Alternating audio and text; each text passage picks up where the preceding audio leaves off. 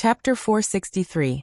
There were as many horse gangs at the border as locusts, but once they entered the hinterland of northern Mang, their numbers quickly decreased.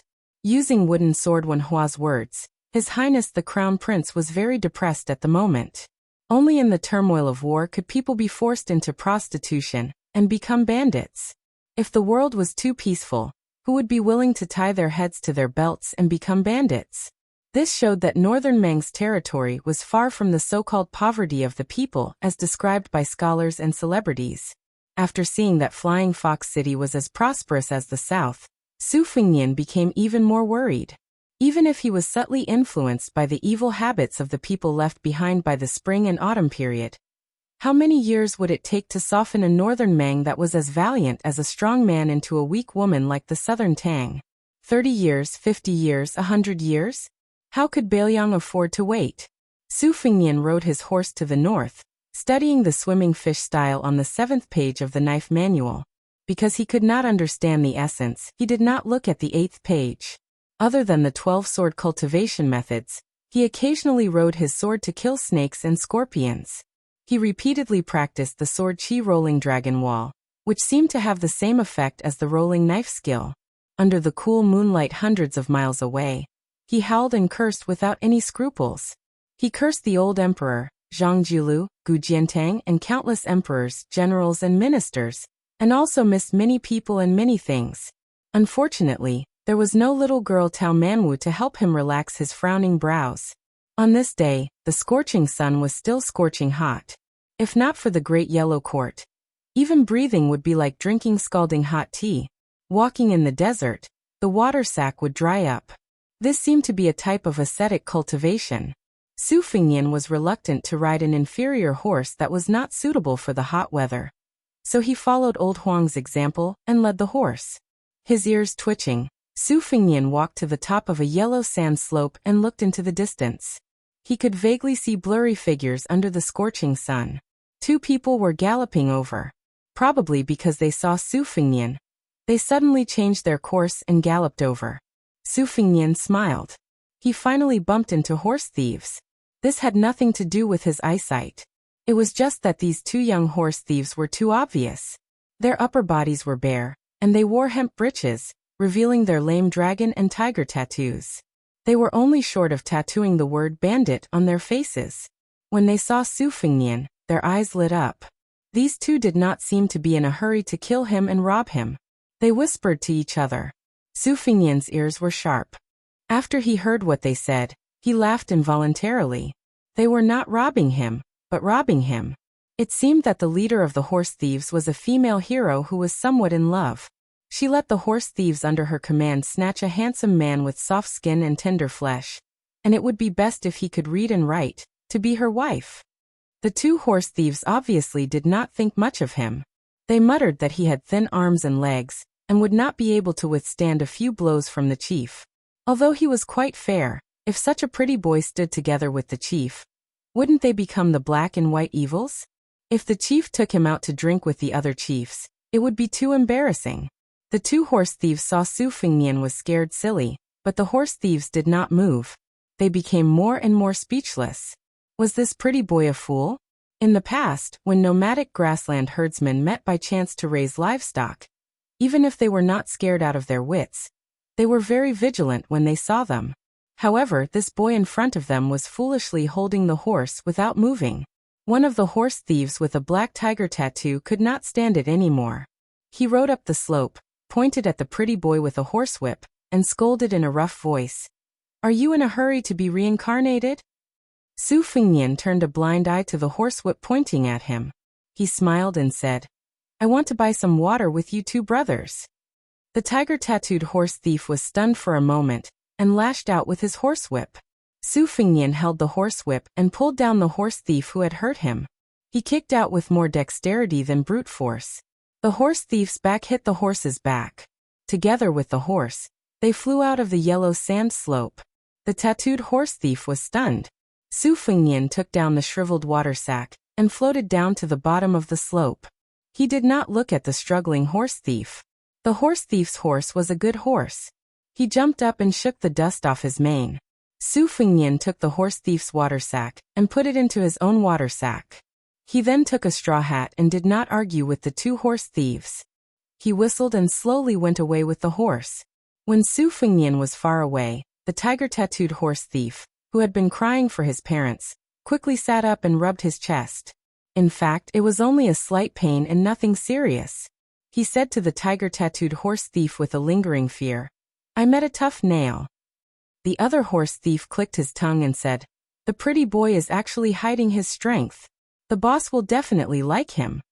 The tiger-tattooed horse thief quickly got on his horse and said, "Let's go and talk to the boss." Su Fengnian led his horse and traveled alone in the wilderness. According to the Bailiang Palace's geography book, he would be able to see the grassland in a few days' time. He believed that there would be a chance to meet the herdsman who lived by the water and grass. He was fine with it, but the poor horse beside him was a little tired because he often walked in the desert. He thought that when they reached the grassland, it would be best if his old friend could blend in with the wild horses. So he took off the saddle and reins and let it go. After resting for the night, Su Fengnian sat cross-legged, lit a bonfire, and looked at the low starry sky. The poor horse also bent its knees and rested, rubbing its neck against him. Su Fengnian patted the horse's neck, picked up a piece of soil and put it into his mouth to chew. The moisture was much better. It was time to get close to the grassland. Tasting soil was the entry skill of finding the dragon's pulse. Su Fengnian often went with his elder brother Yao Jian to study geography when he was young and learned many superficial tricks of looking for pulse. The world's ancestral dragons came out of Kunlun, and one of them entered Beimang. In the past, Beimang rarely talked about this. After a large number of adherents of the spring and autumn period, this talk became popular. The Empress of Beimang had become the destined son of heaven. Su Fengnian turned to the poor horse and smiled. "Old friend, do you believe it?" The poor horse snorted. As usual, it diligently cultivated the sword in turn, just like the farmers in Jiangnan who had to go out every night to grab water to raise rice. They could not afford to be lazy. The sky was just beginning to brighten. Su Fengnian quickened his breathing. According to the Taoist classics, the spring meal was the morning glow of the morning, and the summer meal was the evening glow of the eastern sea. The evening glow of the morning glow was the beginning of the sun, and the morning glow of the eastern sea was the best. The evening glow of the morning glow was the beginning of the sun, and the morning glow of the eastern sea was the best. The evening glow of the northern sea was the purple chi in the middle of the night, and the extreme cold of the northern sea was the armor. The two were especially beneficial for cultivation. That Taoist orthodoxy lived up to expectations and became the state religion of Beimang. The current leader, Immortal Qilin, became a Taoist saint. Together with the abbot of the two Zen temples, they were known as the two saints of the north and south. In the early morning, Su Fengnian's breathing was red and yellow. It was probably because he had not reached the realm yet. He also could not say that it was very mysterious, but he felt more refreshed than usual. He slowly stood up and had some understanding. The so-called martial arts geniuses were divided into two types. One type had a body that was different from ordinary people, like Huang Manor, who was born as a Vajra. It could be said that they were blessed by the heavens. The other type had a relatively normal body, but they could be felt by the heavens. The bull rider was one of the best among them, and only then could they have the magnificent aura of stepping into the celestial phenomenon. The third type was slightly inferior to the first two, but it was not impossible for them to step into the land of immortals. For example, Li Chungang, who entered the Great Tao with the sword, Wang Xianji, who proved her Tao with strength, and Dong Tai, who connected with the sword. In the path of martial arts, the higher one's realm was, the more one would go against the flow of the heavens. The heaven and earth were both a home and a cage. A martial artist had to form his own system, just like a naughty child who wanted to establish his own school. Su Fengnian raised his head to look at the rising sun and muttered to himself, "Good and evil will be rewarded. If you don't believe, raise your head and look. Who will God spare?" Then he twisted his mouth and said, "It's said that good people don't live long, but evil people live for 1,000 years. When the ancients spoke reason, they liked to slap faces." Su Fengnian turned to look at a poor old monk wearing a kasaya and hemp shoes. His red phoenix eyes, which were sometimes charming and sometimes gloomy, stared straight at this southern Zen monk who had been sitting tenjong away last night. Buddhism was divided into Mahayana and Mahayana, and esotericism was divided into yellow and red. Everyone's attire was different. Because Su Fengnian's Wang Fei was a devout believer in Buddhism, he always had a good impression of monks. In Beiliang, many rogue Taoists changed professions to become monks for the sake of money. But in Beimang, he met an old monk who had traveled thousands of li to this uncivilized land to preach. Even though the monk looked kind, Su Fengnian did not dare to be careless. The old monk put his palms together and said, "Young master is a believer in Buddhism. Good. Su Fengnian suppressed the murderous instinct in his heart and silently returned the greeting. The old monk's kasaya had been washed many times.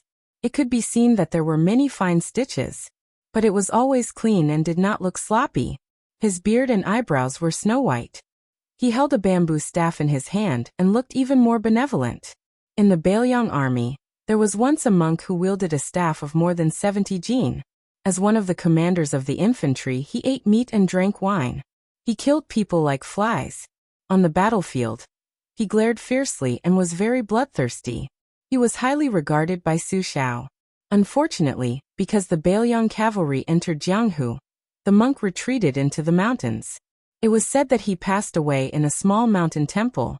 At this time, the old monk smiled and said, "This old monk came north from the two Zen temples to the two Zen temples. I wanted to discuss Zen with an old friend from the Taoist school. Although most likely it would be like a chicken talking to a duck, but at least it would be a load off my mind. By chance I saw young master swallowing the moon and eating the red clouds of the sun. I wanted to talk to young master endlessly, but I was afraid young master would misunderstand me as a bad person. So I did not dare to take the initiative to speak. But after thinking about it for a night, I felt that young master's heart is very deep. I don't know how to cultivate it. If I am careless and fall into it, it would be very inappropriate.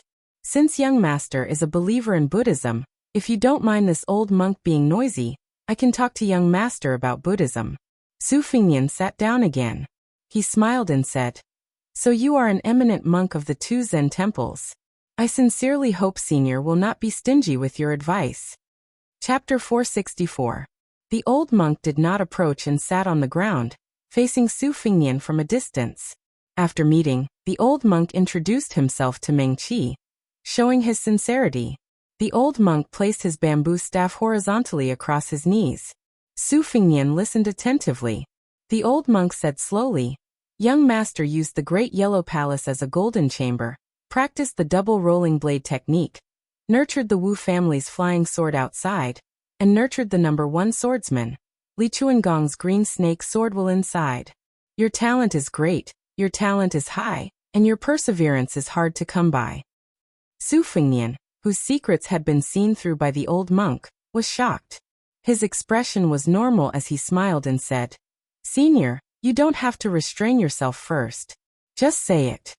The old monk smiled and said, "In ancient times when the wise men tried to control the flood, it was better to dredge it than to block it. Regardless of whether it is the sword or the saber, Buddhism's silent meditation, Taoism's golden chamber, or martial artists' closed scabbard meditation, they all go against the flow and accumulate the spirit. However, to me going against the flow is not derogatory. Young master, please don't take it to heart. It's just that when you block the flow, it becomes a flood. When you dredge it up, you have to pay attention to it. Do you block it to the end? Or do you occasionally make small mistakes?" Su Fengnian said sincerely, "I don't dare to play dumb with you. In my opinion, it's better to block it to the end. Because the bow has the principle of slackness, I understand that. However, if closed scabbard meditation is like a woman taking a stroll, walking and stopping, bashful and resting, I don't think it's a big deal." The old monk was not like those famous scholars who argued about the flow of the river. If there was a slight difference in opinion, they would be as aggressive as if they had killed their father. They would want to take all the principles of the world into their own hands. The old monk was not arrogant because he was from the two Zen temples. He still carefully pondered over Su Fengnian's words, which were suspiciously stubborn. He said calmly, This old monk is not good at talking about big and small principles outside of Buddhism. I would like to shamelessly ask for some water from you first. Allow this old monk to slowly think it through before speaking to you. Su Fingnian smiled. He was in a good mood. He stood up, took out his water pouch, and leisurely tossed it over. After the old monk caught it, he took out a white bowl from his traveling bag. He poured half a bowl of water and drank a mouthful with relish. In the old monk's opinion, a bowl of very plain water was better than any delicacy. If it was his favorite porridge, it would be even better. Su Fingnian took a step back and stopped arguing. He asked, "What if I'm willing to drain the accumulated water?" The old monk raised his head and said, "It's enough to make love with a woman. Actually, your great yellow courtyard has already reached the realm of consummation. The reason why it's lacking is not because there are a few major acupoints that have yet to be opened, but because it's lacking yin and yang." The corner of Su Fingnian's mouth twitched a few times. The old monk laughed heartily and said, "Don't think that this old monk is a perverted monk. It's just that it's normal for men and women to make love. Although this old monk is an outsider, I don't see it as a scourge. Moreover, when I was young, I often couldn't sleep well at night. I was often beaten and scolded by my master." The old monk restrained his smile and said solemnly, "It's a good thing that you use the world's injustices to nourish your will. There's righteousness in the world. Although it doesn't repel murderous aura, it's mixed with evil aura and resentment. It's strong but not pure. You have to know that if you go astray, every step you take, every bit of strength you exert, it may seem like you're going far away from home, but it's actually going astray. Have you ever asked yourself this question? Moreover, in this old monk's humble opinion, when people say that they have a clear conscience, most of them are guilty. Even if they have a clear conscience, they are guilty of the truth. Allow this old monk to pour a bowl of water." The old monk poured a second bowl of water, leveled it, tilted it again, and shook it again until the water in the bowl calmed down. "Young master, when we conduct ourselves in the world, we all use this bowl. The righteousness of the world is the water in the bowl. It's just that the depth is different. No matter how the bowl is tilted, this bowl of water is always as flat as a mirror." Su Fingnian frowned and said, "If that's the case, how can you say that a bowl of water is equal? Isn't this just making trouble for nothing?" The old monk drank a mouthful of water and shook his head with a smile. This old monk doesn't dare to make a judgment. "Ha ha, this bowl of water was swindled from your hands. I'm ashamed." Su Fingnian didn't know whether to laugh or cry. His gaze became much gentler and he smiled. "Senior is indeed an old immortal of the two Zen temples. With just a few words, you're able to talk about big principles on small matters. Compared to those Buddhist teachings that are scattered by heavenly maidens, it's much more pleasing to the ear." The old monk held the bowl of water in one hand and hurriedly shook it with the other. "What old immortal? Young master, you flatter me. I am old, but I'm still far from being an immortal. Other than reading scriptures all year round in the temple, I'm not good at preaching scriptures. In fact, I only know how to do some farm work. Principles and whatnot are all figured out from farming." Su Fingnian asked curiously, "The monks of the two Zen temples have been conferred the title of imperial preceptor countless times. Has Senior not been conferred the title of imperial preceptor by the imperial court?" The old monk smiled lightly and drank a mouthful of water. He smiled and said, "Clothes can warm up 10%, rice can fill 7 or 8 stomachs, and tea can be drunk up to 5 or 6 flavors. That's enough." Su Fingnian smiled. "Then you have." The old monk laughed, reserved. "Even if you're not an old immortal, you have to have the demeanor of an old immortal. I have a disciple who passes on my mantle. He also has a daughter. When he found out that I was going down the mountain, he advised me to have the demeanor of an immortal. Seeing that I wasn't willing to dress up properly, he sent me down the mountain, and was lectured by her all the way." The corner of Su Fingnian's mouth twitched violently. With a gentle gaze he asked, "Is it a young lady with the surname Li? She has a little monk by her side who is her childhood sweetheart?" The old monk was like a Buddha who had opened his eyes. He immediately understood. "So it's His Royal Highness. I've long heard that His Royal Highness sincerely worships Buddha. No wonder. I've been rude." Su Fengnian stood up and bowed respectfully. He said in a deep voice, "Su Fengnian greets the abbot." The old monk stood up and returned the greeting before sitting down again. He slowly drank his water and smiled. "Your Highness, you don't have to be so courteous." After Su Fengnian sat down, he asked, "Old abbot, are you going to Beimang to destroy Buddha?" The old monk nodded and sighed.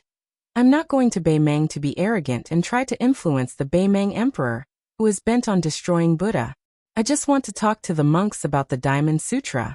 I don't know the fate of heaven, but I'm doing my best. The Confucian saints have 300 poems. In a word, they are pure and innocent. The old lord rides a green ox and has 3,000 Taoist scriptures to seek peace. Buddha doesn't write words, but this makes us confused. The Beimang royal court wants to destroy Buddha. Without temples, without incense, without Buddha statues, without Buddhist scriptures, in my opinion, it's fine. But if there are hundreds of thousands of monks and everyone loses their Buddhist heart, this won't do." The old monk carefully put the water bowl back into his bag. After standing up, he smiled and returned the water bag to Su Fengnian. "Old monk thanks His Royal Highness for giving me 2 bowls of water. It's a good karma. If you're not in a hurry, Your Highness can head northwest for 40 miles. There's a canyon, and you can stop there for a while. It might be another good karma." Su Fengnian took the water bag and smiled. "Old abbot, I have a favor to ask. Can you take this horse with you? I'm going north alone, and I don't need to ride it anymore. I don't dare to give it to anyone as I'm afraid it'll be a disaster. If I leave it alone, I won't be at ease." The old monk, who was worthy of being called the Buddha head saint of Buddhism, smiled kindly. Of course. It's no trouble to have a companion to talk to on the road." Su Fengnian put his palms together. "I'll bid farewell to old abbot here." The old monk put his palms together and said with a lowered eyebrow, "Old monk's parting words. Your Highness can teach Bodhisattva to grow black hair." Su Fengnian was stunned. He watched the old monk holding the bamboo staff lead the horse away until his figure disappeared from his sight. Exhaling a long breath, Su Fengnian followed the old immortal's instructions and hung his short knife, springtime thunder, and rushed northwest. Now he had nothing to worry about. Sure enough, he saw a deep canyon that stretched without an end. Su Fengnian climbed to the top and walked slowly along the cliff of the canyon. He didn't know where the so-called good karma was. After walking slowly for half an hour, he finished cultivating his sword. His feet trembled. It was as if there was thunder between heaven and earth. Su Fengnian looked back and saw thousands and tens of thousands of wild bulls pouring in from the other end of the canyon. They were like a flood pouring into a grain pot. His heart skipped a beat, and he rushed forward for half an hour. His scalp exploded. Damn it! There were hundreds of herdsmen leading sheep and all their belongings in the canyon. Aren't they going to be crushed into meat paste by the herd of wild bulls? This is not a sunny road, but a road to the underworld. You guys have lived in the grassland desert for generations. Don't you know how dangerous this situation is? Su Fengnian looked down from above. He could tell that some of the herdsmen already knew what an earthquake that came out of nowhere meant. They were in a complete mess, the elders' faces ashen, many women and children even more so crying incessantly. Su Fengnian looked over again, his expression gloomy and cold.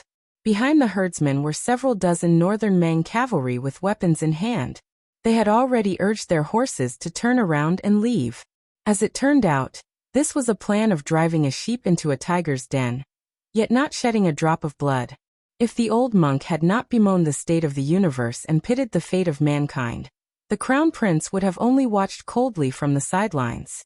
After all, it was no different from committing suicide to stop tens of thousands of wild bulls alone. Su Fengnian gritted his teeth and floated down to the bottom of the canyon. Hundreds of herdsmen were dumbfounded. Some of the cold-hearted young herdsmen had already climbed up the cliff. However, the cliff was steep and they couldn't climb very high.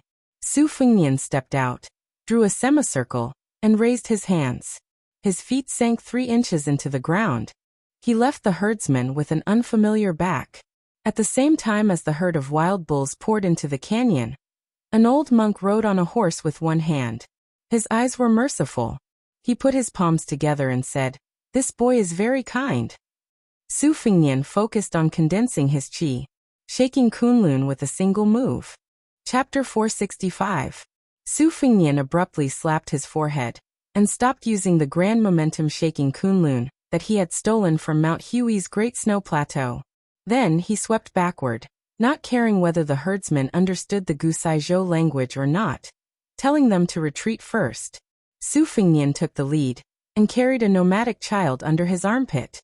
Then he picked up another youth and bent his knees slightly. Like an arrow, he shot off the cliff. After bouncing several times, he landed on the mountaintop. After landing on the mountaintop, he leaped down to the bottom of the canyon. Su Fengnian did not take a break. After more than 10 jumps, he finally brought more than 20 children to the mountaintop first. The sound of the cow hooves was like the explosion of spring thunder. The canyon's cliffs were shaken and dust filled the air. Around the corner, a herd of strong bison had already arrived like a tide. Su Fengnian did not pay attention to the young herdsmen who were pretending to stop. After a rise and a fall, he discovered a delicate figure bending down to support a child who had fallen down. Su Fengnian ran to her side and saw the side of her face from the corner of his eye. He was slightly startled, but he did not care about anything else. He casually picked up the 2 children and rushed to the mountaintop. After putting them down, he jumped down to the bottom of the canyon again. There were still more than 80 herdsmen who were desperately trying to escape in the canyon. He saw the young girl who could make His Royal Highness startled, pursed her lips and stood in place. Her face was filled with gratitude from the bottom of her heart. Her eyes were filled with the relief of life and death. Su Fengnian did not have the leisure to be unafraid of death like her. Facing the vast and mighty herd of bison, they descended to the bottom of the Kunlun Mountains together. The ground shook violently. The herdsmen were so scared that their legs went weak. The canyon's ground was originally uneven. The ground shook, making it harder to walk. A few elderly people staggered and fell to the ground. They struggled to get up and run again. Su Fengnian's momentum was majestic. It was like a sudden clap of thunder rising from the ground. Thunder against thunder. Qi flowed all over his body, leaking out like a flood.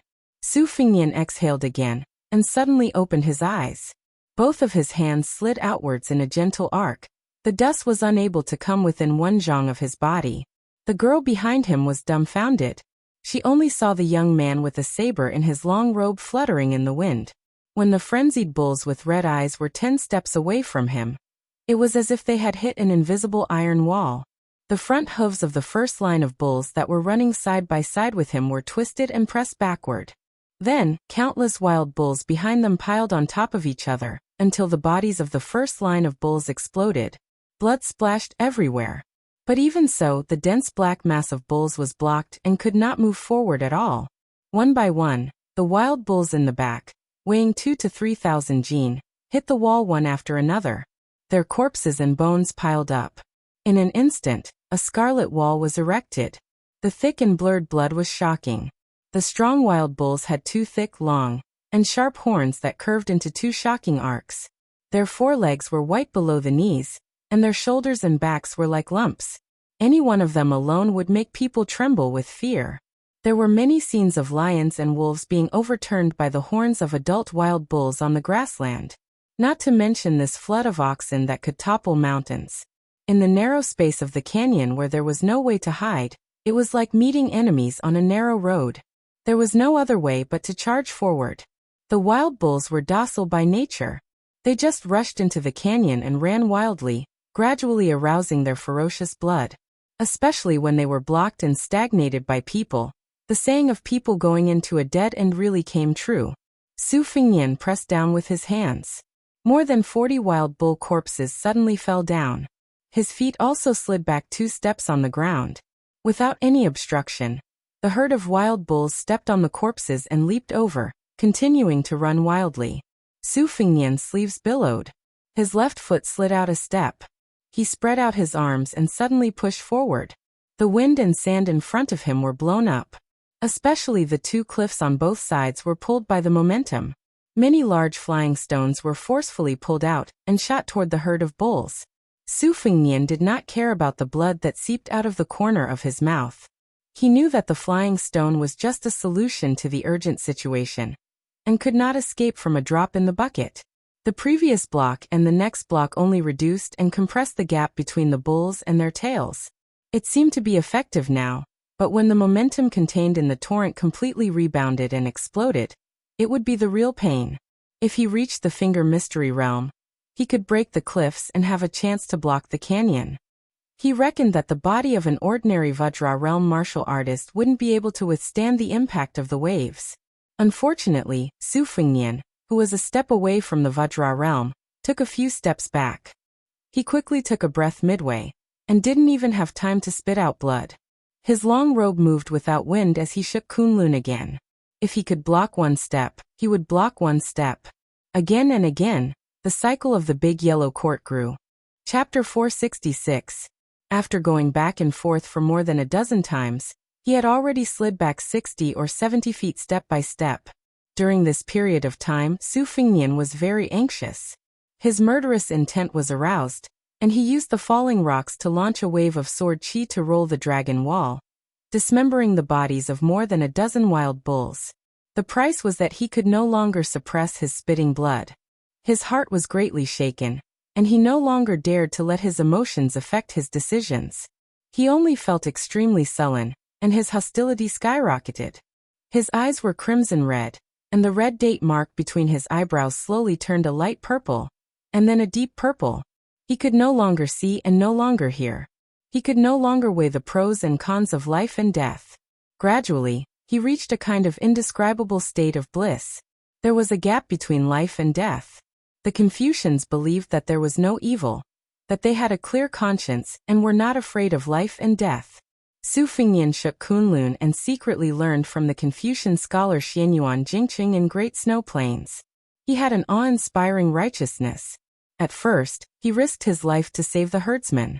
His heart was filled with an unknown good karma. But after a long time, he no longer had any worries.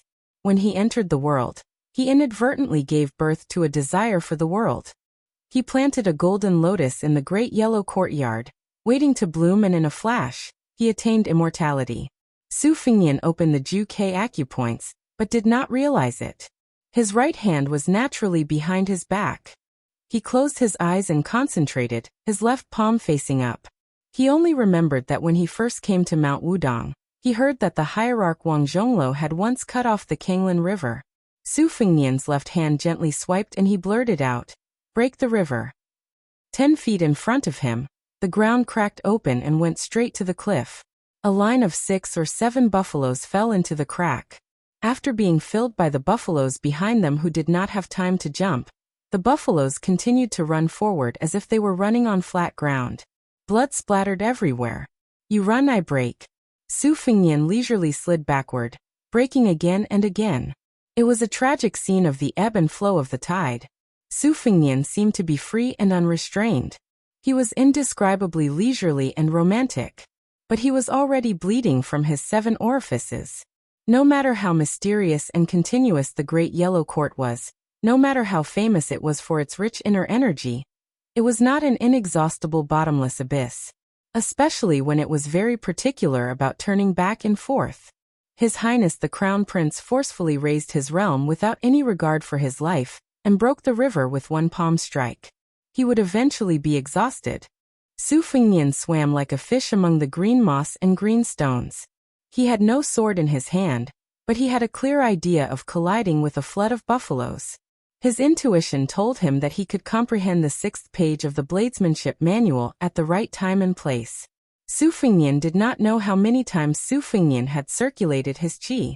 Li Chungang once said that at the peak of the sword will, one could reach the 8 extremities and the pinnacle of swordsmanship. His qi could reach 800 miles in an instant. Su Fengnian did not dare to compare, but he was afraid that the boiling qi in his body could reach at least 100 miles in an instant. Su Fengnian smiled bitterly. Without turning his head, he grabbed her soft shoulder and threw her back. He closed the scabbard and cultivated his blade.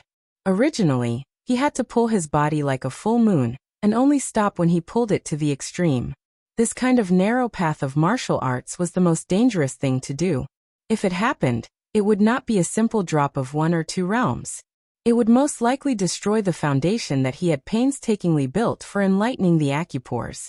The great yellow courtyard's lotus was not the wild grass on the plains. It would wither and bloom with each passing year. It was as difficult as ascending to heaven to bloom again after it withered. He did not know how far those herdsmen had run, and whether they had left the canyon. Su Fengnian gritted his teeth. He thought to himself, damn it. I'll hold on a little longer. If I can't, I'll have to retreat. If I continue to hold on, I'll really die here. I'm afraid of death, but I'm not willing to give up. Su Fengnian allowed the bison to rush over. They were already very close. He still completed a big circulation, and could clearly see the ferocious and terrifying eyes of the bison in the front row. The bison lowered their heads at the same time, wanting to stab this guy to death with their horns. Su Fengnian's clothes shrank and bulged again. The bulging was much stronger than before. He held a circle in front of his chest with both hands. Starting with a small circle, the circle gave birth to a circle, and the big circle had a magnificent atmosphere of encompassing heaven and earth.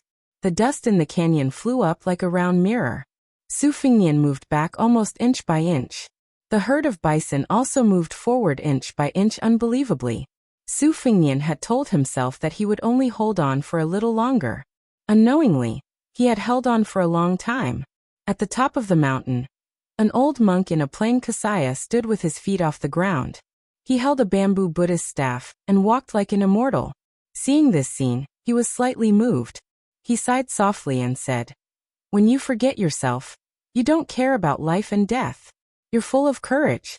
When you wake up, you know that you shouldn't do something, but you still don't forget to do it. You know the nature of the root bone. A little selfishness is not enough to cover a good heart." The old monk rushed to the bottom of the canyon and swooped down like an eagle. He grabbed Su Fengnian with one hand and stepped on the void with the tip of his feet. He floated in the air and floated toward the young herdsman. He said softly, "Your Highness, please save people and allow me to stop the herd of bison." When Su Fengnian subconsciously hugged the young girl's waist, the old monk said softly, "Up." A man and a woman floated to the top of the mountain. The old monk's feet finally landed on the ground. He turned around and stabbed the Buddhist staff into the ground. If he wasn't wearing a kasaya, he would give people the impression that he was an old monk who looked like an old man in the countryside. His eyes were glaring as he faced the tide of buffaloes and let out a muffled low roar. His voice was like a thunderclap that spread miles away. Beimeng's new Wushu review held this Buddhist saint in high esteem. It said, "The holy monk of the dragon tree of the two Zen temples is fearless. He has the Buddha's voice and the lion's roar." The herd of bison suddenly stopped rushing forward. There was silence. Blood flowed like a river in the canyon. The old monk lowered his head in shame and put his palms together. Su Fengnian was exhausted. He stumbled and sat on the ground. The young girl sat cross-legged behind him. Her eyes were full of tears. She gently supported His Royal Highness who was falling backward. Su Fengnian was not in the mood to care about whether the old monk had set a trap or not. He was not in the mood to care about the girl behind him. He just looked down at his blood-stained clothes and smiled bitterly. It's not good to keep vomiting blood like this. Then he fainted. The old monk pulled out his bamboo staff and came to the top of the mountain. He took Su Fengnian's pulse and felt relieved. Then he took out a white bowl from the bag on his back. He slid his finger across his wrist to fill the bowl and handed it to the young girl. The old monk's blood was not the scarlet color of an ordinary person. It was the golden color recorded in the obscure Buddhist scriptures. He was a Buddha who had reached the Vajra realm. The young girl's thoughts were connected. She hugged Su Fengnian and fed him the bowl of golden blood that was worth more than a few coins. After the old monk got up, he floated to the bottom of the valley again. He recited the Vajra Sutra all the way. After leaving the canyon, he flew to the top of the mountain. He pulled down his inferior horse and led it forward. He said softly, "Congratulations to your highness for reaching the great Vajra realm." Chapter 467. Su Fengnian woke up in a daze, but he did not open his eyes immediately. He first checked the flow of qi inside his body, which was both good and bad. The newly opened juk acupoint was a blessing, but the unfortunate thing was that he did not know why the qi inside his body was burning fiercely like firewood. Although it did not turn into ashes, there was an uncontrollable sense of crisis. This made His Royal Highness, who was used to controlling everything around him, feel uneasy and puzzled. He continued to check the breathing frequency around him before slowly opening his eyes. The first thing that came into his sight was a beautiful face. She was already stunning when he first saw her in the canyon. Her beauty could only be described as otherworldly. A pair of rare dark green eyes, like the green mountains and clear waters, should be worth 95 cents. Perhaps she was only slightly inferior to White Fox's face, Qingyu and Jiang and I. If she grew up and developed her charm, they might be on par with each other. Beimeng was rough with wind and sand. Few women were fresh and beautiful, and their bodies were usually rougher and bigger than southern women. Could it be that Qiao Guanzi monopolized the principle of 8 flowers of elegance, and swallowed the elegance of Beimeng women? Su Fengnian suspected that he had been conferred the Golden Chamber of Commerce, and turned himself into a monk who only ate vegetables and did not eat meat. Unexpectedly, he did not want to look at this peerless beauty at all. He slowly stood up and took the initiative to separate himself from the soft and warm body. After nurturing the sword, it was as if his body was fitted with a precise hourglass. Even when he was meditating and breathing, he would automatically wake up every 2 hours and jump to the bottom of the valley. He silently controlled the sword and dripped a drop of blood on the sword, causing the flying sword to unexpectedly fall straight down. 3 days of effort had been wasted. Su Fengnian held back from cursing loudly. He frowned as he stared at the blood mark on his palm. The bright red blood was permeated with an inexplicable faint golden color. Even when he was at the consummate level of the Great Yellow Hall, he had never heard of such a strange sight. He no longer dared to nurture the sword carelessly. He withdrew the sword and his slender ame, which was as fine as a woman's black hair, swept back to the mountaintop. Most of the rescued herdsmen were young. They surrounded the young girl and looked at Su Fengnian with eyes full of reverence and worship. Su Fengnian ignored them. Looking at the bottom of the white bowl that was sparkling under the sunlight, he squatted down and stretched out his finger to touch it. He sniffed and guessed 70 to 80% of it. The reason why the Buddha was called the Golden Body Buddha was largely due to the so-called invincible body of the Vajra. It was rumored that the Vajra could make all the evils in the underworld retreat, and all the ghosts in Fengdu crawl. It was only through Li Chuangong's explanation that Su Fengnian knew that the Vajra realm in the world could be considered as a fake realm. Only Li Dongxin of the 2 Zen temples, and his younger brother Su Longxiang were the real Vajra. Back when Li Dongxin returned from his 10,000 li journey to the west, someone spread the shocking secret that a flesh-eating monk in white could obtain the golden body of immortality with a piece of meat. Evil figures swarmed over, but none of them succeeded. In the end, when Li Dongxin approached Chang, and under the watchful eyes of everyone, he cut off a piece of meat and gave it to someone who was about to die of hunger and cold. A few years later, the old man died peacefully of old age, but he did not achieve immortality. Only then did his doubts dissipate. Su Fengnian sat cross-legged and stared blankly at the white bowl. The young girl and more than 20 children beside him did not dare to disturb him, so they accompanied him and stared blankly. Su Fengnian stood up and carried the 2 children down to the bottom of the valley. The herd of wild cows was intimidated by the Buddhist lion roar. They froze like a torrent and stopped moving. Finally, they all turned around and rushed out. Only then did the herdsmen feel at ease to pick the wild cow carcasses to store meat in autumn and winter. Su Fengnian sent the herdsmen down one after another. During this time, a few cheerful children felt as if they were riding on clouds and mist and laughed happily. In the end, only the slender and elegant young girl was left. North of Dragon Waste Prefecture was a very cold place. In autumn and winter, the rich people used the fur of marten, fox, rat, and raccoon as their fur coats. The poor people used the fur of cows, horses, pigs, and sheep as their clothes. In spring and summer, they used cloth and silk as their clothes. There was a difference in thickness between the rich and the poor. For example, the young girl in front of him had a narrow left sleeve and wore black leather boots. She could only be considered simple and neat. She could not compare to the silk and embroidered clothes of the maids and concubines of the noble families. However, she was a natural beauty. There was an exquisite Chang flute tied around her waist. There was no one at the top of the mountain. Su Fengnian finally had the mood to look at her carefully. He was not in a hurry to send her into the valley. She blushed from being stared at. She lowered her eyebrows and 2 fingers quietly twisted the corner of her clothes. Su Fingyan smiled. He walked closer and pinched her chin. He tilted it up and forced her to look at him. Su Fingyan had seen with his own eyes the Mang cavalry hunting and chasing. He did not intend to get involved in this muddy pond. Beautiful women were a source of trouble. Su Fingyan did not have the ability to fool around in Bei Mang. The sword of emotion hurt people. Wasn't someone as open-minded as Li Chungang also suffering in the same way? Su Fingyan's selfishness in stopping the herd of oxen this time was obvious. He only wanted to leave a good impression on the Dragon Tree Monk, one of the 2 great saints of the world. If he expected His Royal Highness to help the Buddha to the west and save this group of herdsmen from the abyss of suffering, he really did not have this kind of compassion. Moreover, if they were involved with him, who could have a good ending? Su Fingyan picked her up and jumped down. He landed lightly on the ground. After letting her go, he did not say anything. He ignored the grateful herdsmen who were kneeling down and praying. His chi was continuous like the Kunlun dragon's vein. In a flash, he chased after the herd of oxen. After turning the corner, he slowed down and planned to turn back.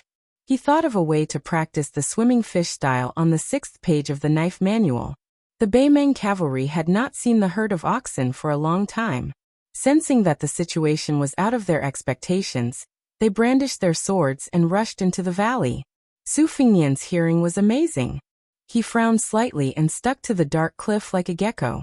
He originally wanted to chase after the herd of oxen on the top of the mountain. He caught a glimpse of the last rider turning around the corner of the valley. Then he heard a sneer that all men understood. Su Fingyan walked along the ridge of the cliff and saw more than 30 riders circling around the girl at the bottom of the valley. Those who were skilled in horsemanship leaned their bodies and reached out to touch the girl's clothes. Su Fingyan cursed as he fell back into the valley. The arrogant cavalry did not notice that someone had appeared out of nowhere behind him.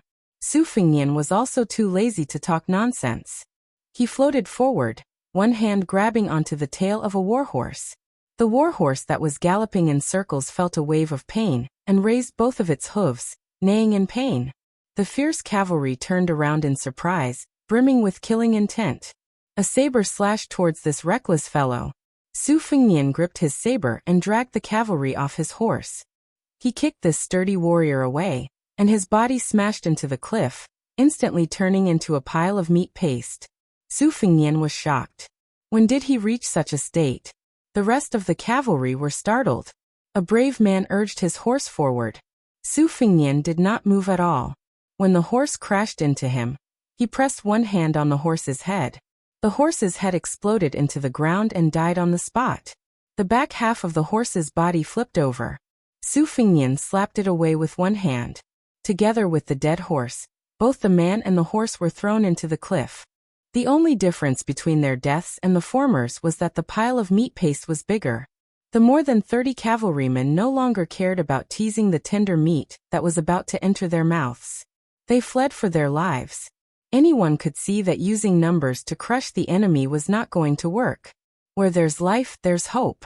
This principle was simple and plain no matter where it was. Since Su Fingyan had started a killing spree, he would not allow the fish that slipped through the net to pass on the information.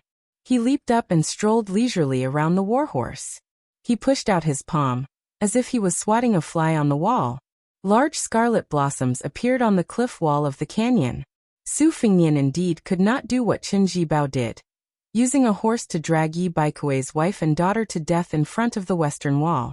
But when it came to killing some barbarians in Bei Mang, he still had no scruples. If not for this, Su Fingyan admitted that he deserved to die in Bei Mang. Even if he had the hereditary title in his hands, what qualifications did he have to fight with Qin Jibao over Beiliang's military power? Snatching soldiers, snatching food, snatching people's prestige, and snatching the hearts of the army.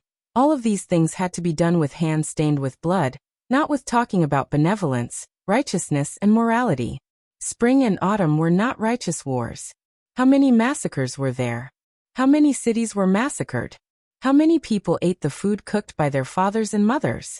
Scholars, aristocrats, powerful officials and military men, one after another, entered the scene. Even if they died, most of them could be considered to have left a mark or two in the history books. But too many people in the chaotic world, who only wanted to be well-fed and well-clothed dogs, died. Even their descendants, who were supposed to burn incense during the Qingming festival, died along with them. How could he command Beiliang's 300,000 cavalrymen with the benevolence of a woman?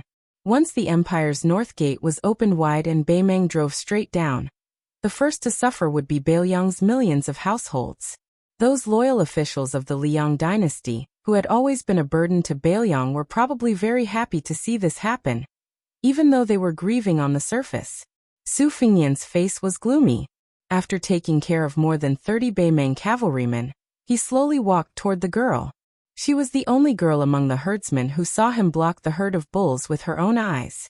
At that time, she believed that he was the greatest hero in the world, like an immortal descending to earth.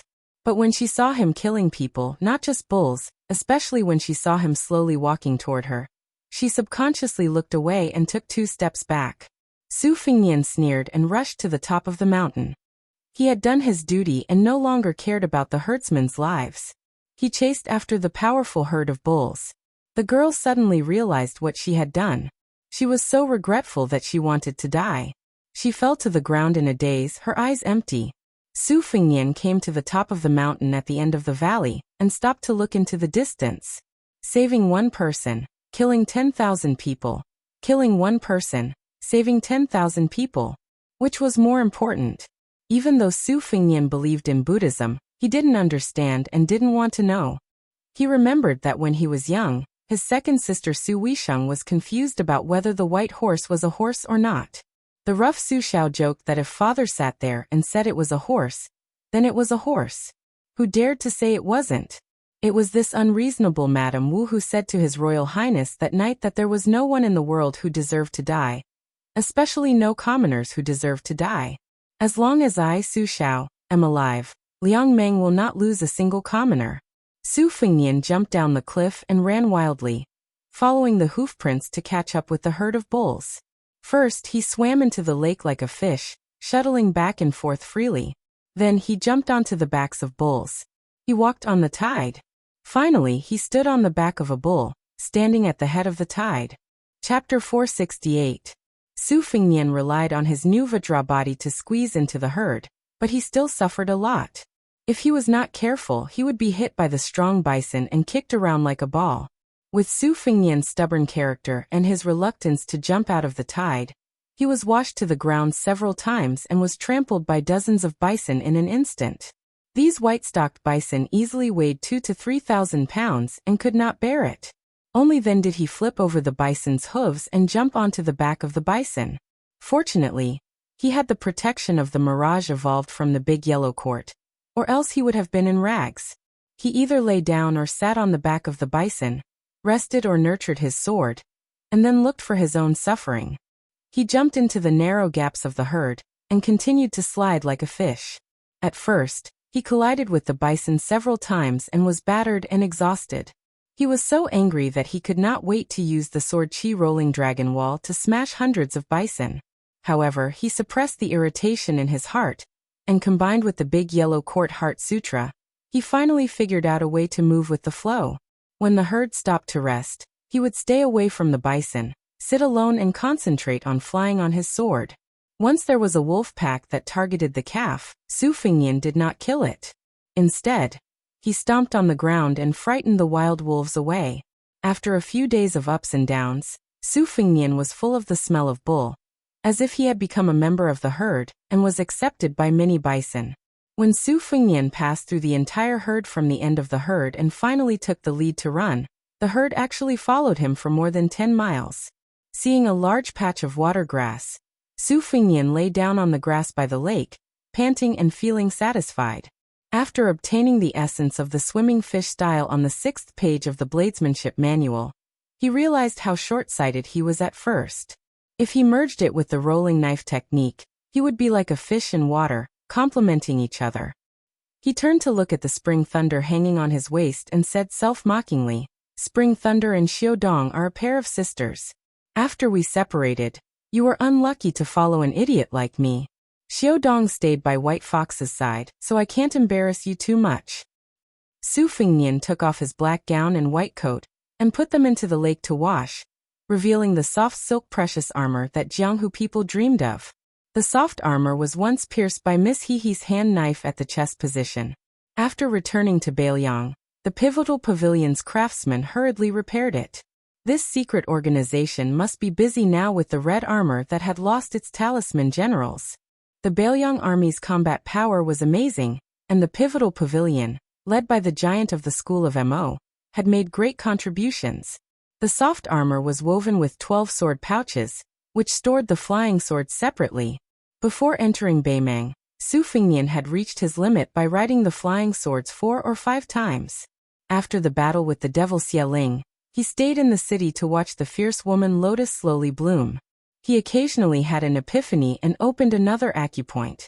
In the canyon, he fought with the wild bulls and broke through the juk, opening 3 new acupoints. Su Fengnian spread out his clothes and sat cross-legged on the grass. He rode the 9 flying swords in a dazzling manner. This was the reason why it was said that good techniques were beneficial to martial arts. Each flying sword had its own emphasis on the circulation of qi, thickness, and meridians. It required the sword owner to divide his mind into 9 parts. Of course, it was not to say that Su Fengnian was only 3 sword realms away from the previous sword owner, Dong Tai. Although there was only 1 word difference between riding a sword and controlling a sword, it was still an insurmountable heavenly gate. The 9 flying swords in the air were respectively the green plum blossom with a smooth sword arc, the bamboo horse with a segmented bamboo body, the morning dew with a dazzling radiance every time the sun shone on it, the peach blossom sword with a pink body, the amay sword with a slender black hair without a handle, the smallest but at the same time incomparably sharp swan and eye, the vermilion bird with a scarlet radiance lingering around it, and the last one was the huang tong with a wide and thick body. Each of the 9 flying swords had its own merits. His childhood sweetheart Chao Lu Chunshui was like the girl next door, nurturing the sword smoothly. Peach blossom amay, vermilion bird huang tong was like a lady from a respectable family, progressing a little slower. The other 3 were like the beauties that could topple a city, unmoved by force or persuasion. Su Fengnian also served them diligently every day, but the formation of the embryo was extremely slow. However, that day when the golden blood of the Buddha was mixed in, amay fell, and the rest of the swords were more or less the same. Only the first sword of golden thread almost instantly formed a sword embryo, which was a great surprise. Regarding the previous swords that were wasted for 3 days, Su Fengnian did not feel so distressed anymore. After nurturing the golden thread, the golden luster in the blood had completely faded away, which made Su Fengnian feel relieved.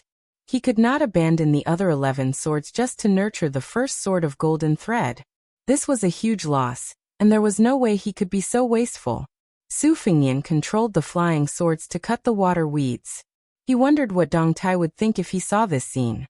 After he was exhausted, Su Fengnian put the 9 swords back into the sword pouch. He grinned and leaned back, his hands folded behind his head, and closed his eyes, half asleep. Yao Jian had been influenced by the geomancy master Yao Jian. Other than knowing some superficial kung fu of tasting earth and water, he also knew a thing or two about dragon veins. Yao Jian once said that the dragons of the world came out of Kunlun. Of the 3 great dry dragons, 1 landed in Taiyan, 1 came out of Donghai, and 1 entered Beimang. There was a saying in Qingshui geography that the mountains were old and lifeless, while the young mountains had luck. Therefore, 1 searched the mountains but not the old, 1 searched the young mountains. The closer one was to Kunlun as time passed, the more difficult it would be for a dynasty to be born in the West. Not to mention the imperial court, just in terms of feng shui. When Su Shao had stationed troops in Beiliang to confront Beimang, he sent the 2 great vassal kings of the imperial family, Yan Qi and Guangling, to the southeast to be in charge of suppressing the qi of the dragon.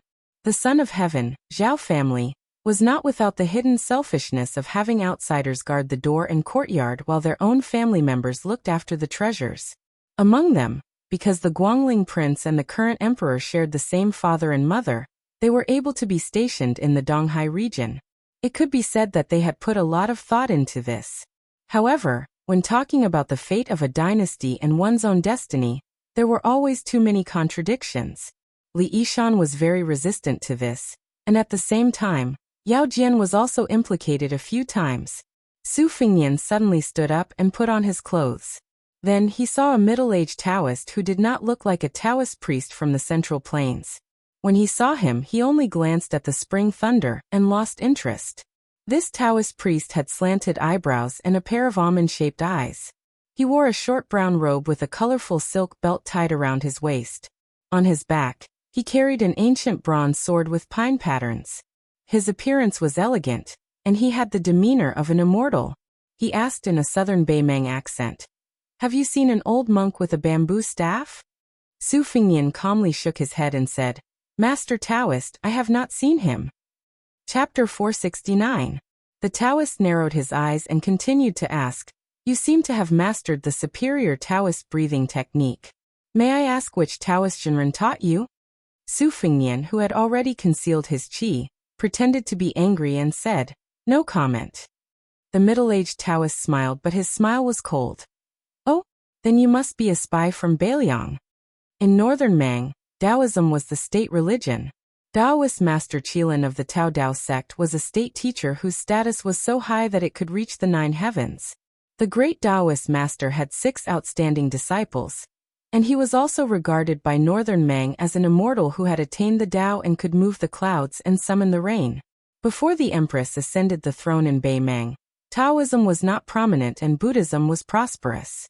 Since Taoist Qilin was given the title of national teacher, he was called the Emperor's Yellow Paper Imperial Edict. 316 people bowed to him together. Because of this, Buddhism gradually became silent. Taoist temples of all sizes in Beimang's imperial city sprung up like bamboo shoots after a rain. Hundreds of Taoists from Tao Te sect rose to the heavens. Most of them had a meteoric rise and were treated as distinguished guests by high-ranking officials and nobles. Su Fengnian was surprised. "Are you an immortal from Tao Te sect? I often heard about the miracles of Tao Te sect's Taoist Qilin in Gusai state. Are they all fake?" The Taoist with a sword on his back sneered. "Buddhism emphasizes the equality of all living things. When have they ever treated everyone equally? I know that I have no hope of attaining Tao. What I do in the dynasty is to kill evil with one sword." Su Fengnian seemed to be forced by the situation, and had no choice but to lower his head. He said helplessly, "I did see an old monk heading north. He even asked me for half a bag of water to drink. The old monk said that he came from 2 Zen temples, and was going to Qilin Temple to discuss Buddhism with the national teacher." The almond-eyed Taoist heard every word and snorted coldly before drifting away. Su Fengnian waited until the figure of the Taoist disappeared, and confirmed that there was no doubt that he did not turn back to hide. Only then did he let the qi in his body rise spontaneously, contracting and expanding. The surface of the small lake beside him suddenly broke, and ripples suddenly appeared. Su Fengnian had been like a fish swimming in a herd of cows for the past few days. He knew that he had reached the initial stage of Vajra realm, and was not surprised. Below the 2nd level, one's realm was judged by the amount of armor breaking. It was already a great fortune for martial artists in the world to reach the 2nd level. It was enough to be called an outstanding martial artist. They were scattered all over the world and were regarded as unattainable masters by ordinary people. However, only after entering the 1st level did they know that the past was only a small part of the picture. After the picture of 1,000 miles was spread out, it was a truly beautiful scene. Just like how Su Fengnian was riding a flying sword now, he wasn't only able to see where the flying sword ended up, he was also able to vaguely see the trajectory of the flying sword. Su Fengnian guessed that once he reached the profound finger realm, he would be able to predict the trajectory of the flying sword in the next moment. As for the lawful embodiment of heaven and earth of the 1st-grade celestial phenomenon realm, Su Fengnian had no way to predict the profoundness of it. Su Fengnian looked at the lake that was gradually calming down and muttered to himself, "Food should be eaten one bite at a time. A woman's clothes should be taken off one piece at a time. What Wen Hua said is always very reasonable." Since he had comprehended the swimming fish style, Su Fengnian did not disturb the herd of cows. He rested for a day and a night by the lake. While the iron was hot, he struck the iron while it was hot to control the golden thread alone. The great Tao was ethereal and difficult to find. Even the sages had to say that it was impossible to float on the sea on a boat. Swordsmanship was the same. The Wu family's sword tomb was unconventional and sought the Tao with skills. They did not pursue the abstruse artistic conception of breathing qi into swords. Instead, they diligently climbed to the peak of swordsmanship and swordsmanship. Raising swords was one of the unique side doors. Su Fengnian had profited from a disaster outside the martial emperor city and obtained the 12 flying swords. He raised 12 swords at the same time like a madman and never got tired of it. It could not be regarded as a reckless waste of God's gifts and worthy of the new sword god uncle's kindness of giving him the swords. As for when he could ride the sword and take the head, Su Fengnian had nothing to do and was secretly happy for a while. He did not dare to have extravagant hopes of accomplishing it in one go. The old abbot, the holy monk Longshu, praised him for his extraordinary talent. Su Fengnian did not belittle himself, nor did he dare to be arrogant. He just laughed it off because there was no reason for His Royal Highness to be arrogant and conceited in front of Li Chungang and Bai Huer's beautiful faces. Su Fengnian walked slowly along the lake. The qi in his body was complicated at first, circulating according to the sword qi rolling on the dragon wall. When he first entered Vajra, he returned to simplicity and began to circulate the qi in his body like a swimming fish. He did not know how long he had walked, but suddenly he heard the melodious sound of a chong flute. Looking up, he saw a group of herdsmen building black and white tents and large and small yurts in the distance. Every time the snow and ice melted, the herdsmen of the grassland would drive their carts and ox carts to find new pastures for their livestock. It was currently April and August, and the weather was warm and the water was lush. It was the golden season for herding.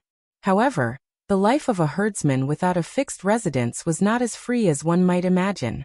When the tribes of the grassland of Beimeng migrated, they had to follow the rules set by the Shirdi and set up camp in the grassland. Although the grassland was large, the grazing land was almost completely encircled by the Shirdi. These Shirdi were the noblest and most powerful, occupying vast areas. Only a few herdsmen who had saved the lives of the descendants of the Beimeng kings had the right to freely set up camp. Generally speaking, even if the grass was dry, the Shirdi would not allow the herdsmen of the neighboring tribes to enter their territory to seek refuge and protect their livestock. Therefore, the grassland was perennially embroiled in internal strife. Even though the grassland was also part of the royal family, there would still be a lot of bloodshed. It was only after the Empress of Beimeng ascended the throne and worked hard to suppress the Shirdi of Yelu and Murong that the situation improved slightly. Su Fengnian followed the melodious sound of the chong flute and saw a graceful figure playing the flute in front of the lake. She puffed up her cheeks and took a breath before playing the flute solo. It was melancholy. Su Fengnian was proficient in music, but he did not know much about the chong flute. There were a few high-quality chong flutes made from Shishumin bamboo in the manor. In Wutong Garden, only the head maidservant, Sweet Potato, was proficient in this. Su Fengnian stopped and listened for a long time. He felt a little melancholy. These past few nights when it was quiet, he did miss the scene of him sleeping peacefully on Sweet Potato's thigh. The elasticity of those beautiful legs, tsk. Su Fengnian hurriedly swallowed a mouthful of saliva and silently recited the mantra to clear his mind. He did not know that it would have been better if he had not recited it. If he deliberately wanted to have a pure and innocent state of mind, the qi in his body would overturn rivers and seas. Once he stepped into Vajra, the title of Golden Chamber of the Great Yellow Court would be dispensable. For a moment, His Royal Highness felt like a lecher returning to his old ways. Su Fengnian felt a headache coming on. There were two paths in front of him. He could either be a beast that dragged a woman into the fields, or he could be a fool who scrupulously followed etiquette and was worse than a beast. His Royal Highness and his crotch were both very melancholy. The next chapter is before 12 o'clock. If there is a third chapter, it will be very late in the morning. Chapter 470. With the release of Beimeng's new martial arts evaluation, it was well received by the two dynasties. Immediately, there were many works that followed the trend. The top 10 literary heroes in the world, the top 10 swordsman heroines, were too many to count. This was not considered too strange. There were also many restaurants that put up one of the top 10 famous dishes in the world, and many cloth shops that put up one of the top 10 silk fabrics.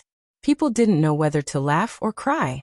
Bei Meng had an evaluation of the top 10 famous courtesans of the current dynasty. Compared to the elegant and reserved women in the south, they were much more explicit and erotic. The most famous courtesan of Feng Lu in Flying Fox City was famous for her small mouth. It was said that her nimble little tongue could make cherries knot. Her ultimate skill was the beauty playing the jade flute. In addition, there were also some evaluations of the Inyang pot, which made the scholars of the Central Plains feel even more ashamed. As for what they were thinking, and whether they coveted the various wonderful uses described in the text, it was unknown. At this time, the beauty's thin lips were sucking on the flute. Su Fengnian could not help but let his imagination run wild. Previously, he was full of hostility and had a bit of a grudge against this young herdsman girl. Now that he had calmed down, she was relatively pleasing to the eye. Beautiful women were really a gift from heaven. Not only could they be a feast for the eyes, but they were also pleasing to the eye. However, Su Fengnian was picky and harsh. He knew that this kind of poor girl, even if her face and figure were worth 95 won, would not be able to withstand deductions. For example, if her hands were rough due to years of hard work, 1 won would be deducted. If she was herding sheep and riding horses, her buttocks were destined to be soft, 1 won would be deducted. If she was not literate and had shallow knowledge, 2 or 3 won would be deducted. Su Fengnian's disdain for those heroines in the past was not without basis. Although their sleeves were fluttering in the wind, they were like fairies descending to the world. Unless they had reached the realm of perfection and were able to grow flesh and bones, their hands would be calloused. If they were to wield weapons, who could guarantee that they would not have scars while practicing martial arts? Later, Li Chungang, who was at the time of the martial arts competition, commented that the girl's feet were really big. It was said that the girl was so angry that she cried. After she lost to Li Chungang in a sword competition, she was unwilling to set foot in the Central Plains again. It was conceivable that it was not easy to become a famous heroine, especially one who was gifted and had a full chest. If they fought with others, they would tremble and the onlookers would feast their eyes. Of course, they would think that it was beautiful, but the heroine herself would probably be secretly distressed. When the young herdsman saw the man who had brushed past her in the canyon for the first time, she was first surprised, then afraid, and finally guilty and happy. Her 5 fingers clenched the exquisite flute, and she did not dare to make a sound. At first, she was afraid that this young hero, who had done a great favor for the whole tribe, would leave without saying goodbye. Seeing him standing not far away with a smile, she was slightly relieved. It was just that her palms were sweating and covered with her beloved flute. She bit her lips and did not dare to make a sound to disturb her benefactor's contemplation. She was not a tribesman, and was thrown outside the yurt when she was an infant. She was only left with a token, the Chong flute, which was engraved with the 4 words, Yelumorong. The girl grew up and became more and more beautiful. However, on the grassland, a woman's beauty could not escape. She was just a commodity in Shirty's bag and could be sold or offered as tribute. Her benefactor, Shirty, was only a small aristocrat on the grassland. He had enough to preserve his territory, but not enough to expand.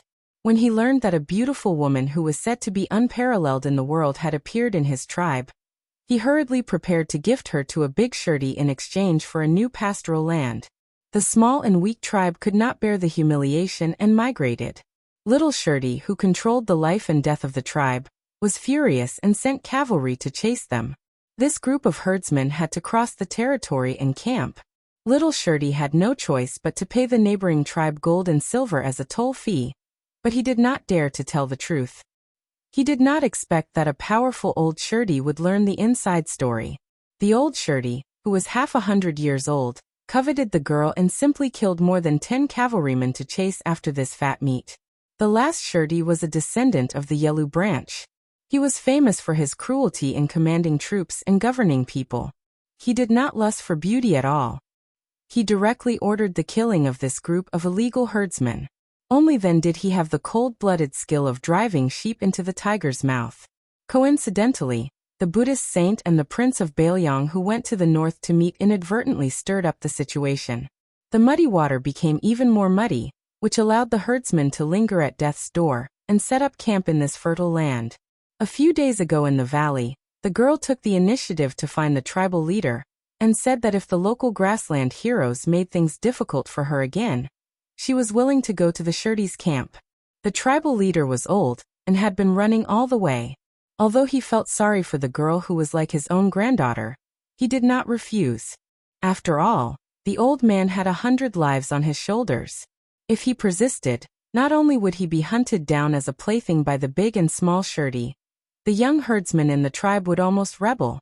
The herdsmen were poor and could not do the pretentious good deed of leaving food for the rats. She had the kind temperament of sweeping the ground for fear of hurting ants as usual.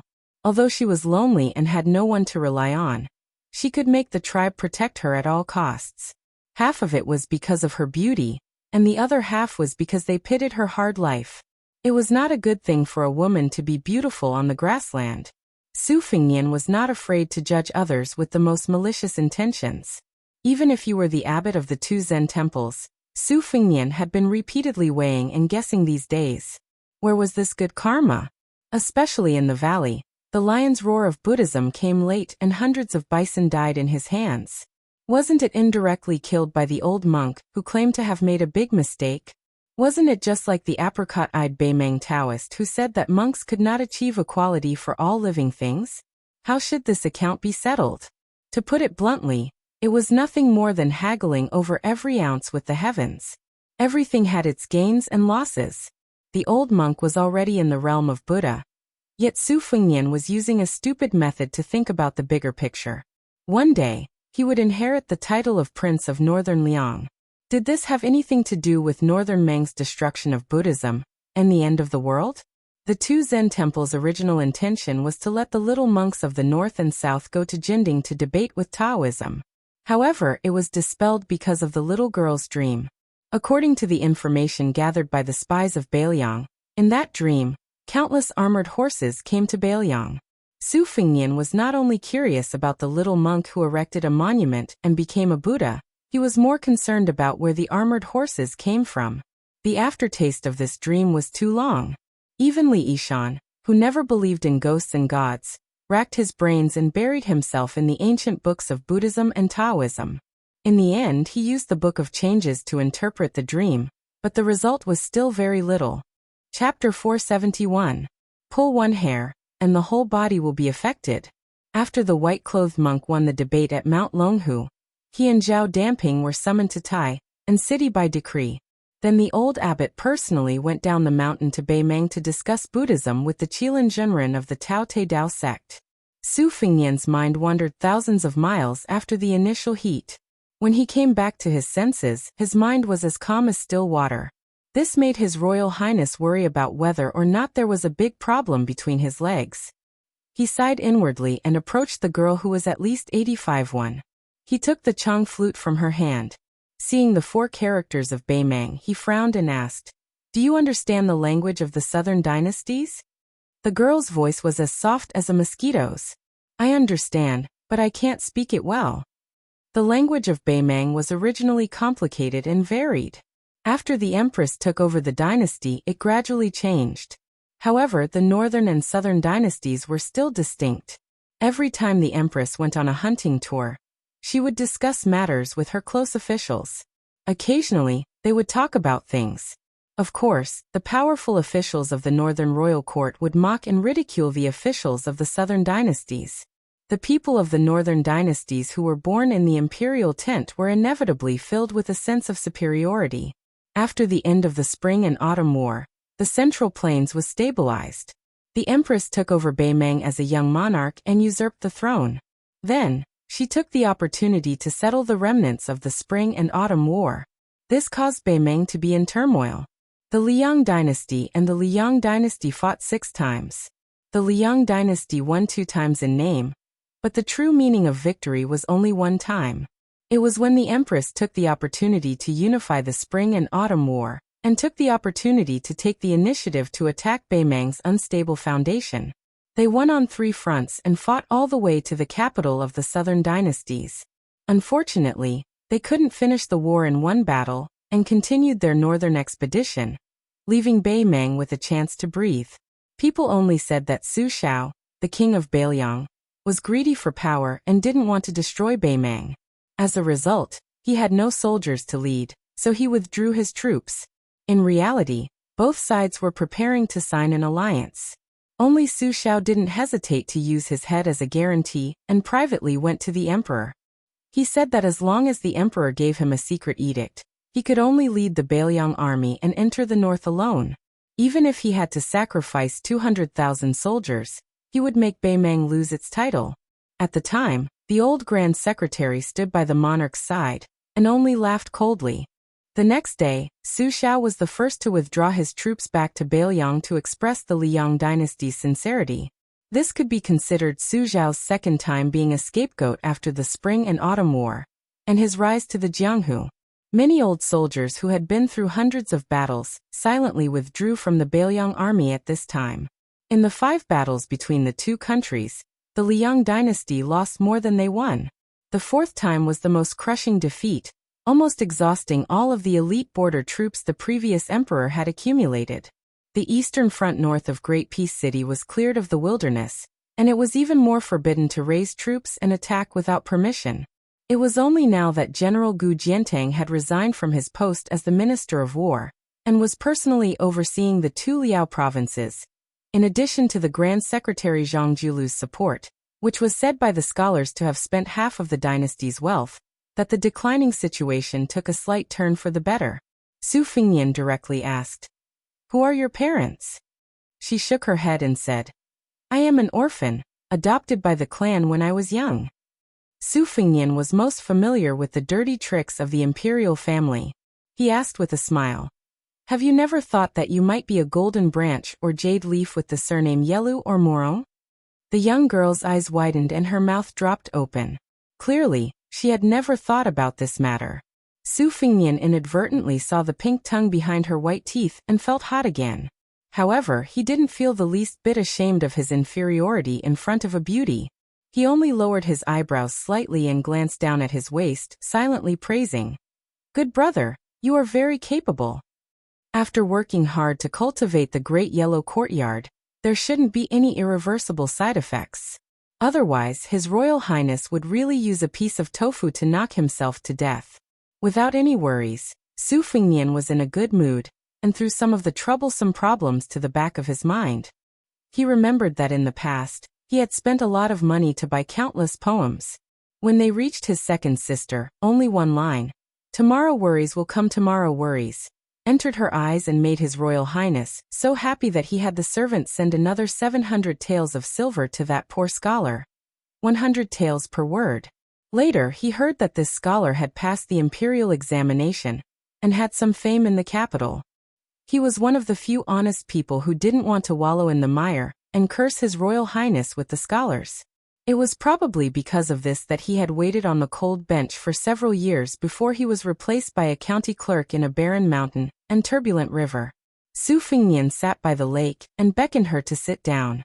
Smelling the unique fragrance of a woman, His Royal Highness, who hadn't even seen a female mosquito after leaving Flying Fox City, felt as if a lifetime had passed.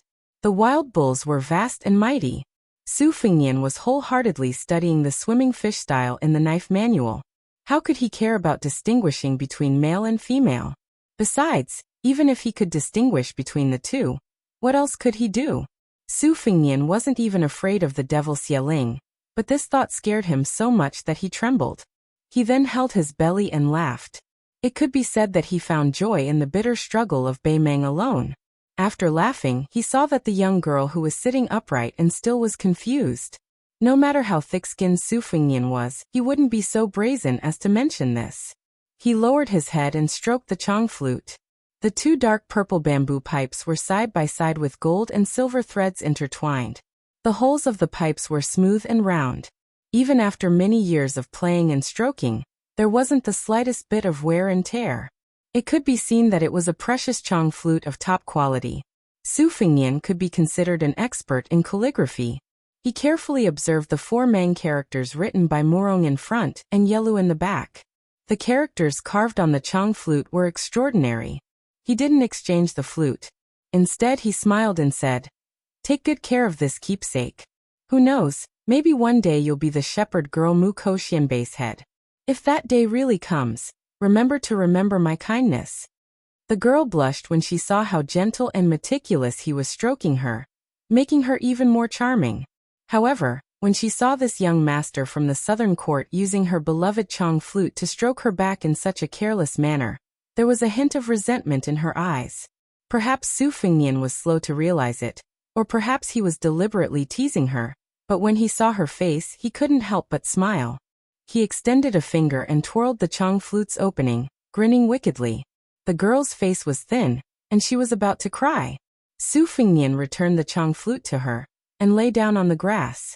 He was afraid that there wouldn't be many days of such leisure and carefree days in the future. The girl sitting cross-legged beside Su Fengnian clutched the Chang flute and lowered her head, saying, "I'm sorry." This time, she really was crying. Su Fengnian knew that she was apologizing for her cowardice after being saved in the canyon. The corner of his mouth curled up, and he said in a calm tone, "It's not wrong for a girl to be timid. If you feel that it's wrong, you can be bolder and sit on me. Even if I suffer such humiliation, I won't resist." Su Fengnian was originally teasing the girl, and he was just teasing her. He didn't think that this girl would really use up all her courage and boldness in her life to sit on his waist. His Royal Highness, who had been suppressed, sucked in a breath of cold air and said sanctimoniously, "Girl, please have some self-respect." Chapter 3. Around 3 in the morning. Not included in tomorrow's update. Chapter 472. An ignorant girl straddled the man's waist and sat with her butt raised. You couldn't expect her to be good at horsemanship in this aspect. Su Fengnian, on the other hand, was very familiar with it. Just a moment ago, he was like a chaste woman who was awe-inspiring and righteous, asking the girl to respect herself. However, when he saw her taking the initiative, he immediately changed his attitude and started to undress himself without hesitation. Having illicit sexual intercourse in the wild, having a banquet in heaven and earth, and wantonly humiliating the northern Mang woman. It should be the dream of many weak northern Liang gentry children. Su Fengnian had seen many of these poor rich scholars who thought that they could compete with the soldiers who led troops to kill the enemy by riding on the northern Mang prostitute's body in the brothel. Su Fengnian's eyes were clear as he looked at the herdsman who seemed to be crying and laughing at the same time. He stopped what he was doing, which was mostly acting. She undoubtedly had a pair of bright eyes, which were not the kind that directly pointed at one's heart, but the kind that was pure and untainted by dust and dirt. This kind of woman's eyes were destined to be like the clear lake on the grassland beside him, which would disappear into the yellow sand sooner or later. Once he saw her this year, he might not see her again next year. Even if she was a golden branch and jade leaf left behind in the grassland, even if she returned to the palace, what benefit would it bring? Su Fengnian did not have the charming thought of taking off his clothes to see her naked, but he was not allowed to take advantage of her. He smiled and shook his head, indicating for her to relax. At the same time, he held her extremely flexible and slender waist with both hands in an inappropriate position. The two of them looked at each other. The so-called killing a beauty with a sword under the waist was probably the true portrayal of Su Fengnian at this moment. No matter how innocent and naive the girl was, she matured early. No matter how ignorant she was not a fool. She also knew what kind of evil was suppressed under her soft buttocks.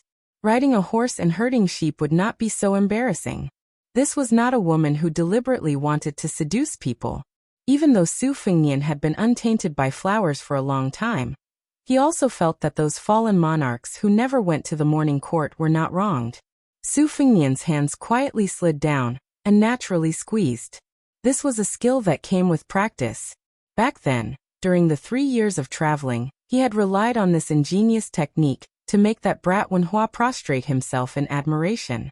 Unfortunately, this brat's comprehension ability was worlds apart from His Highness the Crown Prince's, and he could not maintain a righteous expression as a moral person. Unfortunately, he had a lecherous face that deserved a beating. Every time he mustered up the courage to go to the downtown area to take advantage of women, Su Fengnian would inevitably have to step in to save the situation. If Wenhua cooperated, saliva would immediately flow from the corner of his mouth, and then he would say that he was an idiot brother in the family. Girls with weak temperaments would be soft-hearted and let him off, but those who were more shrewish would be punched and kicked, implicating Su Fingyan as a fish in the moat. Among the latter, Xianyuan Qingfeng was the most relentless, leading his vicious servants to chase after them for several streets. The young girl did not say anything and only stared at him with her eyes wide open. In his life, other than a girl's crying, Su Fingyan could not stand this kind of pure gaze. He could only withdraw his hands in embarrassment and laugh as he scolded. "You're the only one who's allowed to ride a horse, but I'm not allowed to flatter you?" The young girl, who was not used to puns, thought carefully. When she had figured out the meaning, she clumsily revealed a slightly late bashfulness. Su Fingyan saw her charmingly naive appearance and could not bear to do it. He sat up and held her in his arms, lightly smelling the fragrance of her fine black hair, and feeling the delicate trembling of her virgin body. He sighed and slowly released her. Beimeng's customs were bold and unrestrained. Not only were there illegal activities permitted by the law, but there was also the custom of kidnapping a bride, as well as the remarriage of a woman whose sister had passed away and whose mother had become a widow's sister-in-law. These were all excellent reasons for the scholars of the Central Plains to criticize the barbarians of Beimeng. Su Fingyan picked her up and put her down beside him. Heng Chunlei sat on his lap and stared at the lake, lost in thought. A 16-year-old beauty's body was so soft that it was as if a hero had entered the grave. Perhaps if it were any other man who had suffered internal injuries from holding himself back, he would have already taken advantage of her reluctance and enjoyed the pleasure of having sex with her. After he had eaten his fill, he would not recognize her and would touch his crotch to laugh at the common people. However, His Royal Highness, who had begun to feel melancholy again, turned his head and laughed. "If only you were Pei Nanwei or Yu Yue." There was no woman in the world who liked to be compared with other women. Although the girl was ignorant about love, she could still hear the weight of the words. She did not dare to show her grievance, and only turned her head away. Su Fingyan stood up and made a plan in his mind. He wanted to see if he could help this group of fleeing herdsmen settle down. If he had the chance to return safely in the future, he would take her back to Bailiang Palace. Not to mention whether she would be a vase or eaten, it would be good for the eyes. Later on, when he evaluated the top 10 beauties and spent some money, she would definitely be on the list. If word got out, it would be a happy thing to make those scholars envious. If he ate her now, would he take her to the north? If he ate her but did not take her back, Su Fingyan did not want to hear that she had become the exclusive property of some vigilant person in his tent. His Royal Highness, who had been taken advantage of by Shu Xiu countless times, had also learned some superficial disguising techniques. The finished product could only be considered a shoddy product, but it could still be considered a cover-up. However, was she willing? The herdsmen of the tribe could not reveal the secret, especially some young and strong men who had left their homes and harbored resentment. They might even use a few bags of silver to win the favor of Xian Shirley for the sake of wealth and future.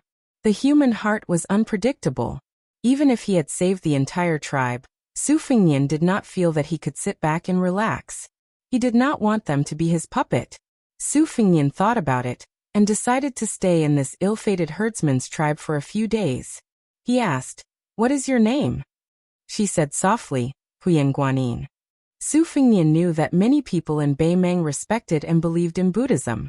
Many people liked to use Bodhisattva, Maitreya, and Manjushri as their names. It was not rare or strange. If it was in the spring and autumn period and the Central Plains, the name was too big and would be regarded as ominous. However, in Beimeng it was very common to use such names as small characters. Even the women's clothing was deeply affected. In the winter, they painted their faces with yellow material, which appeared golden. It was called Buddhist makeup, which could only be washed away in the warm spring. When the emissaries of the Liang dynasty first saw the women in Beimeng, most of their faces were yellow. They thought it was because of the illness caused by the miasma. Chapter 473. Su Fingyan asked her to take it to the tribal camp. Huyen was a first-class family name on the grasslands, similar to the Tuoba family, second only to the Yelu and Murong royal families. It was bestowed by the Mang lord who was well versed in the culture of the Central Plains 100 years ago. Presumably, this tribe's city was a descendant of the Huyen family. However, the family name was prestigious, but it didn't mean that anyone with the surname Huyen was a noble. Beimeng had a strict hierarchy, not inferior to the Liang dynasty at all. People were divided into 4 classes. Originally, there were only 2 classes, the native of Beimeng and the remnant of the spring and autumn period. They were fiercely opposed and had countless disputes.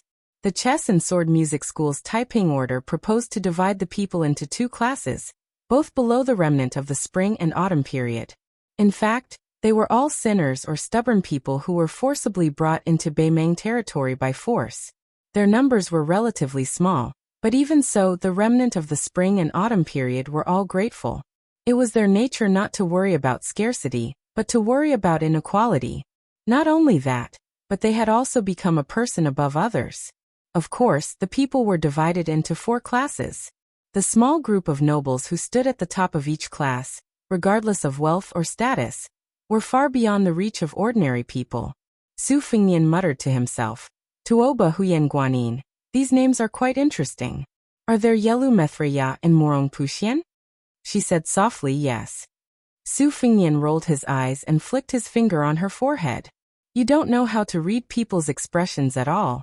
With your blockhead, even if you really went to the imperial tent in the imperial city, you wouldn't be able to become a princess with 100,000 thoughts. She raised her voice slightly, perhaps this was the biggest protest in the world. I'm not. Su Fengnian pinched her chin and teased. You say you're not? Then if I say I'm the emperor of Beimeng, then I'm the emperor of Beimeng?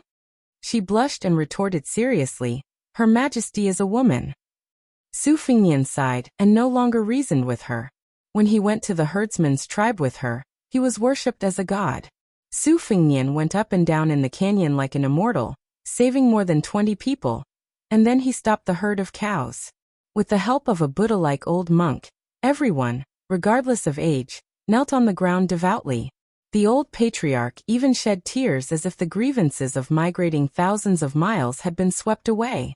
Beimeng's people were simple and honest, unlike the famous people of the Liang dynasty, who believed in Huang Lao in prosperous times, and escaped to Buddhism in troubled times. Anyway, they did whatever they could to protect themselves. In the tribe, only Huyen Guanyin knew the language of the southern dynasties, so she passed the message. When they found out that the young bodhisattva was going to stay in the tribe for a few days, they were all very happy. The young children and girls were even more excited.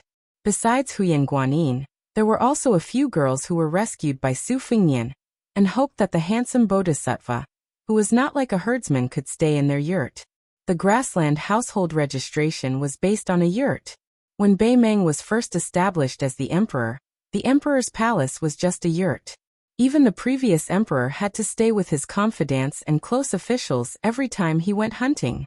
Therefore, the Liang dynasty secretly criticized that when the empress of Beimeng was still the empress, she had an affair with several powerful officials while the emperor was sleeping soundly.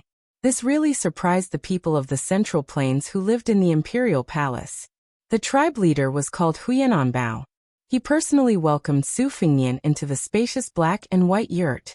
Other than the simple and honest son and daughter-in-law, the old man also had a granddaughter and a granddaughter. The granddaughter was once brought up the mountain by Su Fengnian, and was extremely happy. The grandson was the child who was always held by Huyen Guanyin at the bottom of the canyon. He stared at Su Fengnian's eyes as if he was looking at a deity, full of reverence and worship. When Su Fengnian entered the yurt, the child and his sister stood outside the yurt together, and looked at the young deity's elegant demeanor through the gap. They only felt that every movement of the young deity was extremely beautiful. They reckoned that when Su Fengnian burped and farted, the two siblings would think that it was a great knowledge. Beimeng revered martial arts and was good at horseback archery. They especially revered powerful martial artists who had outstanding strength and strong fists. Tuoba stepped on the bones of his fellow tribesmen to become the empress's servant. Revenge had never changed in Beimeng for thousands of years. The Dangxiang tribe especially focused on revenge. If they didn't take revenge, they would inevitably be disheveled and dirty. They wouldn't get close to women and wouldn't eat meat. Only after killing their enemies could they return to normal. After both sides reconciled, they would need to fill the skull wine cup with human blood, and the blood of 3 animals. Both sides swore that if they took revenge, they would take the lives of 6 animals. When Tuoba gradually became the god of war and had outstanding military achievements, the 16 tribes of the Dang Xiang tribe were convinced. They proposed to the number 1 person in Beimang to reconcile.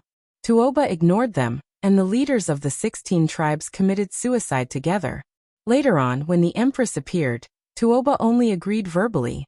Not only did the Dang Xiang tribe not see it as a great shame, they even took it as an honor. Without exception, the valiant and strong young men joined Tuoba's personal army. It could be seen that Beimang had a strong spirit of martial arts. Sitting in the tent, after listening to Huyan Guanin's narration, they found out that her tribe's migration wasn't done blindly.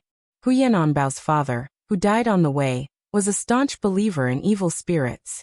He was a well-known fortune-teller who was good at using wormwood to burn sheep's scapula. Back then, it was this old man who took in the baby girl in swaddling clothes. At the end of winter, it was this old fortune-teller who used the cursed sheep to request the tribe to migrate to the southeast. Su Fengnian was skeptical of this kind of fortune-telling witchcraft. When he heard it, he didn't take it to heart. When he found out that Huyan Guanin lived in the adjacent tent, he glanced at her. It was just a small gesture out of habit, but it made the young girl blush like a peach blossom. The old tribal leader saw it but didn't say anything. He just smiled and felt gratified. The little girl was alone, and had no one to rely on. In the end, she still needed to marry a man with broad shoulders to truly settle down. The old man had complete faith in this young master Su, who claimed to be from Gusai Prefecture. At the bottom of a narrow valley, a man could stop 10,000 bulls. It was a miracle that he didn't even dare to think about. The old man still remembered the legend of 9 swords breaking 10,000 cavalry that had been circulating in the grassland for 100 years. Although it was a magnificent feat of the Wu family's swordsmen from the Central Plains, he felt that the young bodhisattva sitting in the same tent was comparable to those 9 swordsmen. After Su Fengnian drank a big bowl of wine and ate big chunks of meat, he walked out of the tent with his head lowered. Huyan Guanin followed behind him. Su Fengnian slowly walked up a small hill. Other than the young girl, there was also the old tribal leader's grandson sneakily following from afar. He seemed to be called Abaoji by his nickname. Su Fengnian looked at the setting sun, and suddenly narrowed his eyes. A yellow eagle that was originally hovering leisurely cried incessantly. It swept across the sky and swayed as it fell. 100 miles to the northeast, the yellow eagle fell to the ground. There was a small bird's claw that was like an iron hook that was nailed into the eagle's back. It was only heard of the eagle catching the sparrow. Was there really a sparrow riding an eagle in this world? The extraordinarily handsome bird flew to the shoulder of a young man who had a sword and a saber hanging from the left side of his waist. Its cry was crisp and clear. The young man in the fox fur hat had 2 retainers standing beside him. One of them was a middle-aged man with a strong body like a lion. His voice was as loud as a bell. "Young master, you've already killed no less than 600 people and 4,000 wild bulls on your way here. Have you enjoyed yourself?" The other old man in a brocade robe said gloomily, "Of the 10 great devils other than you and I, who are both slaves to the young master, I haven't seen any of the other 8. How can I enjoy myself?" The young man sneered with a strong smell of blood. He reached out to tease the small bird on his shoulder and said, "Devils and whatnot are actually boring to kill. Killing that Buddhist saint is more interesting." The self-proclaimed Beimang demonic old man nodded and said, "This dragon tree monk of the 2 Zen temples is said to be the master of the white-robed monk Li Xiaoxin. We should meet him." Hearing the name Li Xiaoxin, the young man's eyes turned red. He reached out to gently hold the small bird, and suddenly exerted force. His hand was covered in blood. He gritted his teeth and said, "They all deserve to die." Chapter 474. The young master in the fox fur hat casually tossed away the falcon-hunting sparrow. He rubbed his thumb and fingers together. The blood was thick and he sniffed it. Obviously, he had a shrewd and ruthless personality. He wiped his fingers on the fox fur coat. The middle-aged man said, "Even though the old bald donkey Long Shu is a saint, he is from the 3 sections. His realm is too fake and can't be accurate. There are more than 30 people in the martial arts role of the dynasty who are first-class 4 states. I reckon only these people can enter the young master's eyes. Even though the Vajra state is divided into big and small, and the Buddha's invincible golden body is respected, it is still the ability to take a beating. When it comes to killing people, I'm afraid even compared to the Confucian and Taoist sects, not to mention me and my brother who are from the demonic sections. This bald donkey from the 2 Zen temples is the most suitable for the young master to practice his knife. He can hack 800 and 1,000 times in one go to verify if the Buddha is really invincible. The elder in the brocade robe sneered.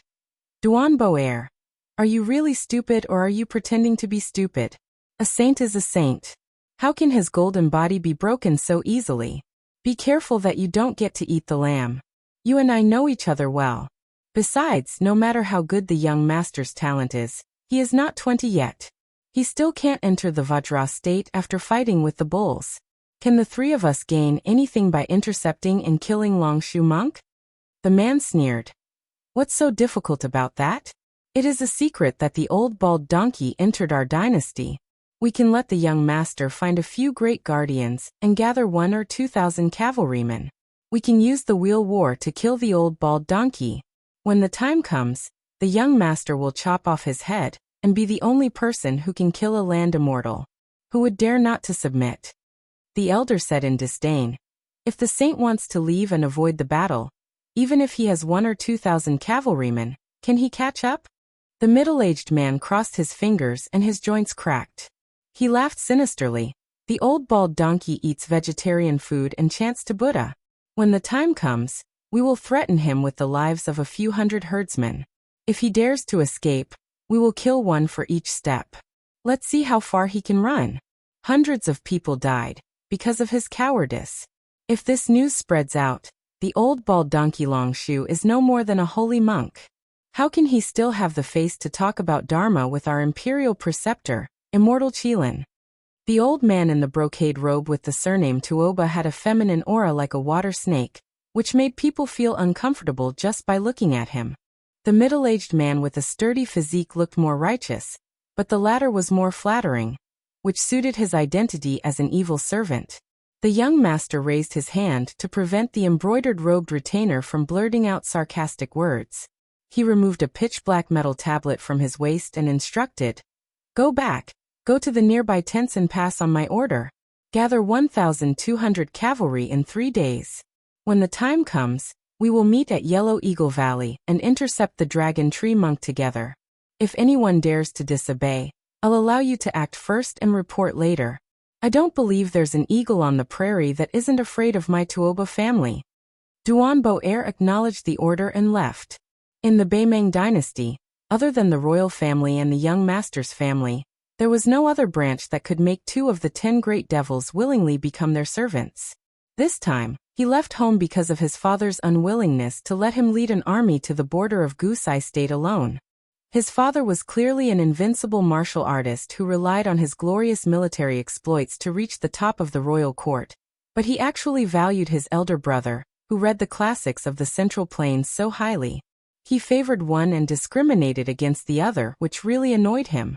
However, although he didn't like his elder brother's actions, their brotherhood had never faded. Especially in these years, when he caused countless troubles, it was always his kind-hearted elder brother who came forward to settle everything.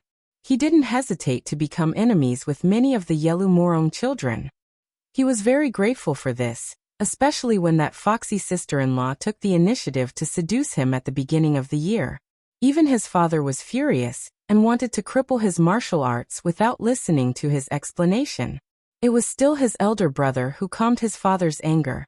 After that, the brothers had a heart-to-heart talk and pulled the woman who was nominally his sister-in-law to him.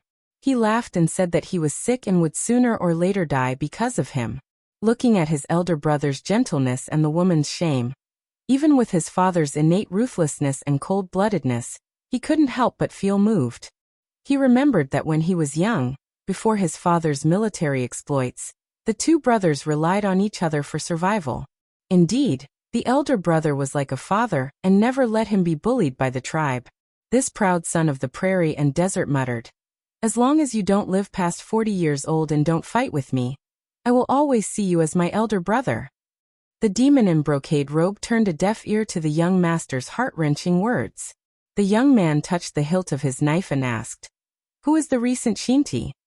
The old man smiled and replied, "It's Chucha from the Huiwa tribe. He is in charge of 20 to 30,000 people. His tribe members are good at hunting leopards and lions." Chucha was originally a small official in the eagle catching room. He was only promoted to Shinti after offering a few good eagles as tribute to the Huiwa tribe leaders. "I heard that the women in the tribe are very beautiful," the young master said indifferently. "Then go to Chucha and rest. As for the women, you can choose as you like." The demon in brocade robe got along with this extremely noble young man. He was far from being as servile as the middle-aged man. He laughed and said, "I know that the young master has high standards and doesn't care for these vulgar things. It would be impolite for me to refuse." The young man dismissed it with a smile. To him, there were only a few women in Baimang.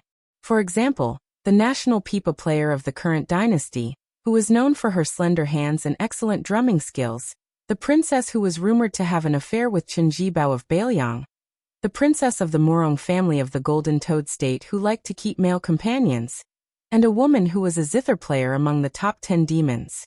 Other than these, there were not many women who could arouse his interest. He suddenly asked, "I heard that the 10th demon Xieling is dead?" Chapter 475. The old man said calmly, "Xieling fought Luo Yang when he was at his peak. Luckily he didn't die, but he should have been seriously injured. I guess it's not strange for him to be killed when he fell from Xianji to Jingang. The top 10 list of diabolism is not like the martial list. It's based on fame and cannot convince the public. The top 3 were still alright, but when the old servant and Duan Bo heir returned, the remaining 7 were a mess. For example, the Dragon King beside Princess Hong Yen was only ranked 9th, but he had a 60% chance of winning against the 5th-ranked female zither player. At the end of the day, in the path of martial arts, the best way to kill and break one's hand was to break through from the second stage to the first stage, step by step, and then use the Vajra finger mysterious celestial phenomenon to reach the earth immortal realm. There were a few youngsters who appeared to be extraordinarily talented, yet they were immediately astonished by their brilliance, and were rumored to have extraordinary achievements in the future. However, in this old servant's opinion, they were not even worth mentioning. Therefore, even though Hong Jingyan was fierce, his future achievements would most likely be far inferior to Luo Yang, the number 1 figure of the devil path. This old servant has surveyed the Jianghu of the northern Mang and Liang dynasties. In the past 100 years, there were only 5 such figures. Dragon and Tiger, Qi Xianzhu, and Wu Dang's Hong Shixiang could be considered the same person. The last 4 people are all very careful. Little master, don't think that Yelu Dongchuang and Morong Shuilong are at a higher level than you. You are the only one who has the chance to be on the same level as the other 5. I am looking forward to it, so I don't want to die. Haha. The demon in the brocade robe laughed eerily, like an evil spirit walking in the night. The young man stretched and said slowly, "After hearing what you said, I want to kill again." The sun was setting in the west. In the herdsman's camp, the sun was setting. The heat was fading away, and the wind was blowing. It was peaceful and peaceful. The herdsmen of the grassland mainly ate meat and dairy products. The meat came from cows, horses, and alpacas that died naturally, as well as wolves, foxes, deer, and rabbits that were hunted. If the cows or horses died, they would be cut into strips and hung under the sun to dry in a ventilated place.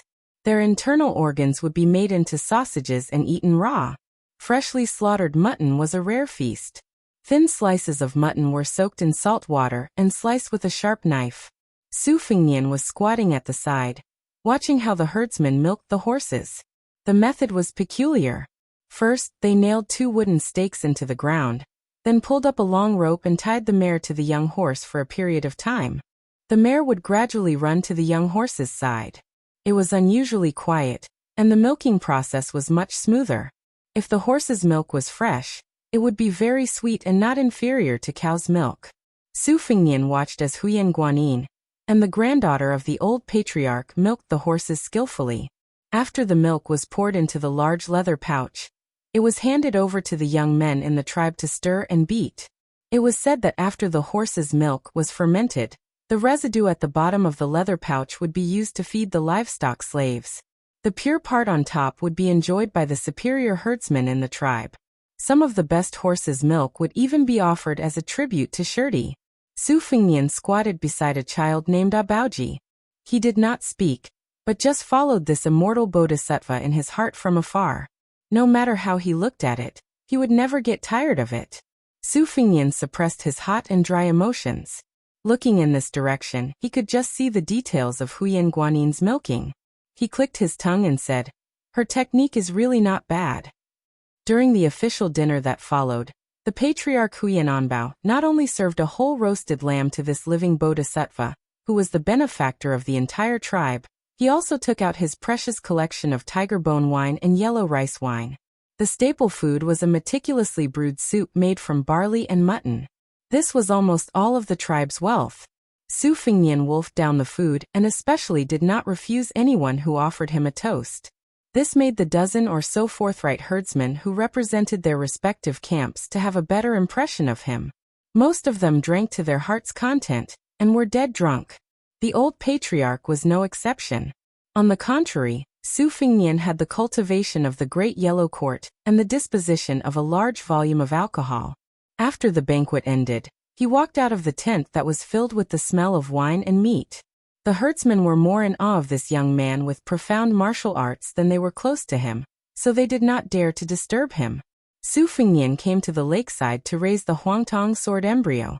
After the flying sword entered his sleeve, he saw Huyen Guanin leading the evasive Abauji over. The young girl gathered her courage and said, "Abauji wishes to be your disciple and learn martial arts from you."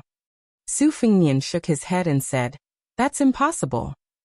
Although the child did not understand the language of the southern dynasties, he could still clearly see the bodhisattva shaking his head. The young girl hesitated for a moment and said softly, "I beg you to teach him one or two fist techniques. Any fist technique will do." Su Fengnian laughed and said, "Am I very close to you? Do I owe you money?" Huyen Guanin bit her lips, her gaze desolate. Su Fengnian ignored her. He broke off a leaf of watergrass and flicked it with his finger, tearing open the surface of the lake. However, it did not move forward in a straight line. Instead, it twisted and slithered like a fish snake. Abauji was dumbfounded. This was much more powerful than the martial arts masters in his clan. This was not Su Fengnian's intention to show off in front of them. It was just a casual move. On the 6th page of the knife manual, the opening shoe style seemed to be wide and wide, but it was actually complicated and obscure. On the 7th page, the swimming fish style was still a skillful move. Compared to the sword chi rolling dragon wall, it lacked sharpness but was more rounded.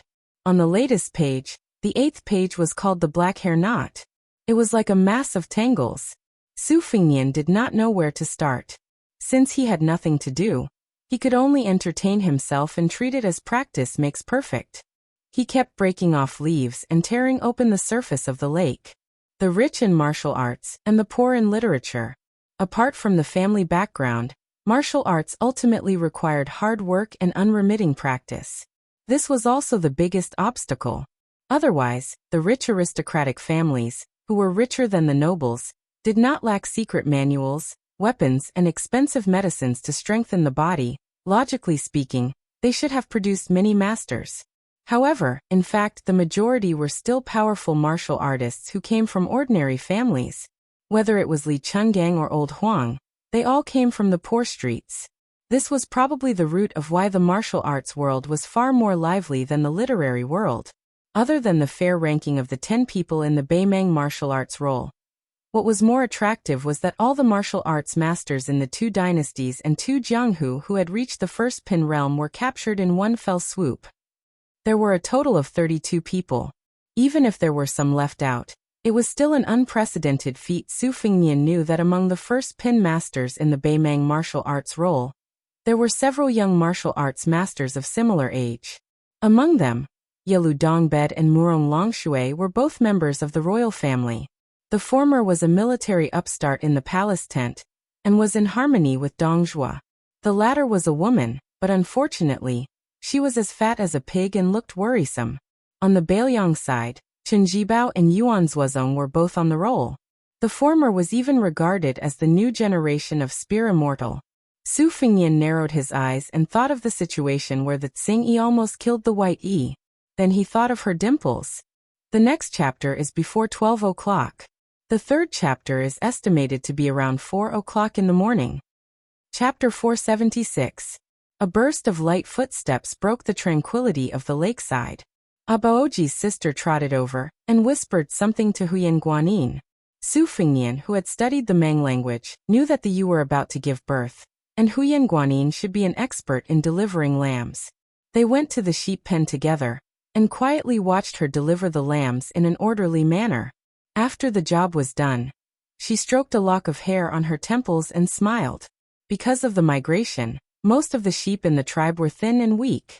It was not easy for them to survive the harsh winter. Therefore, delivering lambs became the most important thing after they set up camp. Abaoji, who was strong, could not hold himself back. He chased around the sheep pen, and finally, like a hungry tiger pouncing on a sheep, he caught a small lamb, grabbed it by its hind legs, stood up, picked it up, and danced around wildly. He was so domineering that even Su Fengnian was stunned. The little guy's sister reprimanded him with her hands on her hips. If she could not reason with him, she would pull his ear. After the little guy let go, the sister went to catch another lamb. During the process, she was kicked countless times and was covered in mud and dung. It was not until Huyen Guanyin, who was free, gently persuaded her that she let go of the poor lambs in the pen. Abaoji was unwilling to take a bath. Even Huyen Guanyin could not persuade him otherwise. Su Fengnian grabbed the naughty little brat by the collar and threw him into the water when they reached the lakeside. The little brat was not angry. He just swam in the lake happily. For the next 2 days, Su Fengnian coldly observed the tedious work of this small tribe. Regardless of whether they were male or female, old or young, their division of labor was clear. They were not allowed to be lazy. Herding livestock, milking cows, digging wells, shearing fur, tanning leather, gathering dung, and weaving hemp. As long as they had enough strength, they would never be able to finish their work. Su Fengnian did not interfere and only silently calculated the land cost of a herdsman or a control flux warrior. After conversing with Huyen Guanyin, he learned that in the previous generation, there had been a few members of the Beimang Imperial Court's Chieshui army who had been exempted from many miscellaneous taxes. Otherwise, with the tribe's manpower and resources, they would have to hunt large wild animals or even raid other tribes to survive. However, these two matters were too risky. If they were not careful, the tribe would be annihilated. Every day, there would be small tribes of this scale in the prairie that declined or were annexed by other tribes. They migrated here and luckily managed to occupy a piece of the lake. They could only hope that the local government would be lenient and that the neighboring tribes were weak. During this time, Su Fengnian had a secret discussion with the old chief. After that, Huyen Guanyin finally put on a rough face, which broadened the horizons of the herdsmen of the tribe. They increasingly viewed Su Fengnian as a strange character, who had reincarnated from a bodhisattva. On the third day, at noon, Su Fengnian, who was meditating by the lakeside, looked toward the north. They had finally arrived. However, compared to what he had expected, this time it was much larger. The owner of this pasture, Titi Chu Cha, was sitting high on a tall horse. This Titi Chu Cha, was in the prime of his life. He had a robust body and was dressed in wolfskin clothing. The hair near his ears and in front of his forehead was shaved, and 2 braids were tied behind his ears. A large falcon was perched on his shoulder. Chu Cha waved his hand and 100 or so riders behind him rushed out with strange cries. They galloped wildly around the campsite. This was not considered a terrifying method. What was more frightening was that there were 2 cages beside Chu Cha. Each of the cages held a golden cheetah and a fierce tiger captured from the Tu Liao's side. The 2 fierce beasts that were originally curled up and dozing seemed to have smelled the scent of blood. They suddenly stood up in their cages and roared. Their sharp claws slammed against the iron bars as if they were about to devour someone. The chief, Huyen Anbao, who had migrated thousands of miles away, led the members of the tribe and gathered together in fear. They did not bring any weapons and did not dare to show any signs of resistance. Migrating across the border was originally a wrong thing to do. If it was not for the fact that the tribe did not have any valuable treasures, Huyen Anbao would have personally gone to offer incense to this new Titi Chu Cha, or who would control the life and death of the entire tribe in the future. Su Fingnian and Huyen Guanyin did not walk out of the tent. There was still an indignant Abaoji hiding beside them. He looked at the arrogant Titi Chu Cha's personal guard through the gap, but in the end, his gaze stopped at the man who looked like a master and servant beside Titi Chu Cha. The young man was wearing a fox fur hat and had a sword at his waist. Unlike the knights, he sat cross-legged on the back of a horse and looked at them with a cold expression. The old man in the brocade robe had restrained his spirit. Although Su Fingnian had restrained his prying gaze at the first moment, perhaps because Huyen Guanyin had revealed some clues, the old man felt that something was amiss. He looked straight at them with a cold gaze. The cavalryman narrowed the encirclement, completely not giving Huyen Anbao a chance to get close to Titi Chu Cha. Every autumn, when the empress personally came to the Beimeng Palace for a large-scale hunt, it was the same. However, it was even more spectacular. Just chasing the prey from the periphery required tens of thousands of soldiers, and took 2 months. The soldiers were orderly and advanced slowly. The Imperial Qieshui army was in charge of supervising the troops. The formation followed the established route strictly. If there was a slight deviation, they would be dragged away and beaten.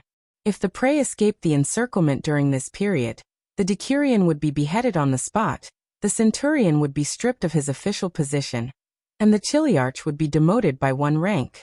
When the hunting circle finally narrowed to a distance of 2 to 3 square meters between the soldiers, ropes were tied together and blankets were covered. At this time, there were countless wild beasts in the circle. Lions and donkeys were in the same place, cows and horses collided with each other, and jackals, wolves, foxes, and rabbits were squeezed together. What followed next was a feast of slaughter where the rank of nobility would decrease in order to enter. Chu Cha, gently shook her shoulders, and the great falcon flapped its wings and flew into the sky. Then this Titi Chu Cha smiled cruelly and clapped her hands. When the cavalrymen opened a gap in the hunting circle, a few spiky beast slaves who were not fully clothed immediately opened the cage, and let out the restless howling tigers and leopards. Releasing the reins, the wild and untamed leopard and tiger rushed out side by side and skillfully pounced on the herdsmen in the circle. When the tigers and leopards ran, their slender, dynamic, and strong bodies were especially prominent. This meant that once they came into contact with the herdsmen, it would be an incomparably bloody tearing. The distance of 100 steps was covered in an instant. Chapter 477. The 2 strong herdsmen guarding the tribal leader had participated in many wild beast hunts. Although they did not have spears and arrows, they still stood out of the formation. They first took big steps, and then ran wildly to confront the lions and tigers that came out of the cages. The tigers and leopards that he had carefully raised were not ordinary prey. Their wildness was far stronger than when they were first caught. Only when they went out to hunt, they were imprisoned in cages. The rest of the time, they were kept in cages. When they killed all the livestock, when they changed cages, when they punished the shepherds who violated the rules in the tribe, they were thrown into cages. Even those horned experts with amazing strength could not withstand a few rounds of killing and biting of the tigers and leopards. For many years, only one person survived, and after that, one of his arms was bitten off. Almost at the same time, 2 herdsmen were pounced on by the agile tigers and leopards. Their necks were bitten and their intestines were cut open. The 2 beasts lowered their heads and gnawed at each other. When the limbs of the herdsmen stopped twitching, the tigers and leopards raised their heads at the same time and looked at the frightened herdsmen in the cages. Inside the tent, Abaoji saw the tragic situation, and his face was full of tears. He was about to rush out and fight for his life when Su Fingnian held his head and threw him back into the tent. He then lifted the cotton blanket that was used as a curtain and rushed out. Su Fingnian did not expect this Shirdi to be so ruthless. Generally speaking, although herdsmen who crossed the border could be sentenced to death, it was true that human lives were worthless in the grassland and desert. However, it was different from Beimeng's attention to the number of young men who could control horses and fight in the tribe. The grassland women's remarriage was more relaxed than the Central Plains people's etiquette, justice, integrity, and shame. Every time there was a war, Beimeng would spare no effort to abduct the people at the border of Liang dynasty to settle in the north. It was all because in the final analysis, the strength of the big and small shirti was measured by the number of horses and heads.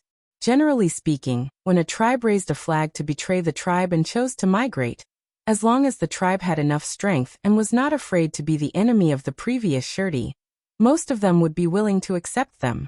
Huyan Guanin's tribe was thousands of miles away, and the original shirti was destined to be out of reach. For any shirti who did not lack water and grass, it was a fortune. It was nothing more than spending some money to bribe the superior official who was in charge of the nomadic household registration. It was equivalent to having more than 30 more tent tax sources.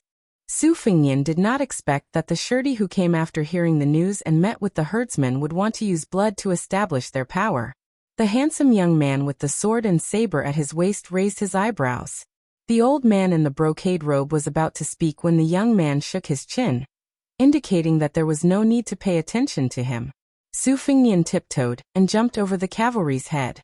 When he landed, he happened to be in front of the old patriarch. The fierce tiger opened its bloody mouth. Su Fengnian did not care about the tiger's claws that were blocked by the big yellow court mirage. He grabbed the upper and lower jaws of the tiger with both hands and gently tore it in half.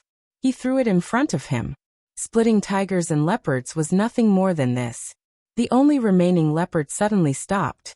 It was obvious that it felt a huge sense of danger, and did not dare to rush forward rashly. Chu Cha was furious and snorted coldly. The beast tamers and slaves began to shout and command the leopard to kill. The leopard with shiny fur finally could not hold back its restlessness. It rushed in a straight line, and turned when it was 10 steps away. It jumped 5 steps to the side and pounced to the right side of the prey. Su Fengnian had comprehended the river-splitting technique from the canyon. He did not move his hands nor did he use his saber, but the prey's body was cut in half in the air. This time it was Chu Cha, and the cavalry's turn to be dumbfounded. The eyes of the young man in the fox fur coat brightened, and the corner of his mouth twitched. It was really a surprise. The reason why the shirtai led the troops to kill this tribe of 100 was because of the instructions of the powerful young master Tuoba. On the grasslands, perhaps there were powerful shirtai who did not give face to the Yelu and Morong descendants, but there was absolutely no one who dared to disobey his orders. In the desert, his father's words were almost equivalent to Her Majesty's imperial edict. If it was in the Beimeng army, it would be even better. The key was that the empress had never felt that her merit was too high. She did not have the slightest suspicion of this military god, who came from the Dongxiang tribe, and trusted him to the utmost. Therefore, in the northern palace, even if you were a relative of the emperor or a prince, when you met the 2 sons of the military god, you would have to lower your head. This young man called Young Tuoba had personally killed 600 people along the way. When did any of the shirtai go to the empress and say anything? There was no lack of shirtai who personally led the horses and sent him out of the border. Young Tuoba was still holding his chin. He tilted his head and smiled. Which state of the southern dynasties are you from? Why don't you be my adopted son?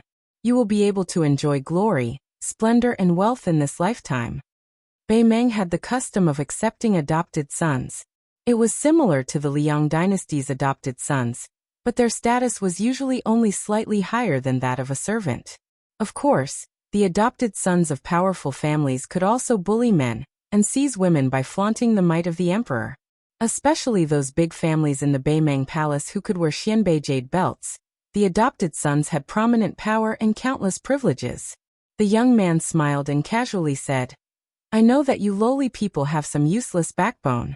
If you don't agree, after killing all these shepherds, I'll make you my first target. I'll bury you in the yellow sand, peel off your scalp, and water you with mercury. Su Fengnian didn't want to talk nonsense with him. He just said calmly, speak properly. The young man sitting cross-legged on the horse was stunned for a moment before he burst into laughter. He raised his hand to wipe away the tears from his eyes as he stared at the man with the saber in the hunting circle. Instead, he asked the brocade-robed devil beside him, when will he arrive? The old man's eyes were shining. He laughed and said, "In 15 minutes.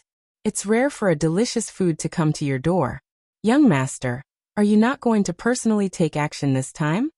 The young man curled his lips and said, "I'm in a good mood today. I'm still considering whether to accept him as my adopted son or peel his skin and expose him to the sun." The old man stepped out of the line and asked, "Then I will play with him for a while?"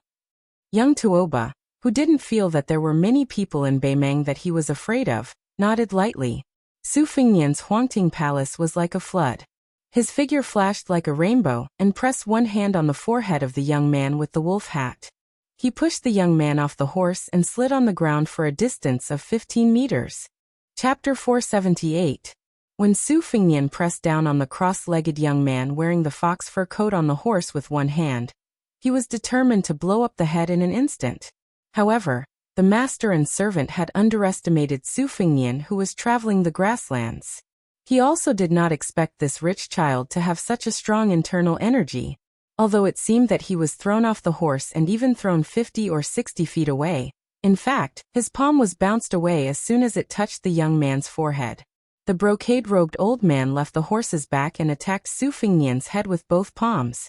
Su Fingnian was not willing to do such a shady business of exchanging a life for a life. He could only watch helplessly as the great opportunity to capture the ringleader slipped from his hands. After throwing off the young man wearing the fox fur coat, he quickly moved to the side and pulled away from the brocade-robed retainer. The young man sitting on the ground had his wolf hat slanted. He grinned, revealing a mouthful of white teeth. He gently reached out to touch his burning forehead. He didn't hurry to get up and clicked his tongue in wonder. His body's chi flowed like dragons and snakes, concealing a profound principle. It wasn't wrong that Su Fingnian couldn't kill him in one strike. The Tuoba family dominated Beimeng by tempering the body. Their foundation of martial arts was incomparably firm.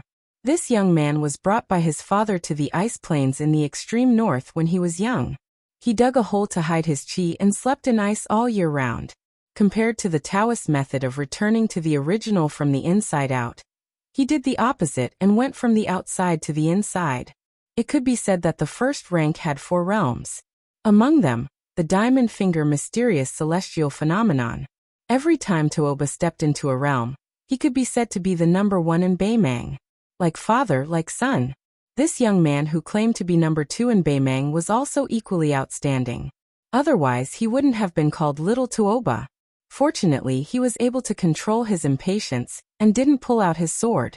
After getting up, he patted his back and for the first time, raised his hand to signal the devil in brocade to not be calculative. He laughed and said, "Not bad, not bad. With your technique, you're not far from the first rank. If you still have strength left, it'll be amazing. Whether it's scheming or ability, you've opened my eyes. When did such a talented person appear in the Southern Dynasty? Which Jia clan's direct descendant are you? Tell me. I can't bear to skin you. Just treat it as a joke. Don't mind it." After the Empress of Beimeng came to the court, she exchanged and listened to the suggestions of the powerful officials in the north and south. According to the system of the Central Plains, she came up with a rough division of families.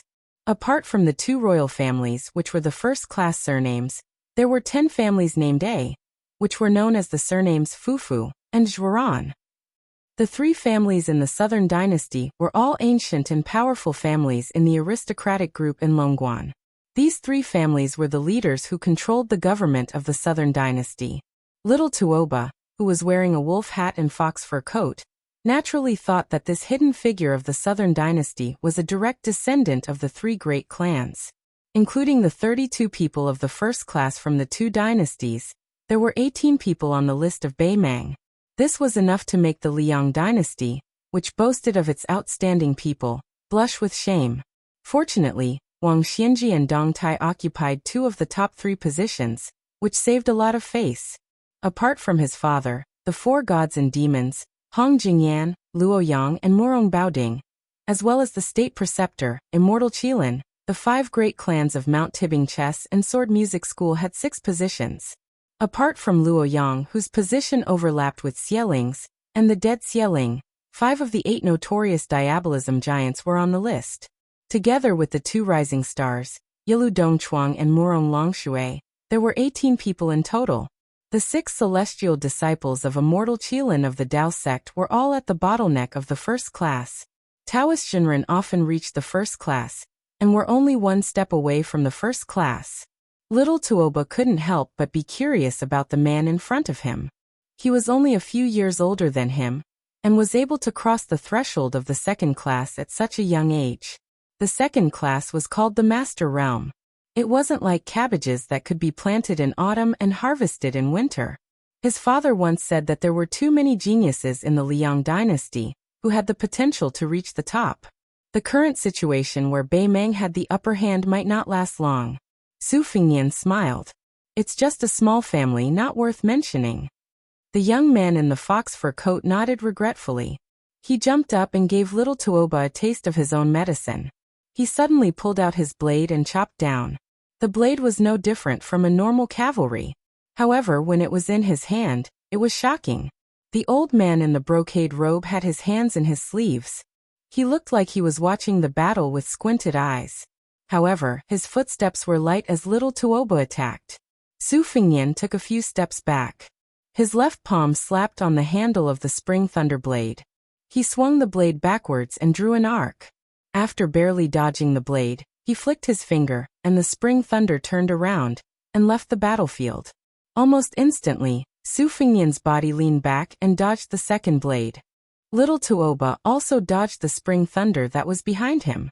He took a few steps forward, and the third blade was raised. Su Fingyan's body returned to a standing position. He flicked his finger, and the spring thunder continued to spin around. The scabbard and the blade clashed together. The young man in the fox fur coat laughed evilly. He held the blade with one hand and changed it to two. His strength increased explosively. He was used to seeing experts fight since he was young. Naturally, he had the ability to see things from a strategic perspective. He wanted to cut off this weird blade's chi pattern, so that this fellow couldn't continue to act mysterious. Just when he was confident that he could cut off the chi pattern, Su Fingyan moved forward. He didn't care about the spring thunder blade. He passed by him and pushed his palm towards the young man's forehead. The young man in the fox fur coat didn't fight according to common sense. His hands didn't change the trajectory of the blade, nor did he reduce his strength. Instead of dodging, he swung his head forward. Su Fingyan's face was expressionless. He didn't touch the young man's forehead with his palm. Instead, he touched the young man's face. He raised his wrist and held the young man's chin. His arm and sleeve were filled with chi. He suddenly pushed his arm and sleeve upwards. The young man who was still holding the blade with both hands fell down. Su Fingyan raised his leg and kicked towards the young man's chest. The young man in the fox fur coat shrunk his chest and removed most of the force. He still slid far away after landing on the ground. The blade in his hands cut a crack on the ground. Chapter 479. Blood seeped out of the corner of his mouth. He lifted his sleeve and wiped it away. Little Tuoba grinned coldly. Just now he wanted to take the full force of the kick and deliver a heavy blow to his opponent. But after years of training by his father, he was keenly aware that if he really did that, both sides would suffer. Damn it, even if one leg was broken, he would have to pay an unbearable price of breaking his chest. He had no choice but to put away his saber and point it at the damn guy's crotch. If he dared to ignore the consequences, he would cut off his family jewels. He made the right bet, but he still suffered a great loss. It was equivalent to taking a kick for nothing. His chi and blood were surging, which he had not enjoyed for a long time. With the brocade-robed servant on the side, the young machete man who did not draw his saber did not chase after him. Little Tuoba spat out a mouthful of blood and slowly stood up. He asked, "You are so fearless. Could it be that you have entered the first class?" Su Fingyan held the spring thunder that was not as satisfying as before. He had no time to care about the wonderful expressions of Cha, and the hundreds of cavalrymen. At the critical moment of life and death, he had to deal with both the young villain and the old man in brocade-robed. He could not take the time to enjoy the surprise and awe in other people's eyes. As for the life and death of the herdsman, he had to survive first before he had the right to think about it. Little Tuoba's manner changed completely. He no longer smiled. "I don't want to play with you anymore." Su Fingyan gave him one back this time. The young man in the fox fur hat did not get angry. He calmed down and changed the saber in his right hand to his left hand. After drawing his saber, there was still a good sword hanging on the right side of his waist. As a right-handed person, he was obviously ready to draw his sword at any time. Restraining his frivolity, the young man really brought a lot of surprise to Su Fengnian. After fighting seriously, the saber in his left hand was better than in his right hand. The strong wind penetrated the blade. After a few flicks, the wind brought up sand and stones, which almost pierced the mirage and reached the skin. Su Fengnian frowned and had to loosen part of his chi. He used the spring thunder as a sword. The sword aura rolled on the dragon wall. This move was secretly learned by the chess and sword music school, and became a famous move. It was magnificent. Su Fengnian's body was like a fish. Although the spring thunder was out of his hand, he still controlled it. Su Fengnian's body avoided the sharp edge of the young man's saber, but the sword aura kept on increasing. It was the same move of Su Fengnian. Every time it passed, the sword aura grew bigger and bigger. It was like a snowball rolling. After 10 rounds of sword aura rolling on the dragon wall, Tao Qianji was crushed. At this moment, the young man's sword was rolling on the dragon wall countless times. Although the young man showed signs of defeat, he was always separated by a layer of window paper. Just when little Tuoba thought that he had grasped the trick, the swimming fish style that Su Fengnian learned from the herd of wild bulls no longer retreated. Instead, he slid in front of little Tuoba. He flicked away the spring thunder with one finger and grabbed the back of the saber with his left hand. When he was about to make a move, he could clearly see that the young man who was less than 20 years old was shocked. However, Su Fengnian did not beat him when he was down. Instead, he retreated without hesitation. As expected, little Tuoba, who was as good at acting as he was in martial arts, finally pulled out the famous Beimeng sword and drew a ruthless crescent moon on Su Fengnian's chest. Su Fengnian exhaled quietly. His body gently touched the ground and floated backward. The ground suddenly exploded. It was really like a sudden clap of thunder rising from the ground. A giant python with a colorful crown on its head rushed out of the ground and bit at Su Fengnian's right foot that had landed on the ground. The old man in the brocade robe did not make a move. It was actually this beast that had sneaked out of the ground that launched the sneak attack. Su Fengnian did not follow his instinct to jump up and expose the flaws of the young man in the fox fur coat and the retainer in the brocade robe. Instead, he stomped down on the giant python's mouth that was full of sharp teeth. The sharp teeth cut through the mirage and slid down 2 bloody grooves on both sides of Su Fengnian's calf. At the same time, Su Fengnian took advantage of the opportunity to stomp the head back into the ground.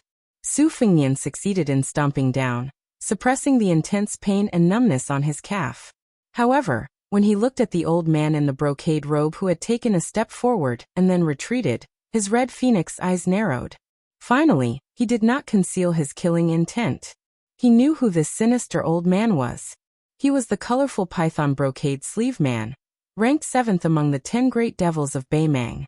This person was abandoned in the wilderness when he was young and no one knew what he was raised by.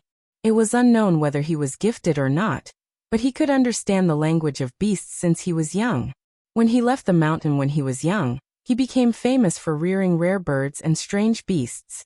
However, when he was in his prime, he did not know the immensity of heaven and earth, and wanted to steal a young Qilin from the forbidden area of the Dao sect. His spine was shattered by the state preceptor of Beimeng's finger, causing him to lose all his skills. However, he was still able to make a comeback and enter the Vajra realm. In terms of martial arts prospects, it was impossible for him to advance to the mysterious finger realm.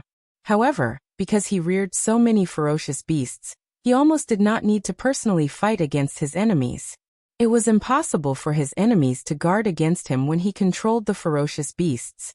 This was especially so when a female python with a colorful crown on her head was about to transform into a dragon. For some reason, she died before she could soar into the clouds. He cut open her abdomen and dug out her 3 eggs. The 3 young pythons were fed countless elixirs and hundreds of kinds of flesh and blood. After 20 years of unnatural maturation, their bodies were only slightly smaller than the adult female pythons. The old man in the brocade robe laughed softly and said, "The outcome has been decided."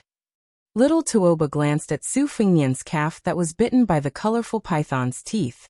He slowly sheathed his famed sword that could cut off hair, and became cynical again. He said with regret, "What a pity. Even if a Vajra realm expert was bitten, he might be able to survive, but he would quickly become a puppet that could not move within a few hours. It seems like your luck is not too good. You still have to be buried in the sand, skinned, and poured water on your head. Fortunately, your whole body is paralyzed and you don't know the pain of being poured mercury on your head." Su Fengnian asked, "Since this old bastard is the colorful python brocade master, then you must be the youngest son of Tuoba, right?" Little Tuoba waved his Mang saber and nodded. "Tuoba Chunsun." Su Fengnian replied indifferently again and continued, "Spring bamboo shoots? They are not as delicious as winter bamboo shoots." Tuoba Chunsun held his stomach and laughed out loud. He was in a good mood. He quite liked this kind of unfunny joke. When he heard it before he killed someone, it was just like when he had lost his appetite and came across a plate of good food that looked, smelled, and tasted good. It was the best way to eat. However, in the next moment he couldn't laugh anymore.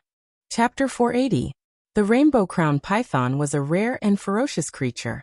Not only was its skin invulnerable to weapons, it also had the strength of a dragon and elephant. Who knew how many martial artists had died under its coiling body? However, Su Fengnian didn't know that the rainbow python's sharp teeth were so venomous that even a Vajra physique would lose consciousness. There were pros and cons to each step. At this moment, Little Tuoba and the demon in brocade sleeves were confident in their victory. Su Fengnian, who had been concealing his chi activity all this time, didn't hesitate to open the golden chamber and charge straight towards the demon in brocade sleeves. He looked like he was going to destroy both jade and common stone. Little Tuoba was unperturbed, and didn't have the slightest intention of making a move. On the other hand, the demon in brocade sleeves' pupils contracted. The soil beneath his feet exploded, and the rainbow python broke out of the ground once again. The demon in brocade sleeves stood tall on the head of the rainbow python, that was as large as a millstone. Looking down from above, the demon in brocade sleeves' chi activity boiled all over his body as he prepared to use the rainbow python's strength to block the final blow from this descendant of the Southern dynasty. After taking 5 steps, Su Fengnian suddenly stopped and staggered. The demon in brocade sleeves relaxed and sneered. The rainbow python had swallowed countless poisons, and the miasma it spat out could make an ordinary person faint and die. Even if you were a Vajra realm expert, if you were cut by its sharp teeth and the poison seeped into your meridians, the more you circulated your chi activity, the deeper the poison would go into your acupoints and bones. Su Fengnian only paused for a moment, which should have been an obvious sign of exhaustion. The old man in brocade robes relaxed a little at the same time. Little Tuoba, who had superb acting skills, shouted a warning for no reason. The colorful python embroidered sleeves saw the man with the saber slide to the front of the colorful python in the blink of an eye like a fish. Taking advantage of the blind spot under the colorful python head-raising lamp, he made an unknown turn and then disappeared without a trace. The devil, who was not good at hand-to-hand combat, knew that the situation was not good. Su Fengnian, who had been twisting and turning in the narrow space among the herd of wild oxen, appeared behind the devil in brocade robes out of thin air, and was about to slap the old bastard's back with his palm. This steel-crushing style was taken from a secret manual in the Tide Listening Pavilion's martial library. It had the aura of subduing dragons and tigers. When he practiced the saber on Mount Wudong, the secret manuals and ancient manuals he brought to the mountain were mostly sword and saber moves. Later, when he rushed to Beimang because he needed to cultivate his will, he made a last-minute effort to learn from others' strong points. He no longer restricted himself to sabers and swords, picking up some of the best moves from the 18 types of martial arts. With this steel-crushing hand, no matter how thick and heavy the steel was, it would be shattered inch by inch. After Su Fengnian landed firmly on the ground, he grinned sinisterly. He wasn't flustered and exasperated. He was just a little regretful that he wasn't able to strike to his heart's content. He didn't look at the old devil who had almost smashed the python's head off. Instead, he looked at the man who was as strong as a lion and tiger. Using the great yellow quartz ability to perceive the heaven and earth, he didn't detect the man's concealment beforehand. He could only do the same thing as when he pressed his hand on Tuoba Chunsun's forehead, and give up a great opportunity to inflict serious injuries. If it was a one-on-one battle, Su Fengnian was completely confident that he could win by slowly exhausting Xieling. But now, Tuoba and the other two were cooperating skillfully and formed a triangle with each other. He felt a little bit trapped in a death situation. Although the colorful python-embroidered sleeve master who was at the Vajra realm wasn't seriously injured, he was still frightened and broke out in cold sweat. He turned around and said sternly, "Brat, you deserve to be hacked to death." Seeing that this valiant retainer who was far stronger than the old servant in embroidered robes had arrived in time, Tuoba Chunsun was relieved. He held his broadsword and clapped his hands leisurely as he praised, "Not bad, not bad. Your acting and killing skills are first-rate. Just now, you were able to make me draw my sword in a one-on-two battle. I'm sure you still have some tricks up your sleeve. Why don't you take them all out?" Su Fengnian sneered. "If you want to pretend to be a big shot, you should at least beat me down first. Otherwise, what qualifications do you have to waste your saliva here? Interesting?" Tuoba Chunsun didn't get angry. Instead, he smiled and explained patiently, "Originally, I don't like to talk nonsense when I kill people. However, be it spring bamboo shoots or winter bamboo shoots, since there's a plate of delicious food in front of me, it's normal for a customer to praise the color, aroma, and taste before eating. This is also human nature. I'll say this first. When you're stuffed into the sand and scalped, I'll definitely talk more nonsense. If my saliva and mercury accidentally drips onto your head, please don't mind it." Su Fengnian smiled and asked, "Since there's an expert embroidered sleeve master who can't even defeat a finger of Qilin's spiritual master, may I ask who this big brother who is serving as a dog for the spring bamboo shoots is?" The burly man narrowed his eyes and gave a concise reply, "Duan Bo Erhui. I'll tear off your limbs later." Su Fengnian only stretched out a hand with his palm facing up. Tuoba Chunsun twisted his neck and walked slowly toward Su Fengnian. He said with a smile, "Let me do it. It's not easy to find such an excellent saber dummy like you. I want to play with you slowly." Tuoba Chunsun then waved his hand and ordered the horsemen who were as dumb as ants, "Sucher, don't bother about these herdsmen. Go and open up the hunting circle. Guard the 4 directions in the north, south, east, and west. 25 horsemen will form a team. If this young master is lucky enough to escape from the circle, it doesn't matter if you use your war horses to ram him, or use your lives to fill the gap." Sucha was really afraid that young Master Tuoba would ask him to lead the horsemen to engage in a suicidal battle. Since it was just a hunting trip, it wasn't a difficult task. Immediately, he led 100 horsemen and wandered 200 paces away. Tuoba Chunsun, the devil in embroidered robe, and Duan Bo Er all returned. They formed a tripartite formation and helped each other. They imperceptibly trapped this fish in the net and reduced the space for him to act. Tuoba Chunsun, who had the advantage of time and place, began to run faster. He dragged his saber with both hands and rushed toward Su Fengnian. The saber was constantly surrounded by purple threads, vaguely showing the demeanor of a grandmaster. Chapter 481. Tuoba Chunsun's bladesmanship was simple and plain. His bladesmanship was straightforward, and there were few fancy techniques. The rhythm was clear and distinct. Obviously, it was born from the killing of battle formations. The treachery of this Baimang's heaven-titled aristocratic family's son lay in the fact that he was able to switch between one hand and both hands rapidly. Only when there was no fixed pattern or unsheathed sword would people be afraid of him. This was similar to Su Fengnian's sheathed spring thunder at his waist. However, Tuoba Chunsun's advantage was that he had the demon in brocade robe and Duan Bo Er backing him up. As long as he was not killed in one strike, he could focus on his bladesmanship without any scruples. On the other hand, Tuoba Chunsun's physique was almost unparalleled in the world. Tuoba Chunsun was in high spirits as he fought to his heart's content. His bladesmanship became more and more ferocious. It was obvious that he was using battle to nurture battle. All the elite soldiers in the world were trained this way. On the path of martial arts, there were countless people who took this path. However, ordinary martial artists did not have a terrifying family background like Tuoba Chunsun's. Once they failed miserably, they would be consigned to eternal damnation. regardless of how bloody and cruel Tuoba Chunsan's methods were. The temperament he had tempered was in line with the martial arts of the pinnacle. Su Fengnian kept his blade sheathed, but did not show any signs of pulling it out. He only swung his hands and fought bare-handed with Tuoba Chunsan and his bladesmanship. Several times he was able to seize an inch of advantage. He imitated Miss Hehe and used his hand as a blade.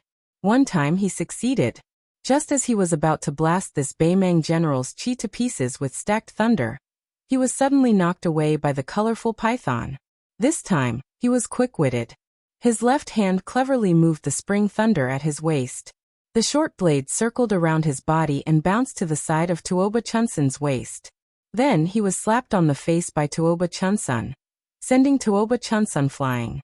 Just as he was about to give chase and beat him while he was down, he was entangled by Duan Bo-er, who was proficient in close combat, allowing Tuoba Chunsan to recover his momentum. Tuoba Chunsan looked at the young man who was not at a disadvantage in close combat with Duan Bo-er. He took a deep breath and stabilized his breathing. He smiled and said, "Fun, fun, fun." Duan Bo-er was ranked 6th among the top 10 of Beimang's Devil Dao. He was different from the colorful python-embroidered sleeve man who relied on external forces, and the female zither player who used music to bewitch him. He relied on his own vigorous combat strength, and was known as the dragon spine and bare shoulders. He was the #1 expert in close combat in the prairie. He had broken countless experts who were at the level of a nation. He fought in close combat with great force and strength. His fist aura was like a thunderclap as he dodged and shifted. His moves were not inferior to Su Fengnian's swimming fish style.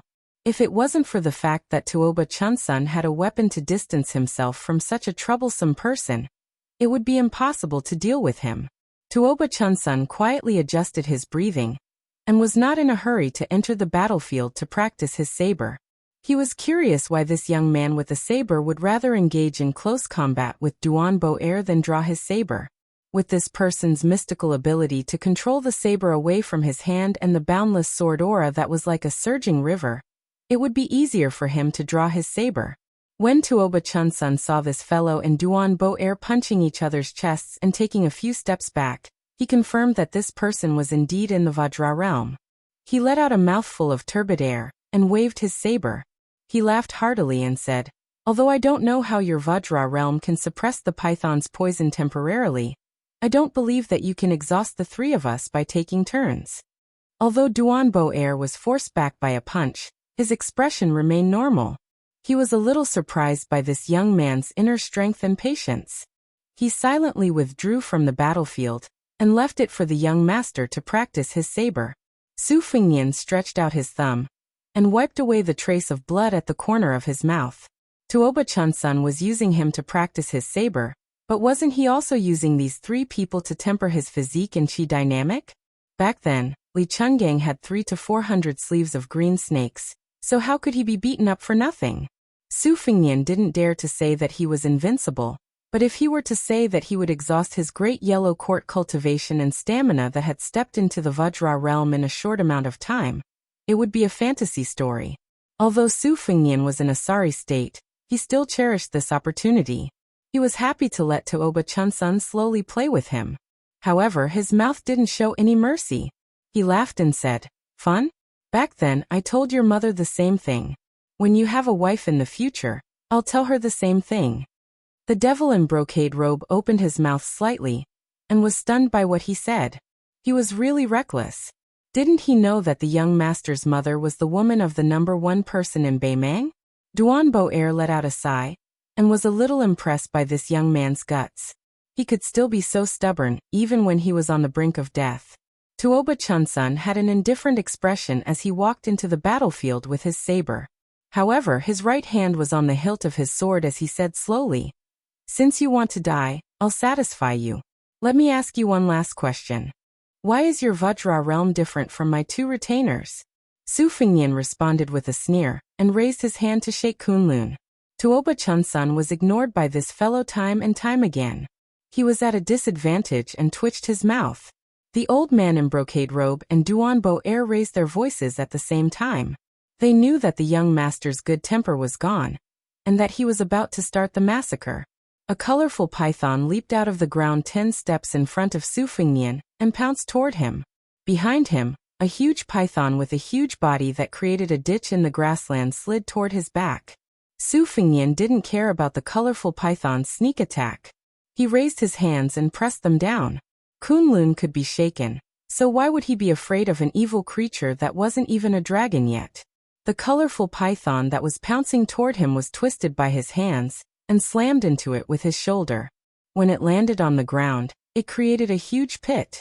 The colorful python shook its head and was severely injured. Behind him, layers of rivers were broken. 5 to 6 blood grooves appeared on the colorful python's body that was 30 feet long. It bounced into the air and struggled to its heart's content. When it landed on the ground, it was on the verge of death. The old devil in brocade robe's eyes were cold. The attacks of his 2 beloved colorful pythons were blocked as expected. Seeing that Duan Boer had closed in on him in an instant, the old devil sneered in his heart. Su Fengnian's single breath shook Kunlun and River Severing 6, and this was already his limit. After being punched in the chest by Duan Boer, the chi leaked out and formed a mirage. It was originally floating and swaying, and could not be said to be invulnerable. However, it was also broken by this brawny man who was ranked 6th among the Devil Path in terms of martial prowess. Due to the fist aura, not only did Su Fengnian's hair not flutter backward, it was pulled forward in reverse. After being smashed by the fist aura, his feet could no longer take root, and his body floated backward. Tuoba Chunsun, who had been running all the way, pulled out his sword for the second time.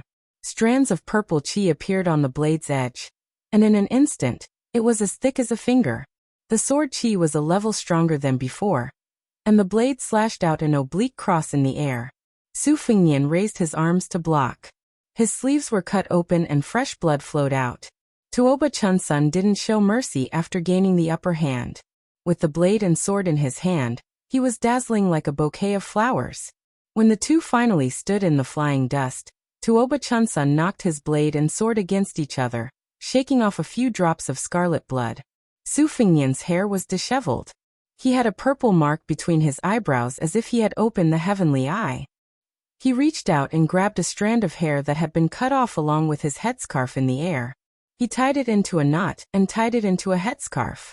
Chapter 482. Regardless of Tuoba Chunsun's family background or his outstanding talent, he always had the conceit of wanting the world to revolve around him. He was used to seeing people bow down to him, but when he saw this scholar of the Southern Dynasty silently tying his hair, he still couldn't suppress his fear and a burst of unprecedented jealousy. Although Tuoba Chunsun had an extreme personality that was tyrannical and bloodthirsty, his brain wasn't bad.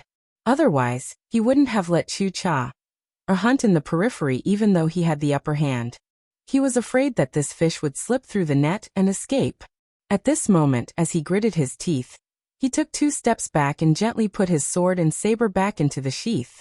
He said coldly, "Duanbo Erwi, you must make this kid draw his saber." The demon in brocade robe knew that once Duanbo Erwi, who was good at close combat, went all out, there would be nothing for him to do. He walked to a colorful python pet and squatted down. He took out a porcelain bottle that contained several kinds of rare venomous insects, and poured them all into the mouth of the giant python that was severely injured by Duanbo Erwi. He then turned to look at the youth with the saber. It had been a long time since he had seen someone with such hatred. Moreover, this fellow was so young.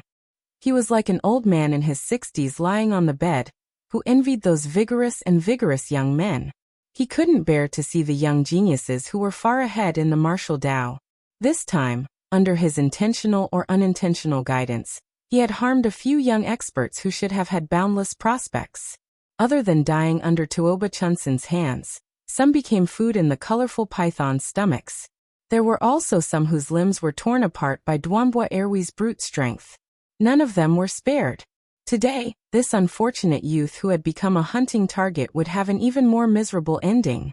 Since Duanbo Erwi was known as the dragon spine and bare arms, his limbs, knees, and shoulders were all lethal weapons. Now that he had received the young master's order, he no longer concealed himself. This burly man originally had a leopard's head and round eyes. After he revealed his ferocious appearance, experts would know that his killing intent had been aroused. His hair was the tip of his blood, and his fingers were the tip of his tendons, which could cut iron like mud. Duanbo Erwi's blood circulation and chi circulation had reached their peak. The domineering aura of a Vajra realm martial artist was on full display. Chi flowed from his tendons to his limbs. Every time he took a step, the grass would sink. His punches had no pattern. Su Fengnian's Fata Morgana, which he had constructed using the yellow quart, was like a bronze mirror that had been smashed by an iron hammer. Although it rose layer by layer like tidewater, it was still shattered layer by layer. His arms were already injured by Tuoba Chunsen's saber and sword. As he blocked the attack, his long robe was dyed red with blood. Duanbo Er turned around with a sinister smile and shouted angrily. His fist moved in a straight line, rudely breaking up the young saberman's skillful hand, and then he took a big step forward and rammed his shoulder into the saberman. Su Fengnian pressed both of his hands on his shoulders. For tails to 1,000 Jin. But he also diverted the force and did not lose the momentum. One person charged forward, the other slid backward. Dust rose from all directions. With every step Duanbo Er took, the ground trembled. Looking at the cold face in front of him, he used his shoulder to push his elbow, and his elbow to push his hand. The strength of the dragon and tiger penetrated his muscles and bones like iron hooks. He punched his chest, and his internal energy poured out. With a bang, the young man was blown away by the punch. His body did not fall back in a straight line, but after his feet left the ground, he slid in a full half arc in the air before landing on the ground. His feet were like a dragonfly skimming the surface of the water, indescribably elegant. However, Duanbo Er was proficient in martial arts and killing. How could he give the young man a chance to catch his breath and climb up the tower? Taking advantage of the slight stagnation caused by the force of the arc, he calculated the right place to land and rushed forward like a wild horse galloping through a ditch. When he got close, his feet sank into the mud. His majestic body twisted like a fully drawn bow, and then he swept out a whip kick. A series of vicious movements were completed in an instant. Since the young saberman could not reach the peak of Mount Kunlun, he might as well sink his chi into his dantian and reach the yellow springs. He did not escape or evade. His feet planted firmly on the ground, and he used an incomplete Kunlun shaking style to forcefully resist this kick. This time, when they made contact, the chi of both sides were like firecrackers, and their momentum was as strong as thunder. Duanbo Er turned back his whip kick, and his body spun in midair. The second whip kick was aimed at the young man's head. Tuoba Chunsun, who had been sitting on top of the mountain and watching the tigers fight, clicked his tongue and laughed sarcastically. It really hurts. It hurts just by looking at it. The young man who was about to be whipped to death was expressionless. His body leaned backward and fell to the ground. He slapped his palm, and his body spun rapidly like a spinning top. Duanbo Er, whose whip kick missed, could retract freely. He retracted his whip kick and took a step forward like a plow. Then he kicked the young man's waist. After the kick hit, he did not pursue the young man. Tuoba Chunsun and the old man in brocade frowned but did not say anything. Duanbo Er, who had stopped moving, had blood flowing out of his leg. It seemed like his calf had been pierced by something. He reached out to touch his neck, and it was also dripping with blood. If he had not been startled and sensed that something was wrong, with Duanbo Er's strength, that kick would have been enough to break the young man's waist and spine. Chapter 483. Su Fengnian, who had slid sideways, slowly stood up and spat out a mouthful of blood. He did not expect that he would not be able to inflict a fatal wound on the demon. The sparkling and translucent swan and eye was suspended in front of him while the slender ame was hanging at the front of Duanbo Er's neck, when he was in a kicking posture. At this moment, the realm of sword control was not enough to surpass the speed of the blade. Other than having a large stance, there were no substantial benefits. However, it was more than enough to kill the guard at the Duckhead Green Inn. Unfortunately, Duanbo Er's 5 senses were sharp, and he managed to dodge the flying ame. However, his calf was hit. With his Vajra physique, Swan Ni's sword pierced through his calf, and it was not a big deal. As for the distraction of controlling the sword, Su Fengnian, who had suffered a powerful kick, was heavily injured. Duanbo Er touched the blood groove on his neck with his finger and sneered. What a sinister method! The demon in brocade robe's face was gloomy. He had roughly guessed the truth. He thought that the word sinister was not enough to describe this young man's ability to prick people's wrists. He turned to look at his young master, who no longer had a smile on his face. He rejoiced in his misfortune. The more the little fellow who had yet to draw his blade showed off his martial prowess, the more miserable his death would be. His young master's physique was single-handedly forged by Tuoba. His young master also lived up to the expectations of the Baimang army god. He looked around Baimang, and his line of sight was fixed on the 18 people on the list. Following this, he could be considered to have no one in his eyes. This time he had suffered a setback in Dragon Waste Prefecture. With second young master Tuoba's vengeful personality, how could he not bear this grudge? Su Fingnian spat out turbid air and blood clots. He nodded and smiled. Sinister is sinister. However, two masters who are sitting steadily in the Vajra realm, and a descendant of a prestigious family who is only one step away from the Vajra realm. The three of them ganged up on him and killed him. It was very honorable. Duambwa Air remained unmoved. All the bones in his body creaked. Tuoba Chunsun, whose eyes were burning, said, "Where did you get the sword control technique from? Tell me before you die, and I'll give you a quick death." Su Fingnian did not pay any attention to him at all. He just adjusted his breathing and recited the incantation. He meditated and nourished his Tao foundation, nourishing his qi, nourishing his spirit. The primordial yang did not leave to hide its true nature. The yellow court plant had the longevity lotus. 10,000 taels of gold would not be given to anyone. The beauty of the Taoism's great yellow court was not in harming others, but in nurturing longevity. What was longevity? Perhaps it was as illusory as the formless mirage, but the flow of qi was so fast that one would not know the mystery behind it unless they were in a life-or-death battle. Su Fingnian was secretly glad that he had practiced the Kai Shu style diligently. Under the destruction of the rolling dragon wall sword aura, the acupoints in his body seemed to have slowly opened up a blessed land, allowing him to freely choose the treasures. Although Su Fingnian only had 50 to 60% of the Great Yellow Courtyard, this cultivation base was really useful under the tempering of Li Chuangong's green sleeve snake sword aura. Otherwise, his body would have been badly damaged during the battle with Duanbo Air. He would not have been able to withstand a few rounds of attacks from this devil. Tuoba Chunsun asked curiously, "You've even used this sword control technique that seems to be from the Wu family's sword tomb. Other than puffing yourself up at your own cost, you haven't pulled out your blade. Do you have any other tricks up your sleeve?" Tuoba Chunsun probably knew that this cold-faced arrogant fellow would not answer. He answered his own question. "I know. You must have more than one sword control technique. How many more do you have? 2, 3, 4? Su Fingnian laughed. "I do have a few flying swords." Tuoba Chunsun laughed as well. Duambwa Air Hui continue. Duambwa Air Hui obeyed the order to continue the fight. The momentum of his fist did not decrease, but he paid more attention to dealing with the treacherous flying sword. To Baimang, the earth-shattering 9 swords that broke 10,000 riders 200 years ago was deeply imprinted in the hearts of all martial artists. Therefore, he did not dare to underestimate the swordsmen of the Wu family. The sword tomb had been quiet for 200 years. The Jianghu of the Liang dynasty was no longer afraid of the Wu family, who used all the sword moves in the world. On the contrary, it was Baimang who still remembered it in his heart. It was indeed a great irony. Duambwa Air Hui was afraid of the elusive flying sword, so he had been carefully probing. Although he was distracted, it did not mean that his punches and kicks were not fierce enough. From the beginning to the end, he still had the advantage of suppressing his opponent with brute force. The black silk knot was like a woman's love, knotted with 1,000 threads. Su Fingnian did not understand the 7th page of the saber manual. Now that he had to try to understand it, he naturally could not understand it.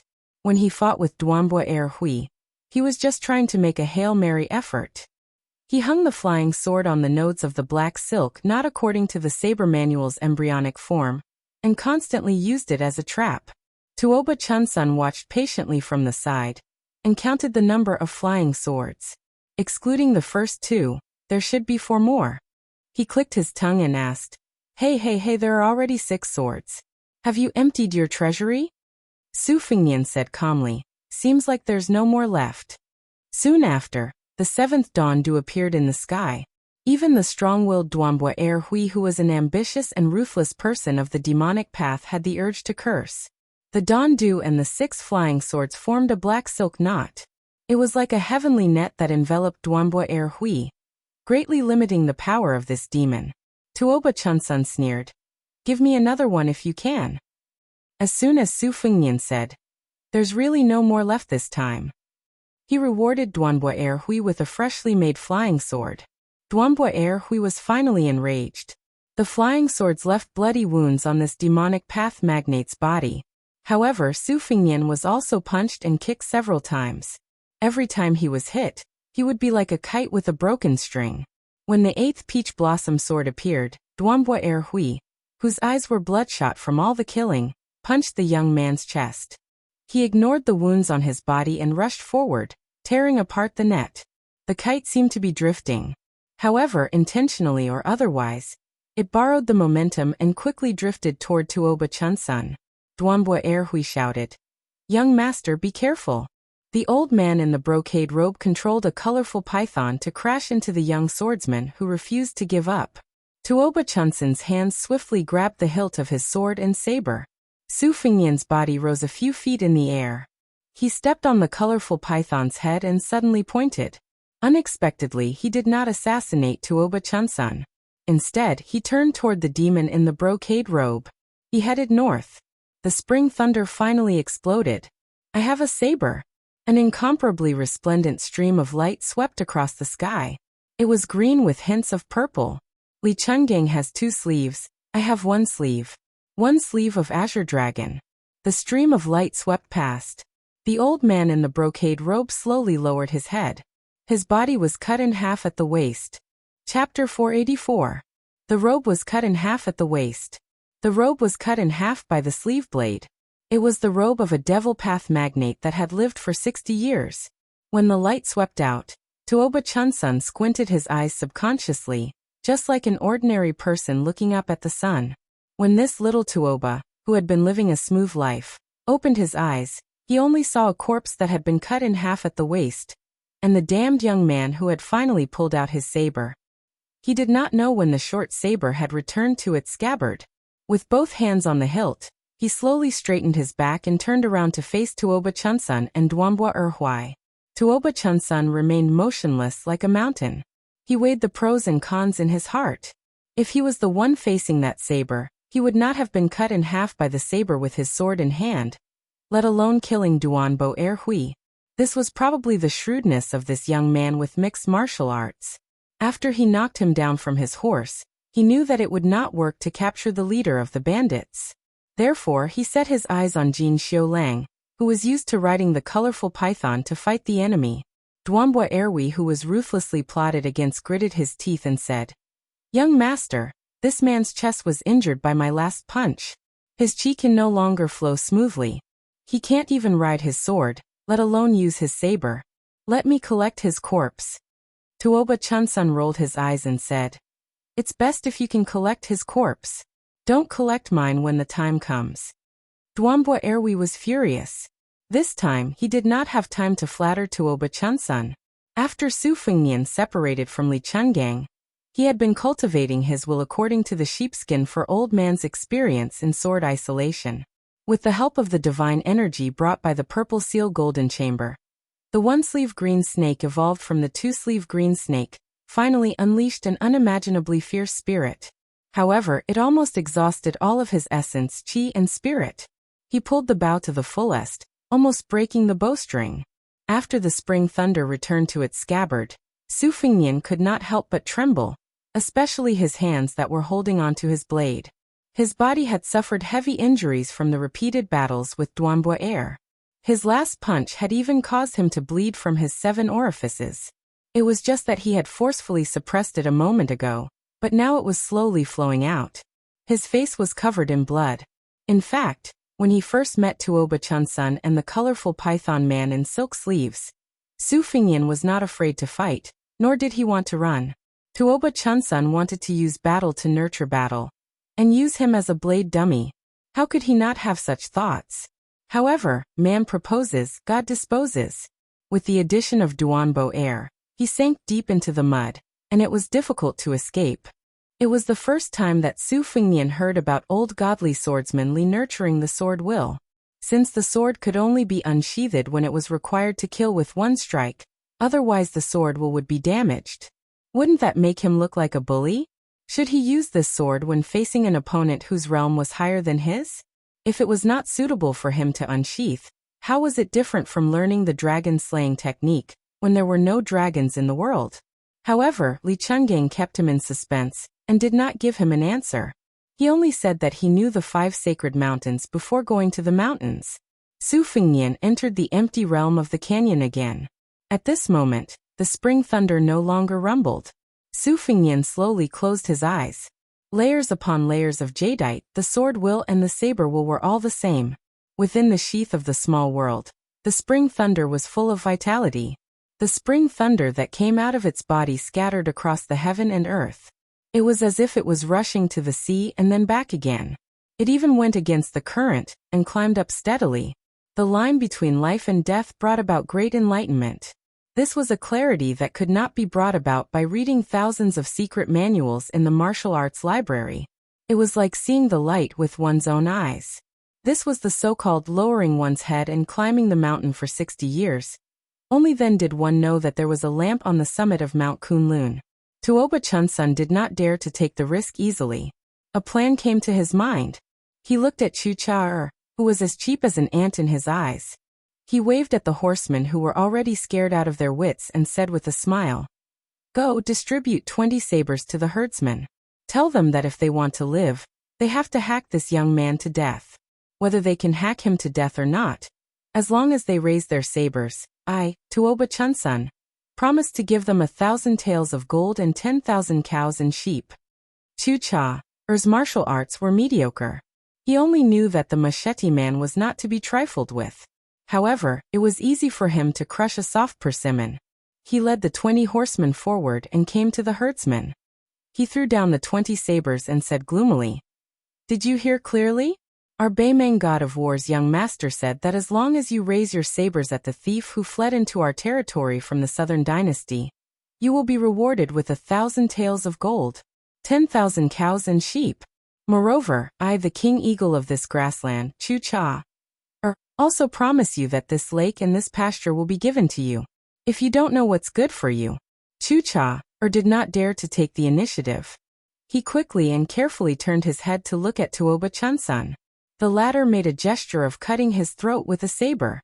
Chu Cha-er, who received the instruction, immediately changed his expression and said sternly, "It's death." Tuoba's youngest son? Hu Yenbao's heart was as dead as ashes. He saw a young herdsman moving to pick up the saber. He glared at him and said angrily, "How dare you?" Chapter 485. The herdsman only paused for a moment. When he saw his fellow tribesmen walking out of the formation, he no longer hesitated. He silently picked up the machetes with clear edges. The herdsmen's wives and children also turned their heads away, not wanting to see this scene. A Baoji rushed out of the tent and spread out his hands between the cavalry and the herdsmen with machetes. His young face was full of tears. The old chief closed his eyes and tears flowed down his face. One old and one young, 2 faces. In the moment of life and death, they were of no help. Huyen Guanin ran to a Baoji and hugged him. He rolled to the side and avoided the furious Char. As a shady, he was the unquestionable ruler of this grassland. His ferocity soared. Even if he, an eagle, was only a chicken in the eyes of the Tuoba family, he was not someone the herdsman could go against. He pulled out a long and forged machete and slashed down viciously. Huyen Guanin's arm was cut so deep that the bone could be seen. Su Fengnian opened his eyes and bent down. The spring thunder spun in his hand. His back was facing the herdsman with machetes. His state of mind was as calm as an ancient well.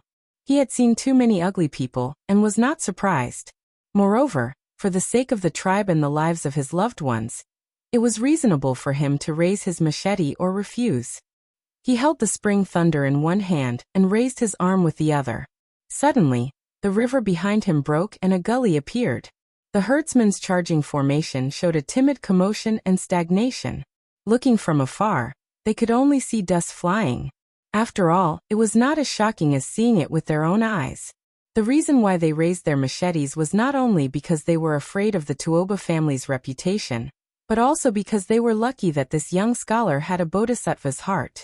However, after the grassland split, it seemed to draw a line between life and death. If they crossed it, they would also die. Thus, their lucky mentality was swept away and their courage weakened. Su Fingnian stared at Tuoba Chunsun. He stretched out his hand and smoothed out the creases on his chest that were soaked in blood. He smiled and said, "Without the colorful python man holding you back, it won't be easy to stop me again. Why don't you and I hunt each other?" Tuoba Chunsun let out a wild laugh, which made his handsome face twist a little. Pointing at Su Fingnian, he said, "There is a saying in the Central Plains that goes like this. An arrow at the end of its flight cannot pierce through the silk cloth, and an arrow at the end of its flight cannot float a goose feather. You think you can negotiate with me with your half-dead appearance? Do you feel pain in your lungs when you breathe? Do you think Duan Bo, Er's punch was embroidery?" Su Fingnian said, "How many times can I ride my sword? Have you guessed it before? Similarly, since there was a first strike, why couldn't there be a second or third strike? It's not like I can't drag another one down with me. Killing Duan Bo, who is ranked 6th among the evil sects, doesn't seem to be as profitable as killing the youngest son of the war god." Tuoba Chunsun stretched out a finger and shook it a few times. He smiled confidently and said, "Don't try to scare me. It's useless. I grew up being beaten and scolded by this Tuoba you keep talking about. I'm not scared. I know a little about your temperament. If you can kill someone, you won't talk nonsense. Now that you are talking too much, it proves that you have exhausted all your tricks. TSK, exhausted all your tricks. That's a good saying. Since you are a descendant of the Southern Dynasty's Zhuran family, you should know what I mean, right? Or should I say, you are starting to scheme in the dark again? I'll wait and see. Duan Bo do it. You can have his limbs, and I'll have his head." Tuoba Chunsun narrowed his eyes and said, "I didn't know it before, but after meeting you, I realized that you know some of the famous words in the books. Nagging and nagging will make you seem more emotional when you kill someone." Su Fingnian faced Duan Bo, and exhaled gently. A ray of golden light rushed out of his sleeve. Tuoba Chunsun giggled and said, "Child's play. Your sword-controlling killing technique is worlds apart from the sword aura of one of my father's defeated opponents, the chess and sword music school." He had a frivolous expression on his face, but his eyes were cold. This flying sword that had never shown itself in the world was far superior to the 8 flying swords that were hovering in the air in terms of sword aura and speed. It was the golden strands that had formed half of the sword embryo. Tuoba Chunsun did not draw his sword. He only competed with the golden flying sword that had a tricky trajectory. He was like a passionate man teasing a girl in love, attracting bees and butterflies. The man and the flying sword were very beautiful. Su Fingnian was already facing off against Duan Bo Erwi, who was charging towards him. Duan Bo Erwi became more and more courageous as the fight went on. He was incomparably valiant, and he showed no mercy in his attacks. His entire body was wrapped in ropes, and when he moved he could destroy mountains and shake mountains. Su Fingnian did not hide his weakness. He was determined to tear off the limbs of this young man, who dared to divert his attention to control the sword in front of him. Duan Bo-er's posture was relaxed. He attacked like a sledgehammer and attacked like a hook. His elbows seemed to be close to his ribs. He did not pull up much, but his explosive power was extremely frightening. The burly martial artist walked in the mud like a snake. His hands twisted and turned, creating an endless cycle of mutual generation. Su Fingnian had suffered a heavy blow earlier. Now that he had to multitask and attack at the same time, Duan Bo-er finally found an opening and raised his knee. When Su Fingnian's head was rebounded by a huge force, his arm swept out and his entire body was sent flying. Su Fingnian muttered softly, "Lend me 3,000 chi to chop off your head."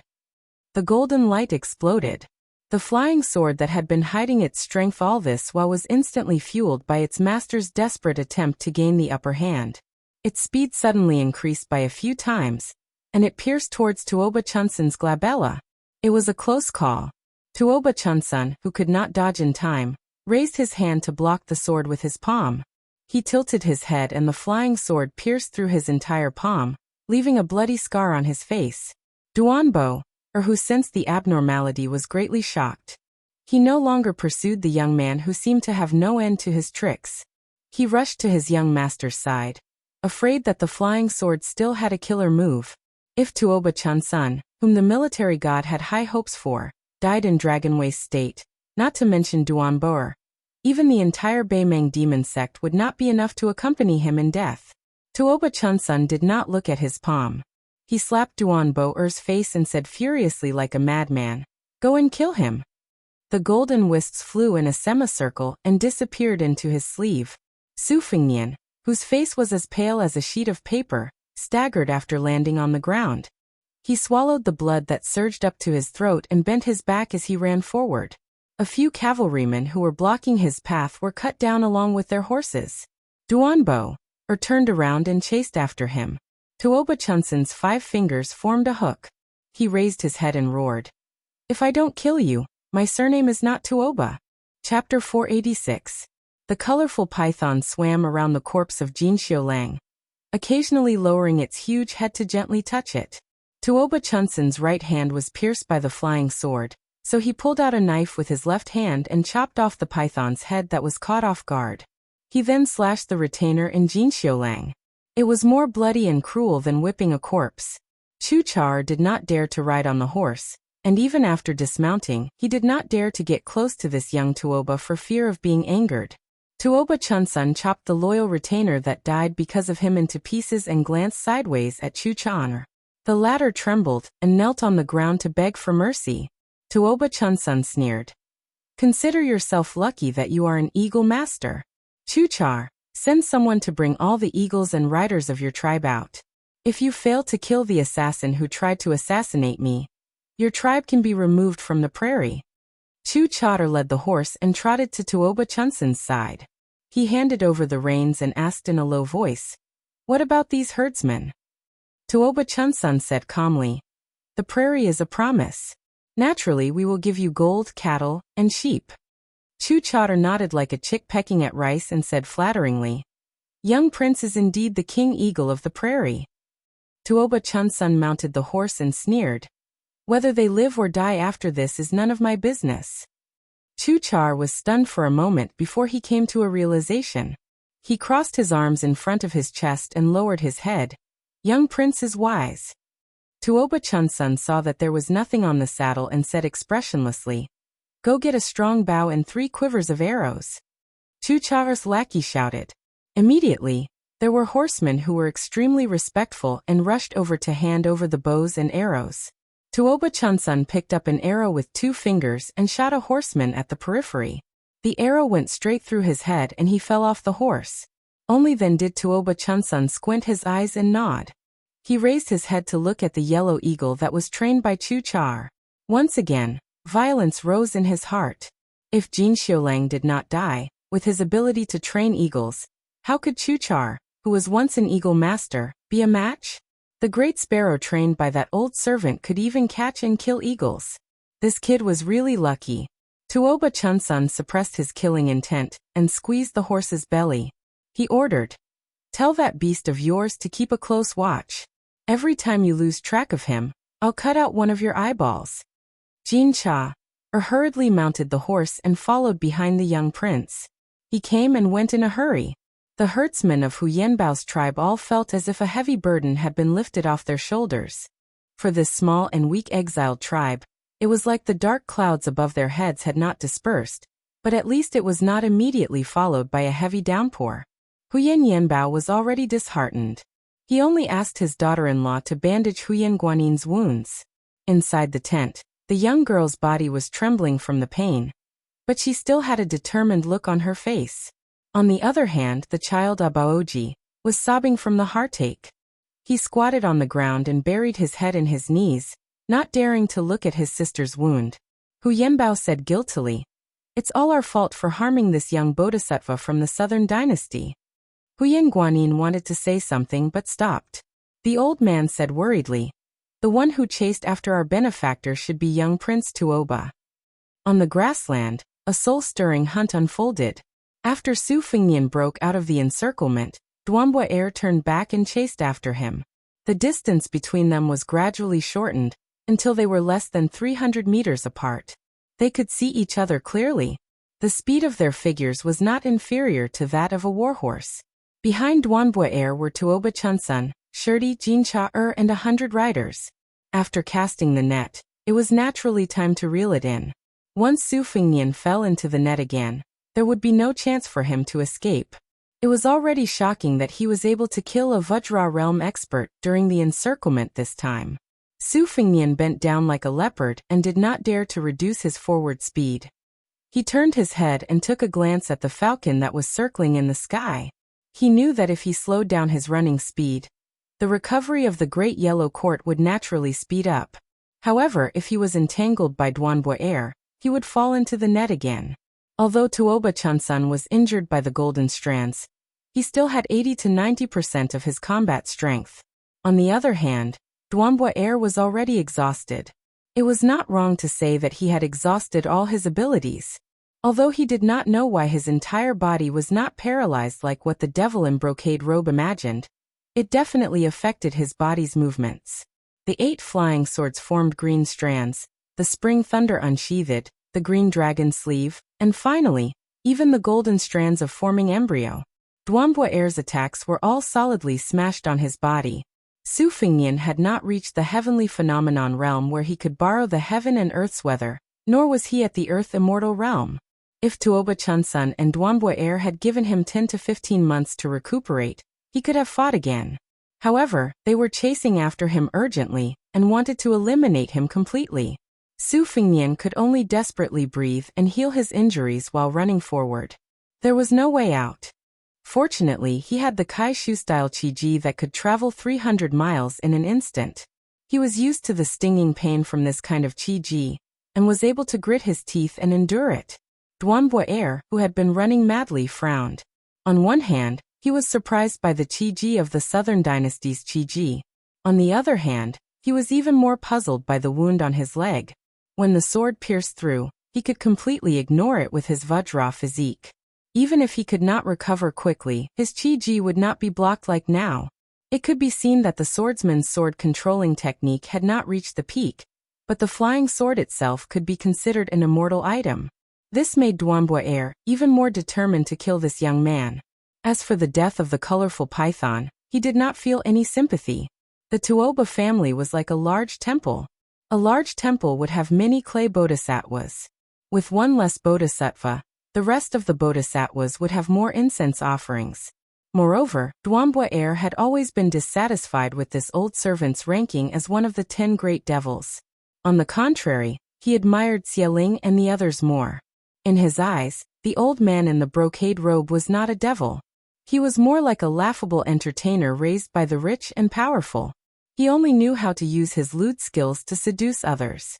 The two of them had never seen eye to eye. Duanboer's heroic spirit overflowed.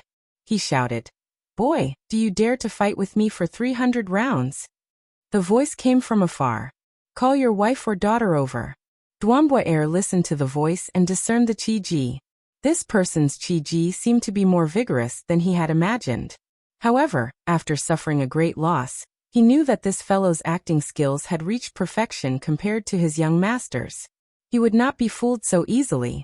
Su Fengnian looked at the yellow eagle above his head again. After the time it took to burn an incense stick, Duanboer was shocked to find that the distance between them had narrowed to 800 feet. However, the cavalry behind him, who had been galloping in a straight line according to the falcon's instructions, had caught up. Could it be that this fellow had no sense of direction, and had taken a slightly unnecessary but fatal arc? However, it was a good thing to be able to close the distance and meet up with his young master. Duanboer did not think too much about it. Tuoba Chunsun took the lead and rode side by side with Duanboer about 10 feet away. The distance between them and the dying swordsman of the Southern Dynasty was shrinking. Duanboer said in a low voice, "Young master, be careful of that person's flying sword." Tuoba Chunsun did not say anything. He picked up a well-made black crow feather arrow from the quiver on his back. 200 steps. Tuoba Chunsun began to draw his bow. At 120 steps, just as Tuoba Chunsun was about to shoot, the distance suddenly increased to 150 steps. Then he kept pacing back and forth between 130 and 40 steps. Tuoba Chunsun was not in a hurry. Normally, with the guy's speed, unless it was the best warhorse, it would be impossible to catch up with him. He might as well abandon his horse and chase after him. However, since he was seriously injured, it was a different matter. He was more than happy to play with this Southern Dynasty scholar slowly to death. When the time came, he would take his head and hang it in front of his family's gate. Finally, the distance between them shortened to 120 steps. Tuoba Chunsun drew his bow and shot. An arrow pierced through the air. Tuoba Chunsun took out his quiver and picked up arrows at an astonishing speed. Although there was a sequence of arrows, they all hit the man's back at the same time. It was obvious that each arrow was faster than the previous one. This was a kind of continuous arrow technique. Su Fengnian did not want to waste any of the qi in his body. He rolled forward and dodged 2 arrows. He waved his sleeve and was about to grab the last one. Tuoba Chunsun stood on the back of his horse and drew his bow to the fullest. He shot the arrow that he had been preparing for a long time. It went straight for Su Fengnian's glabella. Su Fengnian bent his finger and flicked away the previous arrow. He leaned his head back and kept his body close to the ground. He held the arrow with both hands and did a nimble roll. He used the huge force of the arrow to continue running forward. He broke the arrow in the process and suddenly raised his qi. A small part of the arrowhead was thrown into the sky. It pierced through the body of the falcon that was flying at a low altitude. Duambua, who was still running, was dumbfounded. Tuoba Chunsun stood on the back of his horse and clenched his fist. One of his hands was dripping with blood. Su Fengnian laughed loudly. His body suddenly accelerated, and the distance between them instantly increased to 100 feet. What's the use of treating you as 3 Vajra realm martial artists? If a heavenly phenomenon realm martial artist doesn't come, I won't be able to die here. I have something to do. This is the only chapter for tonight. It will explode tomorrow. By the way, I will ask for a red note. Chapter 487. Tuoba Chunsun was different from his sickly elder brother, who had been dealing with medicine all year round. Tuoba Chunsun was born with divine strength. The Tuoba clan revered martial arts and valued strength. Almost all the youths in the clan had joined the army. They had high hopes for this young master, who was about to step into the Vajra realm before the age of 18. This trip was also because the Beimeng military god wanted Tuoba Chunsun to break through the window paper by himself. With Tuoba Chunsun's stamina, his equestrian archery skills were quite outstanding. He could shoot arrows continuously for 200 steps without any deviation in his aim. However, he had weighed the remaining strength of the Southern Dynasty's rich son. Within 100 steps, it could be fatal, but within 120 steps, it could be fatal.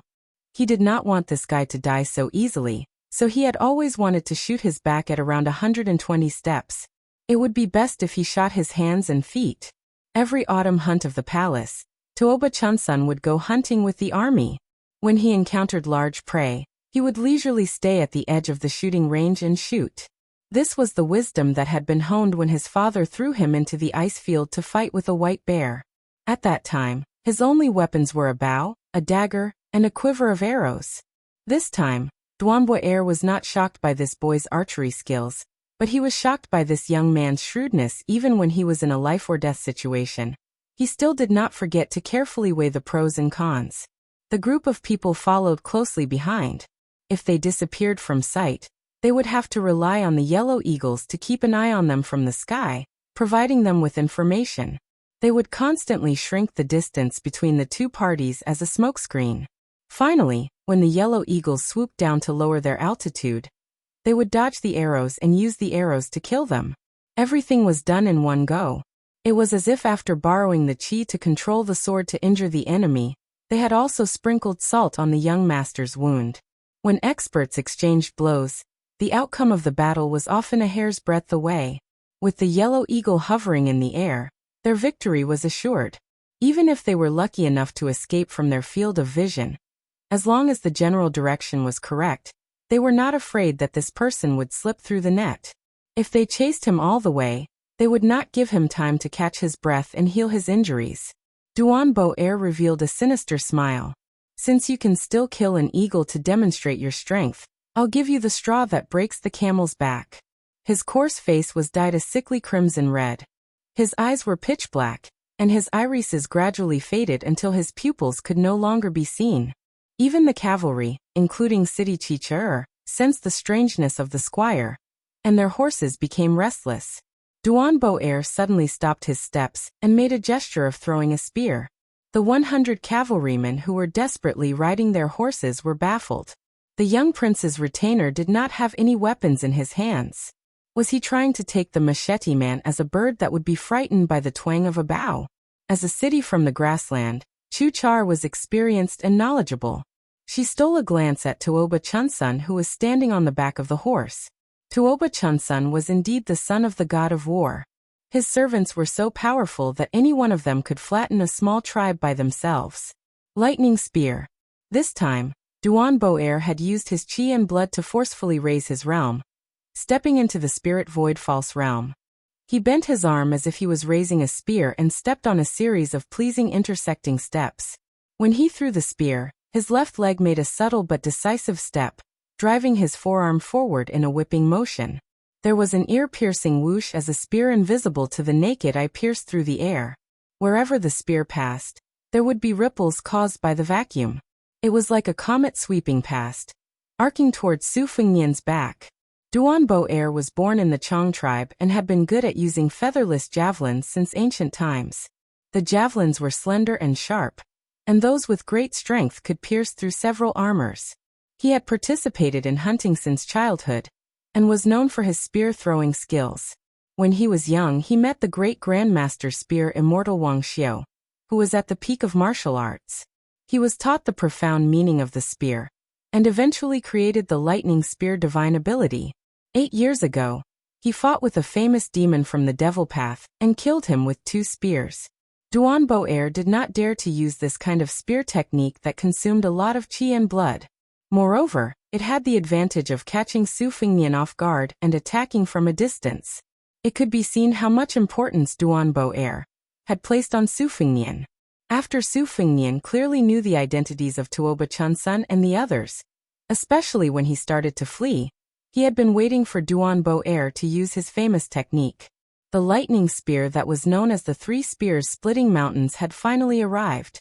Along the way, the scattered great yellow courtyard, other than the broken arrows used to kill the yellow eagle, were all prepared to block this spear. There was no need to think about dodging. The lightning spear that was thrown out was guided by Duan Bo-er's chi from afar. It was not like an arrow that had a fixed target. This was similar to the superior sword controlling technique. The mark between Su Fengnian's brows had already turned purplish black. He did not care if he was in the state of terminal lucidity. He stopped and turned around. Both of his hands twisted the spring lightning, and his body flew backward. The spring lightning once again formed a huge mirror of chi wall in the valley. The conflict between the two was decided in this one move. Duan Bo-er was undoubtedly still a powerful crossbow. Su Fengnian's strength had become weaker. The round mirror was shattered by the lightning spear, and the spring lightning was sent flying backward.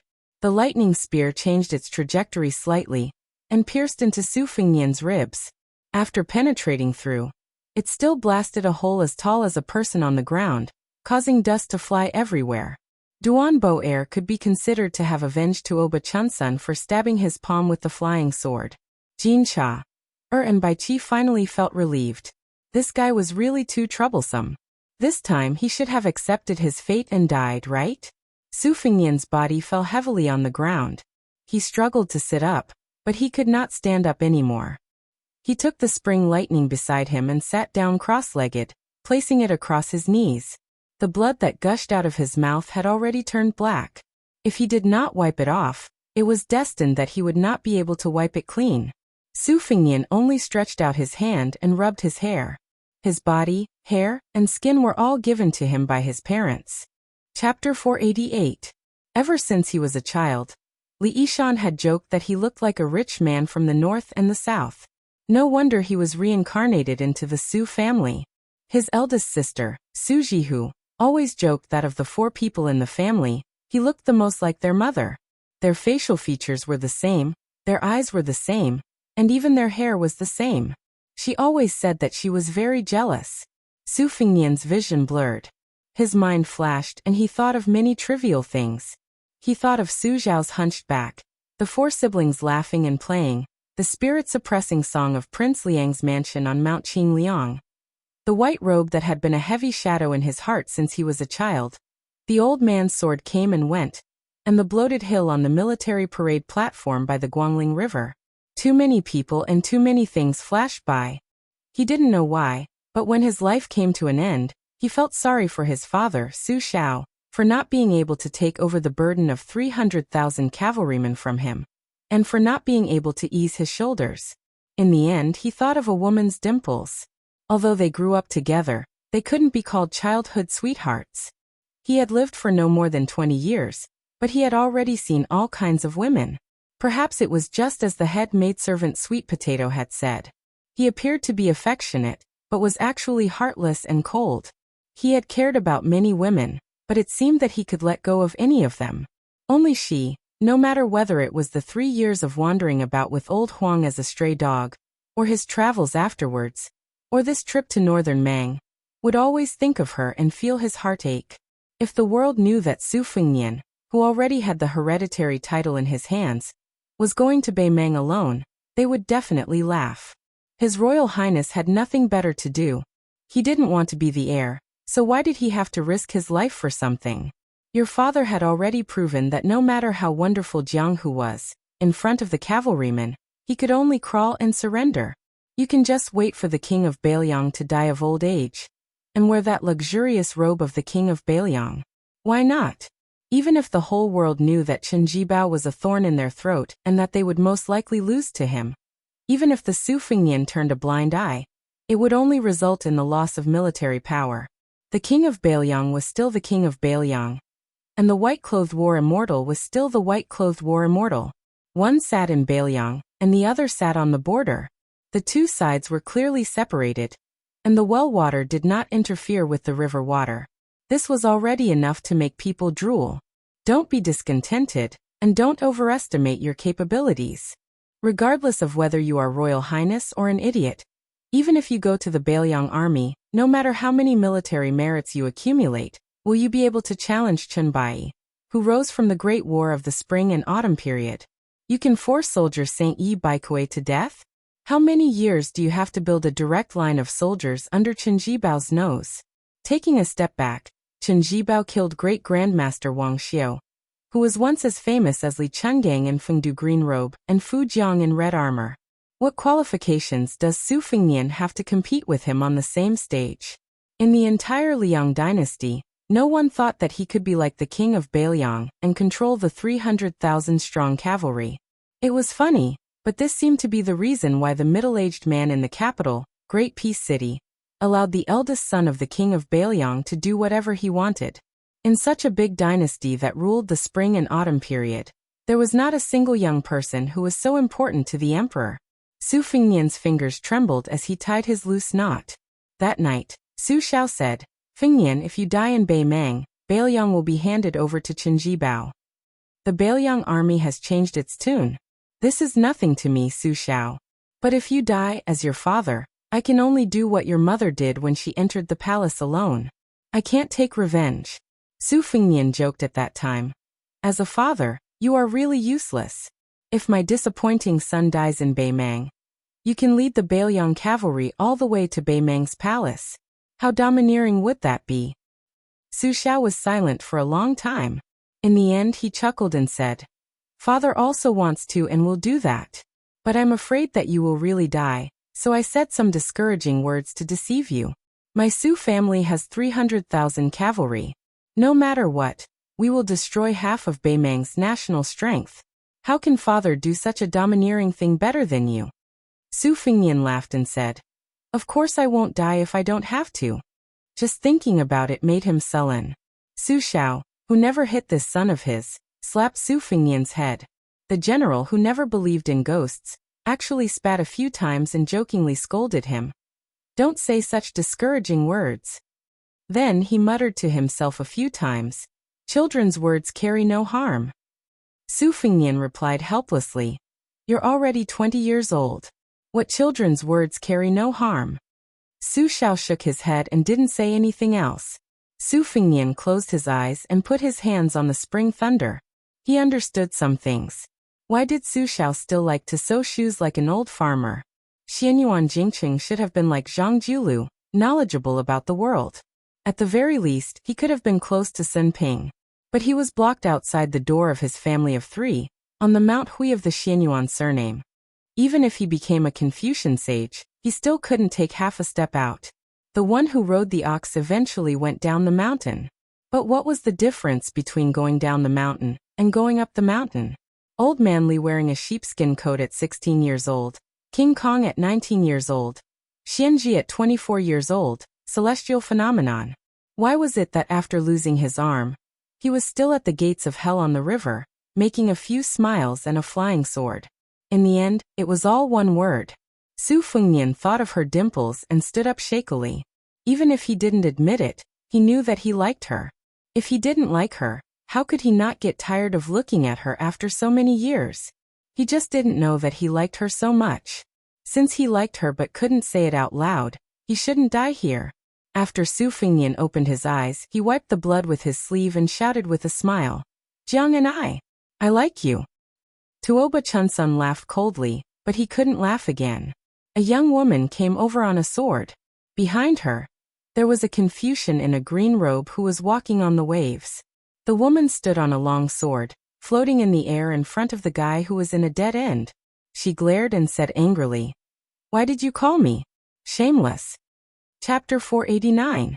It was a scene of a young man and a young woman reuniting after a long separation. The man fought against 3 Vajra realm experts by himself, and even killed one of them. Even though he was defeated, it was still an honorable defeat. If this news spread out, it would be enough to shake Beimang. On the other hand, the beautiful woman wielded her sword out of thin air. When such a man and woman met in such a manner, except for a blind man, everyone would feel that it was rather spectacular and heartwarming. However, the woman's words seemed to be a little unfathomable. Chu Cha was shocked by the woman's appearance and sword control. The 100-odd cavalrymen behind him looked at each other in dismay. How were they going to fight? Duanbua Erwi didn't wait for Tuoba Chunsun to say anything. He was furious and threw out the thunder spear for the second time. It drew a sharp arc in the sky that was filled with killing intent as it fell towards Su Fengnian's head. The white-haired Confucian in green robes was calm and composed. He landed on his tiptoes and reached out a hand, gently grabbing the thunder spear that was shaking the air. He clenched his 5 fingers and broke the thunder spear into 2 with ease. It was like a child throwing a stone that was casually bounced away by a strong young man. Tuoba Chunsun's face turned gloomy. After Duanbua Erwi deflected the 2 spears, his chi and blood were surging. When he saw the gaze of his young master, he felt bitter. He took a deep breath and was ready to throw out another spear to check the situation of the old scholar. However, when this devil didn't care about his internal injuries and raised his chi activity, Tuoba Chunsun saw the middle-aged scholar in Southern Dynasty's attire waving his sleeve. The wind and clouds in heaven and earth changed as he waved his sleeve like a dragon. Duanbua Erwi's chi activity was like a battlement that was hit by a huge rock that weighed 1,000 kilograms. He staggered a few steps back and spat out a mouthful of blood. His chi was extremely chaotic. Duanbua Erwi was indeed a loyal servant. He shouted in exasperation, "Young master, leave quickly. Don't bother about me." Tuoba Chunsun's feet were rooted to the ground, and his body didn't move an inch. It wasn't that he didn't want to leave, but it was as if he was wrapped in endless strands of fate and couldn't move. After the middle-aged scholar kept his sleeve, he said lightly, "I'm Chao Chongqing from West Chu. Many years ago, I took in this disciple Su Qi in Beimang Southern Dynasty. I don't know how you got into a situation where you won't rest until one of you is dead." Chu Cha and the group almost fell off their horses. Chao Chongqing? This was the first celestial being who entered Liang Imperial Palace 3 times. "If you have the ability, go show your prowess to my father. Why are you being calculative with a junior like me?" Chao Zhongqing smiled and said, Young prince, don't try to provoke me with words. If I have the chance, I will fight with Bodhisattva Tuoba. However, I believe that Deng Tea has already passed Gusai State and is heading north to the imperial tent. If I go there now, I will be suspected of taking advantage of him. Tuoba Chunsun suddenly smiled brightly and said with a cheeky smile, Uncle Chow, you are being too serious. Among the 10 people on the martial roll, other than Wang Xianji from the martial emperor city, my father respects you the most. He personally said that Chao Qingyi is the well-deserved Confucian saint in this world. I didn't know this person was Uncle Chow's disciple. If I'm rude, I hope Uncle Chow doesn't mind. No wonder this person could kill my retainer. His name is Su Qi.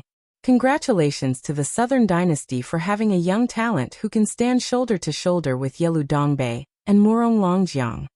Chao Changqing only said, I just entered the realm of land immortal. I'll definitely fight with Tuoba in half a year. Tuoba Chunsun was so angry that he almost vomited blood. He wanted to slap himself. The 3 sects had 2 sages, Qilin, and Buddha Dragon Tree. He was wondering why Confucianism, the most powerful sect, lacked a land immortal.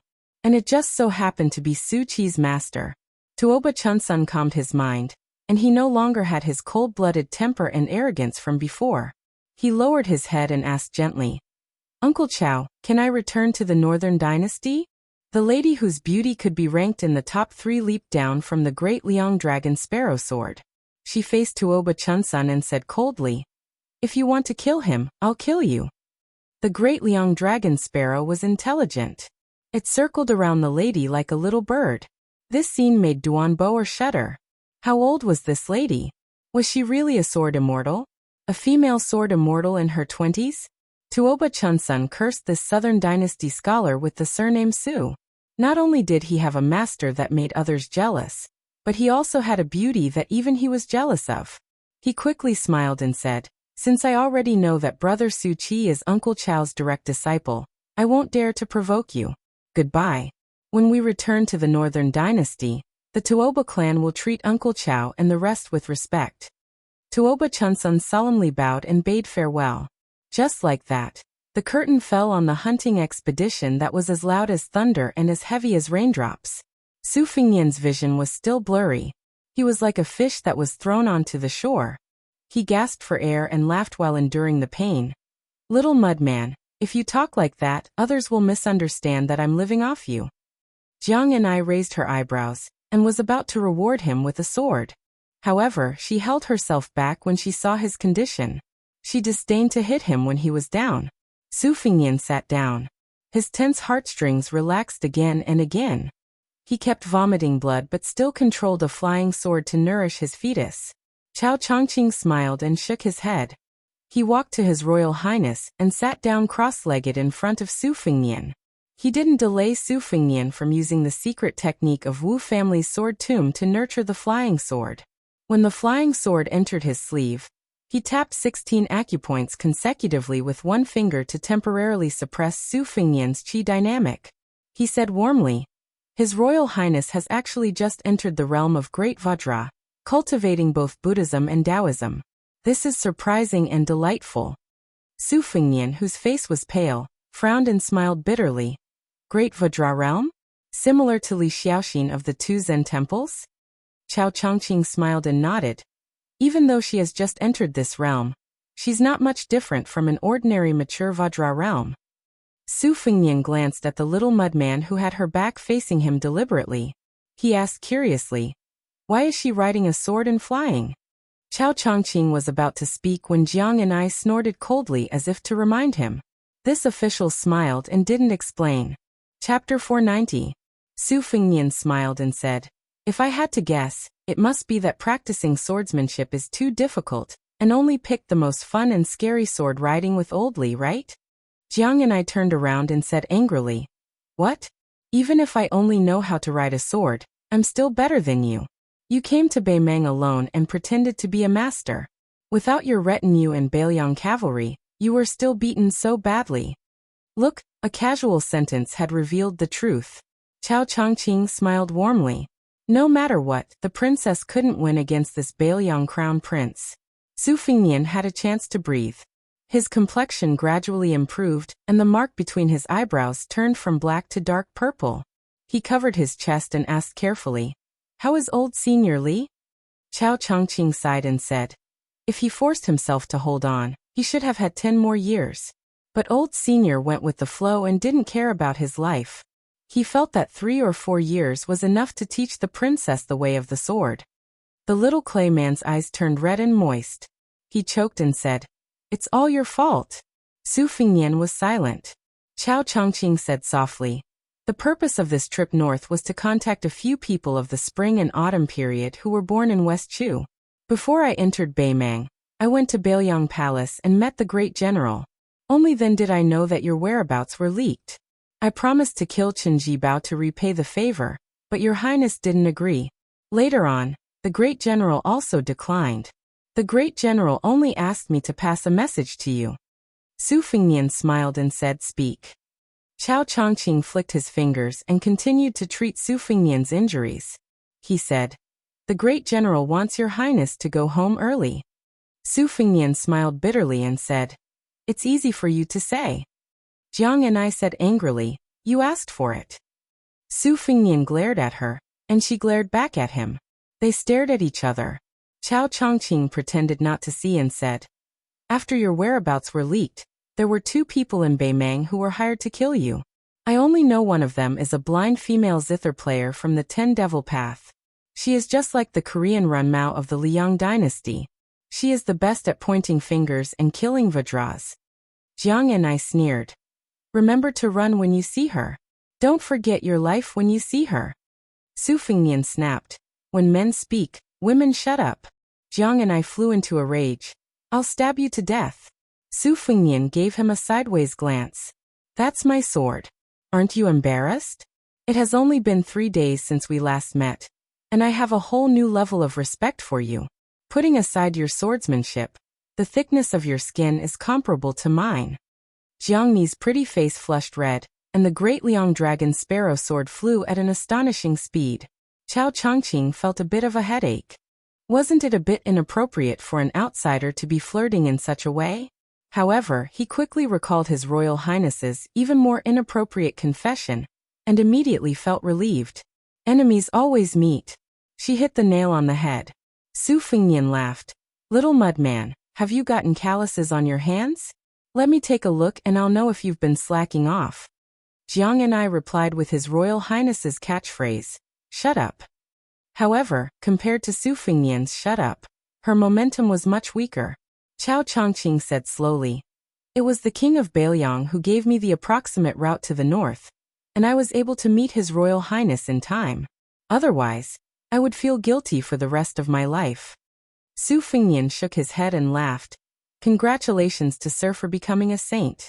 Chao Chongqing said calmly, "It's all thanks to the princess's calligraphy and sword control." Su Fingnian couldn't hide the surprise on his face. The little mudman snorted a few times, and his limpid eyes were obviously complacent. Su Fingnian asked, "When will you leave for Gusai Prefecture of the Southern Dynasties?" The green-robed Confucian who had reached the realm of Confucian Saint smiled and said, "We'll have to wait until His Royal Highness recovers." The little mudman fanned the flames and said, "Master, master, master." Su Fingnian smiled but didn't say anything. Chao Chongqing squinted his eyes and smiled brightly. He said, "The prince is indeed a master. Facing 3 Vajra realm martial artists, you fought and killed one of them. The closed sword technique, which was born from the sword opening gate, and the 12 swords given by Dong Tai, will definitely shock the 2 Jianghu in the future." Su Fingnian shook his head and sighed. Not to mention Elder Li and Mr. Chao. Even compared to White Fox's face, he's still far behind. Not to mention there's a bull rider. Jiang and I curled his lips and said, "Compared to Hong Shixiang and Nangong Push, he's really shameless." Su Fingnian nodded seriously and said, "If he's shameless, how can he say he likes you? You're the same. I just called out your name, and you rushed over on your sword." Jiang and I was instantly defeated and threw away his armor. His ears turned red. He wanted to say something but couldn't say a word. Chao Chongqing tactfully turned a deaf ear. Su Fingnian and Jiang and I said at the same time, I'll kill you with one sword. Jiang and I, who had been defeated again and again, hurriedly left on his sword.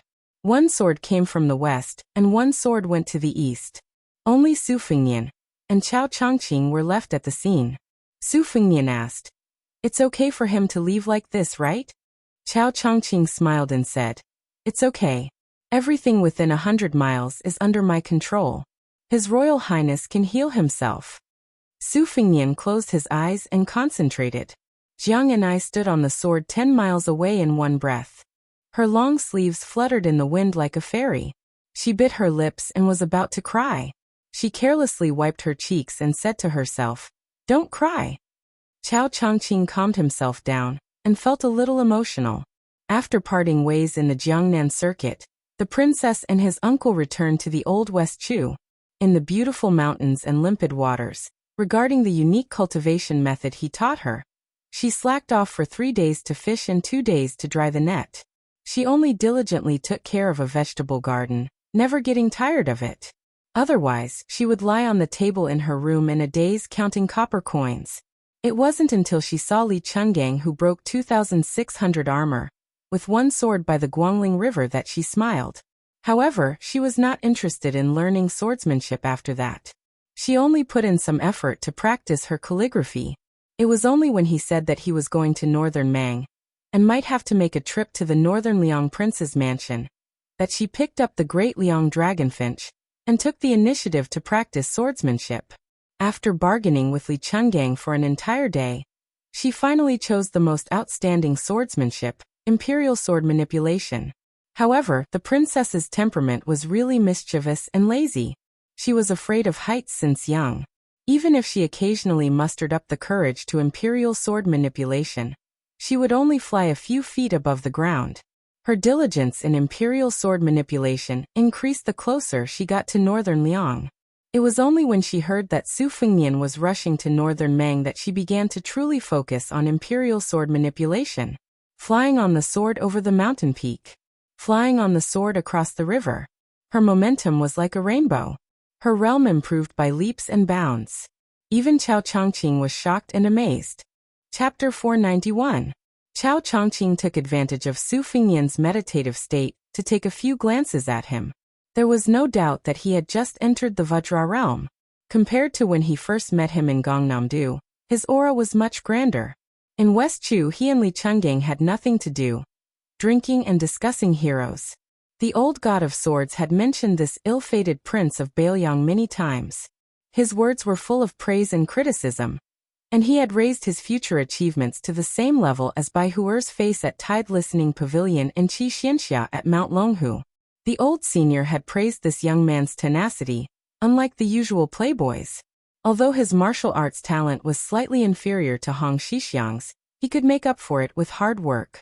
Moreover, he was so afraid of death that he was willing to use the stupidest method to improve his realm. The only thing he disliked was that this young man was affectionate and heartless towards women. Whenever he saw a beautiful girl, he could not help but flirt with her. His skill in defecating was superb, but he was careless in wiping his ass. He was like this to the West Chu remnant Yu Xuanji and Princess Jing and Pei Nanwei, which made the old man roll his eyes. Chao Chongqing did not have a good or bad impression of this young man.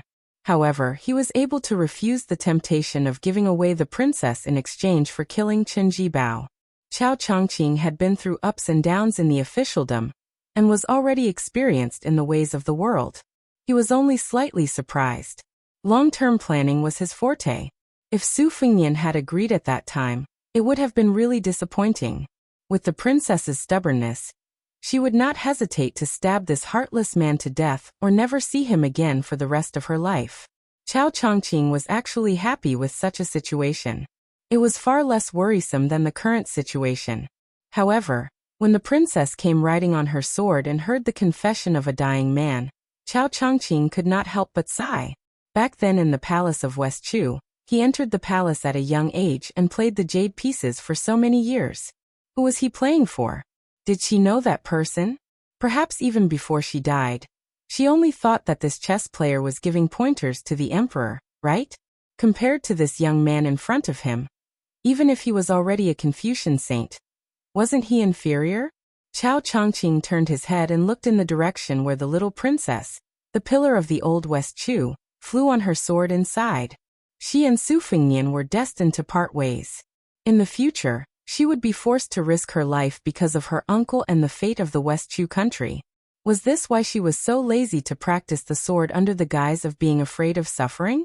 Chao Chongqing collected his thoughts. Seeing that Su Fengnian's qi had reached a critical point, he gently tapped his fingers to help him climb up Mount Kunlun. In this battle, his meridians were severely damaged.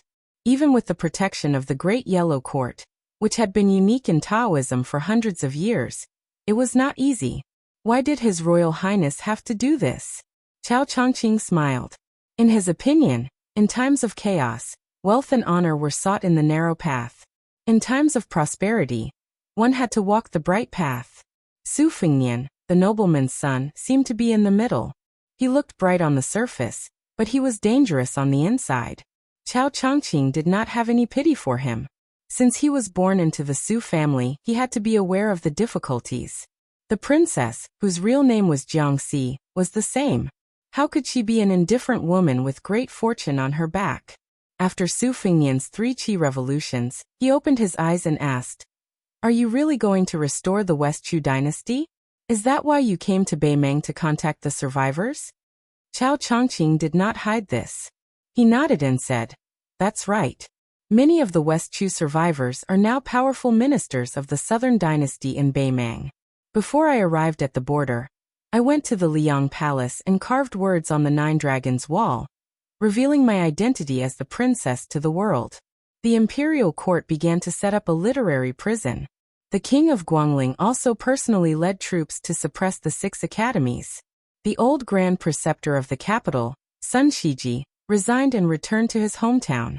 The students of the Imperial College were agitated. The left chancellor and right chancellor's pretense of affection was completely broken. The emperor of the Zhao family did not approve of the old grand preceptor's resignation, but allowed Huan Wen to resign from his position as the left chancellor and go to Guangling Taoism to be the administrator to appease the public opinion of the scholars. Su Fengnian smiled bitterly and said, "Fortunately, it's her. Otherwise, she would definitely hate you for making things difficult for her." Chao Chongqing said calmly, "No matter if the restoration of the country fails or succeeds, I will definitely apologize to the princess with my death at an appropriate time. I have to give the princess peace and stability." Su Fengnian changed the heavy topic and asked with a frown, "Why did Dong Tai go to the Northern Dynasty to provoke Tuoba?" Chao Chongqing, who was sitting upright and still, stretched out 2 fingers to stroke a lock of hair and smiled. 3 months ago, I fought with him at the ruins of the Western Wall.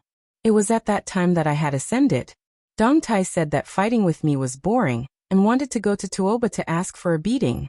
However, although Dong Tai said it lightly, I know that this time he will not fight with Wang Xianji.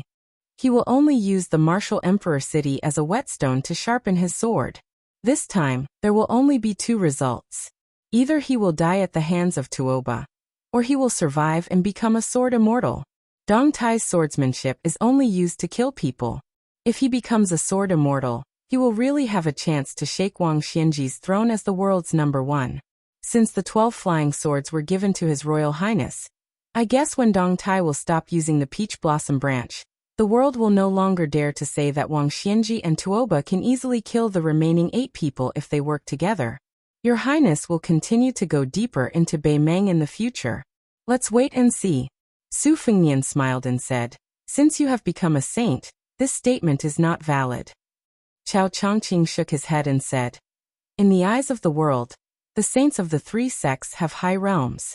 However, when it comes to killing, they are too weak. This time, I entered the realm of Earth Immortal to build momentum for the princess. If I were to fall into the eyes of the hidden experts, I would only be a laughing stock." Su Fengnian went straight to the point and joked, "Sir, you are too modest. A saint is a saint. Who dares to look down on you? If I had your realm and didn't have any status to worry about, I would also go to the palace to make a scene and embarrass the 9-5 sovereign."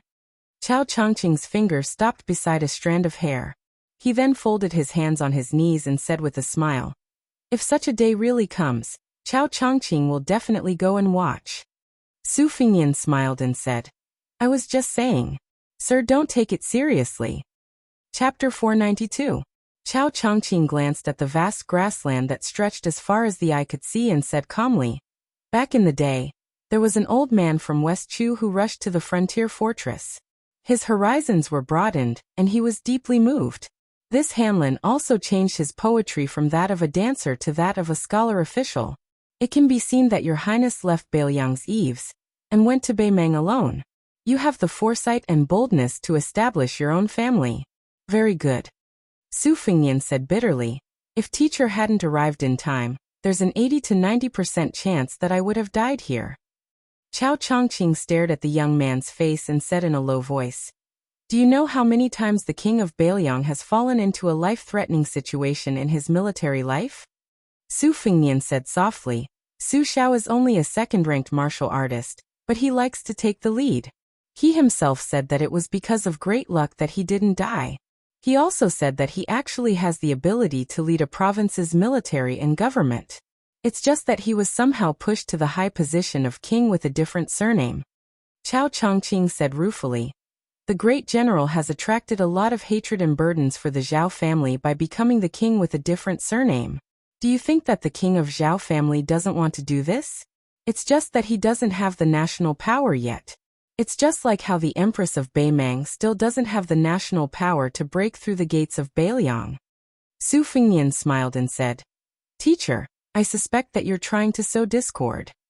Chao Chongqing laughed and said, Your Highness, you and I are well aware of that. Su Fingyan smiled but didn't say anything. The two of them looked at each other in silence. Su Fingyan finally frowned and said, It's a pity that Tuoba Chunsun left alive. Although teacher has temporarily taken in a cheap disciple and raised a flag for me, with the Tuoba family's background, it won't take long to find some clues. Chao Chongqing said indifferently, The reason I saved him was to return the favor that Gongnam-du owed.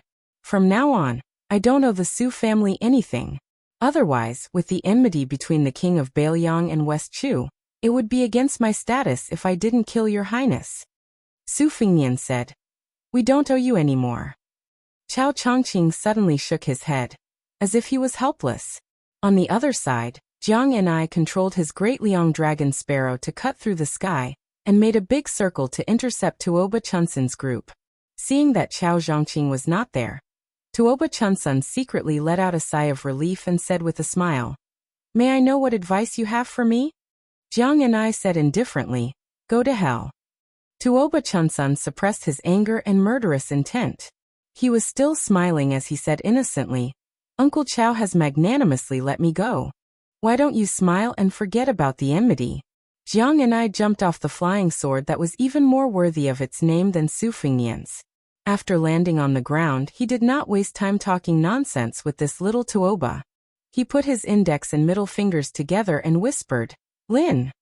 The great Liang's dragon sparrow pierced through the sky in an instant. Its majestic aura was not inferior to Bo-Er's thunder spear. Tuoba Chunsun's pupils contracted violently. He quickly took out an arrow from his quiver and shot it with his bow. The arrow hit the flying sword accurately. Not only was it bounced off, but it was also crushed by the majestic sword aura. The great Liang's dragon sparrow didn't slow down. Tuoba Chunsun, who was sitting on the horse, was defeated by the arrow. He pulled out his Mang saber and held it in front of him to block the flying sword. The Mang saber trembled slightly and was cut in half. Tuoba Chunsun lowered his head, threw away the Mang saber, and dodged off the horse. The flying sword circled back to Jiang and I, which was equivalent to drawing a complete circle. Formation. Jiang and I bent his middle finger and put it on his thumb, gently forming a seal. What a great celestial being sitting in the dark, the sword in the vast ocean. If Li Chungang saw this scene, he would definitely boast that his disciple was more worthy of the 500-year praise than him. The flying sword soared in the sky, turning and turning as it wished. The sword was like antelope hanging from the horns, drawing a dazzling trajectory. Chu Cha and the others only saw young Prince Tuoba being chased in all directions like a dog that had fallen into the water, while this Zishiai and the 100 cavalrymen all dismounted from their horses and crouched on the ground at the same time, afraid that they would be caught in the crossfire. Boer was afraid of the flying sword's speed and sharpness. He only dared to use his chi to meet the enemy, helping his young master to share the burden of the tide-like sword aura. This young woman cultivated the heavenly way of the Confucian school that Chao Chongqing taught her, and the supreme way of the sword that Li Chungang painstakingly created. No one in the world could be like her, who had both a gifted foundation and an unparalleled amount of luck. Ordinary martial artists had to painstakingly climb up the stairs, looking at the mountains and sighing at their inadequacies. She was the only one who could reach the heavenly way in a single step and still recklessly waste natural resources. She would slack off from time to time, and always like to be in a daze on the way to the top. However, it was precisely such a woman who did not put much effort into the way of the sword that Li Chungang recognized as a person who could still reach the peak of the way of the sword even though her way of the sword had already reached a high level. When Su Fengnian saw the little clay man returning on the flying sword in a huff, he asked Chao Chongqing softly, "She went to find trouble with Tuoba Chunsun?" Chao Guanzi smiled and nodded. Of course she didn't kill him. Tuoba Chunsun and that retainer were probably apprehensive of my existence, so they didn't fight back. Su Fengnian asked, "Mister, can you give me another 4 hours to recuperate so that I can talk to Jiang and I?" Chao Chongqing nodded expressionlessly. After 4 hours, Su Fengnian slowly exhaled a long breath with a normal expression. By the time he staggered to his feet, Chao Chongqing had already disappeared without a trace.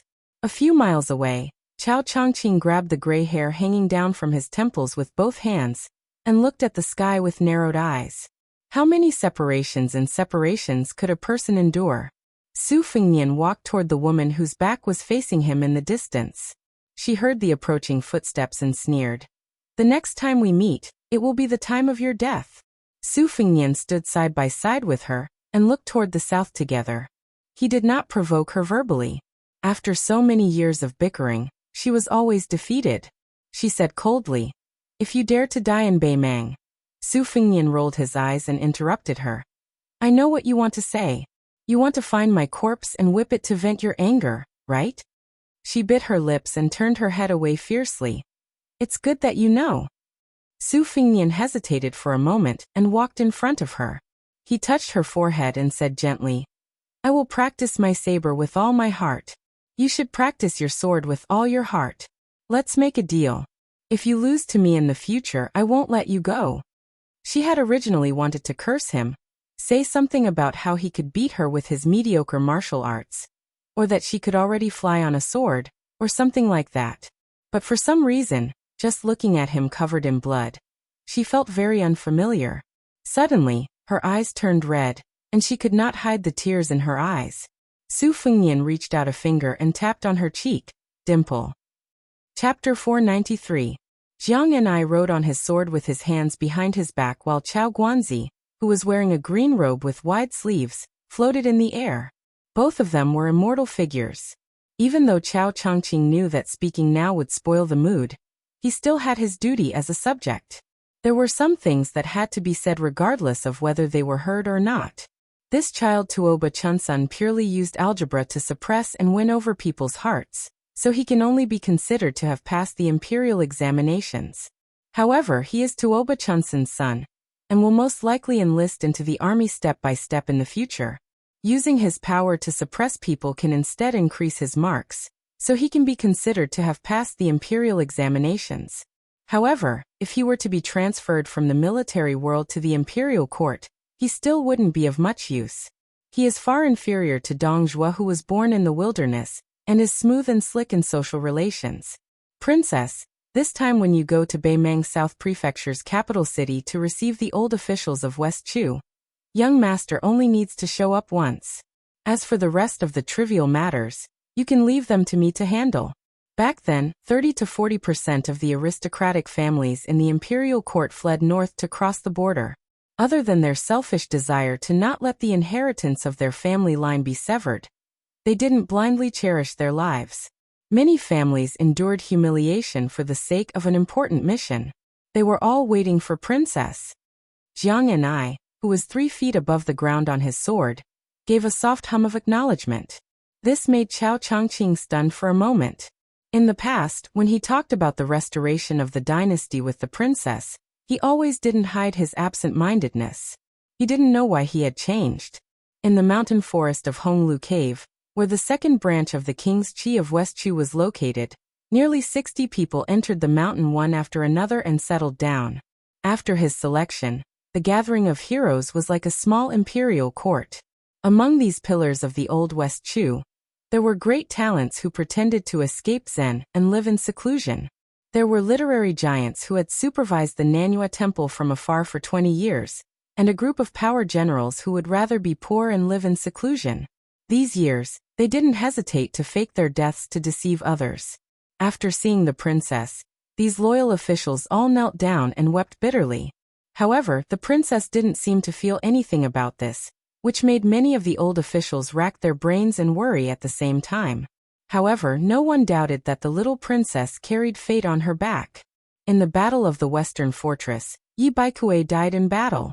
In the imperial city, all the important officials, including Chao Chongqing and old Grand Preceptor Sun Shiji, had seen with their own eyes His Majesty put the imperial jade seal, which was widely recognized as the most significant heirloom of the 9 kingdoms of spring and autumn, on the back of the little princess. The brilliance of the imperial jade seal, which symbolized the fate of a country, faded and dimmed. It became no different from an ordinary piece of jade, and was completely transferred to her. It was the dusk of an empire that was about to collapse. The 9 courtiers knelt in the throne room together. Chao Zhongqing could still remember the ear-piercing sound of the hot jade seal burning the tender back, and the bitter and desolate cries of the young princess. Jiang Ni's eyes were determined. "Uncle, I know that the reason why you became a saint and took me to the Western Wall and the Imperial Mausoleum is to secretly transfer your state and the remaining fate of West Chu to me. You don't have to hide it anymore. I will accept it all." Chao Guanzi's eyes were gentle as he softly said, "Princess, you don't need to care about the thoughts of the ministers. The princess being by our side is already the greatest grace. You don't need to pay any price. Chao Zhongqing and the old and orphans are scheming.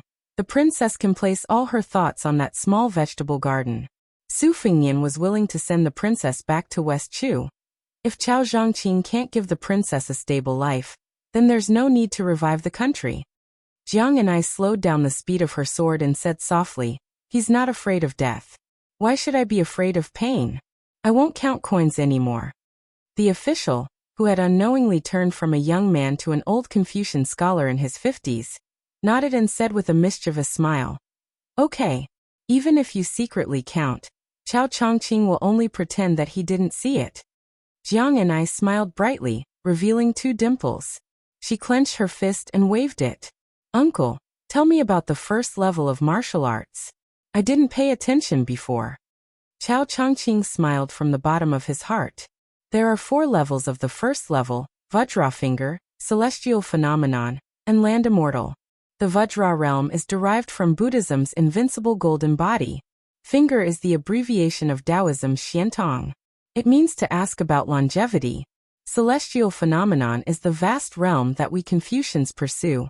When the world isn't peaceful, it's up to the scholars to cultivate their bodies and govern the country. Whether it's writing or meritorious deeds, they have to use the vast righteousness to protest against injustice. However, most of the scholars only study to obtain scholarly honors for the emperor. They rarely study for the millions of people. As for the Land Immortal, they can travel outside their body and roam freely between heaven and earth. They can truly be unrestrained.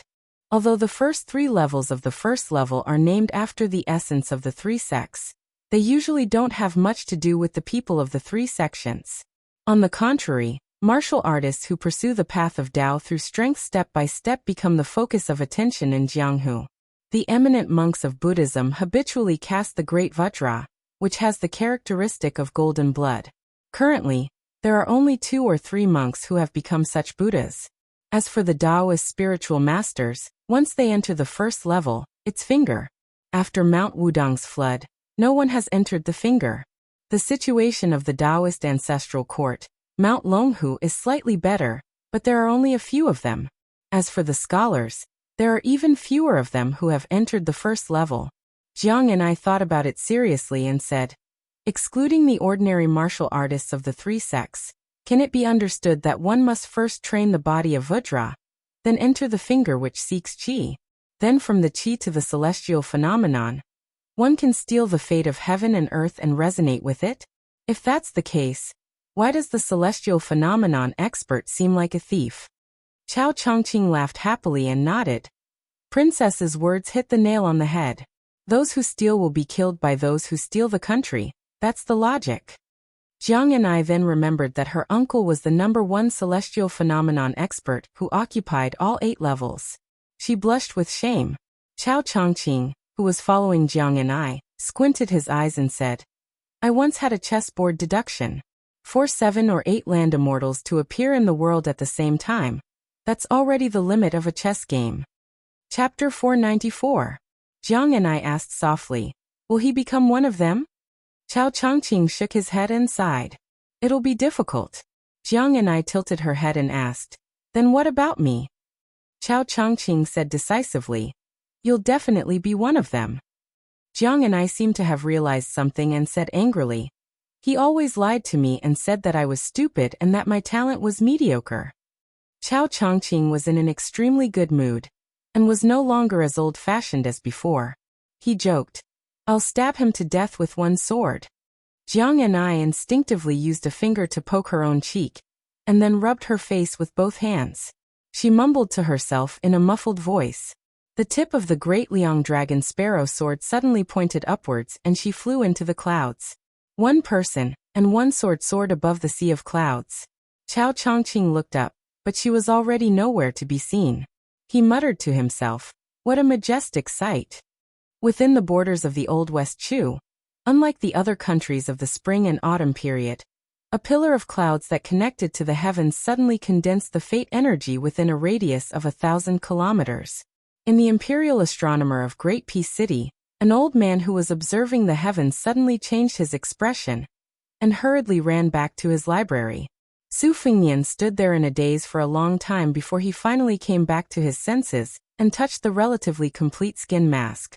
This mask was made according to Su Qi, a descendant of a small clan in the southern dynasties.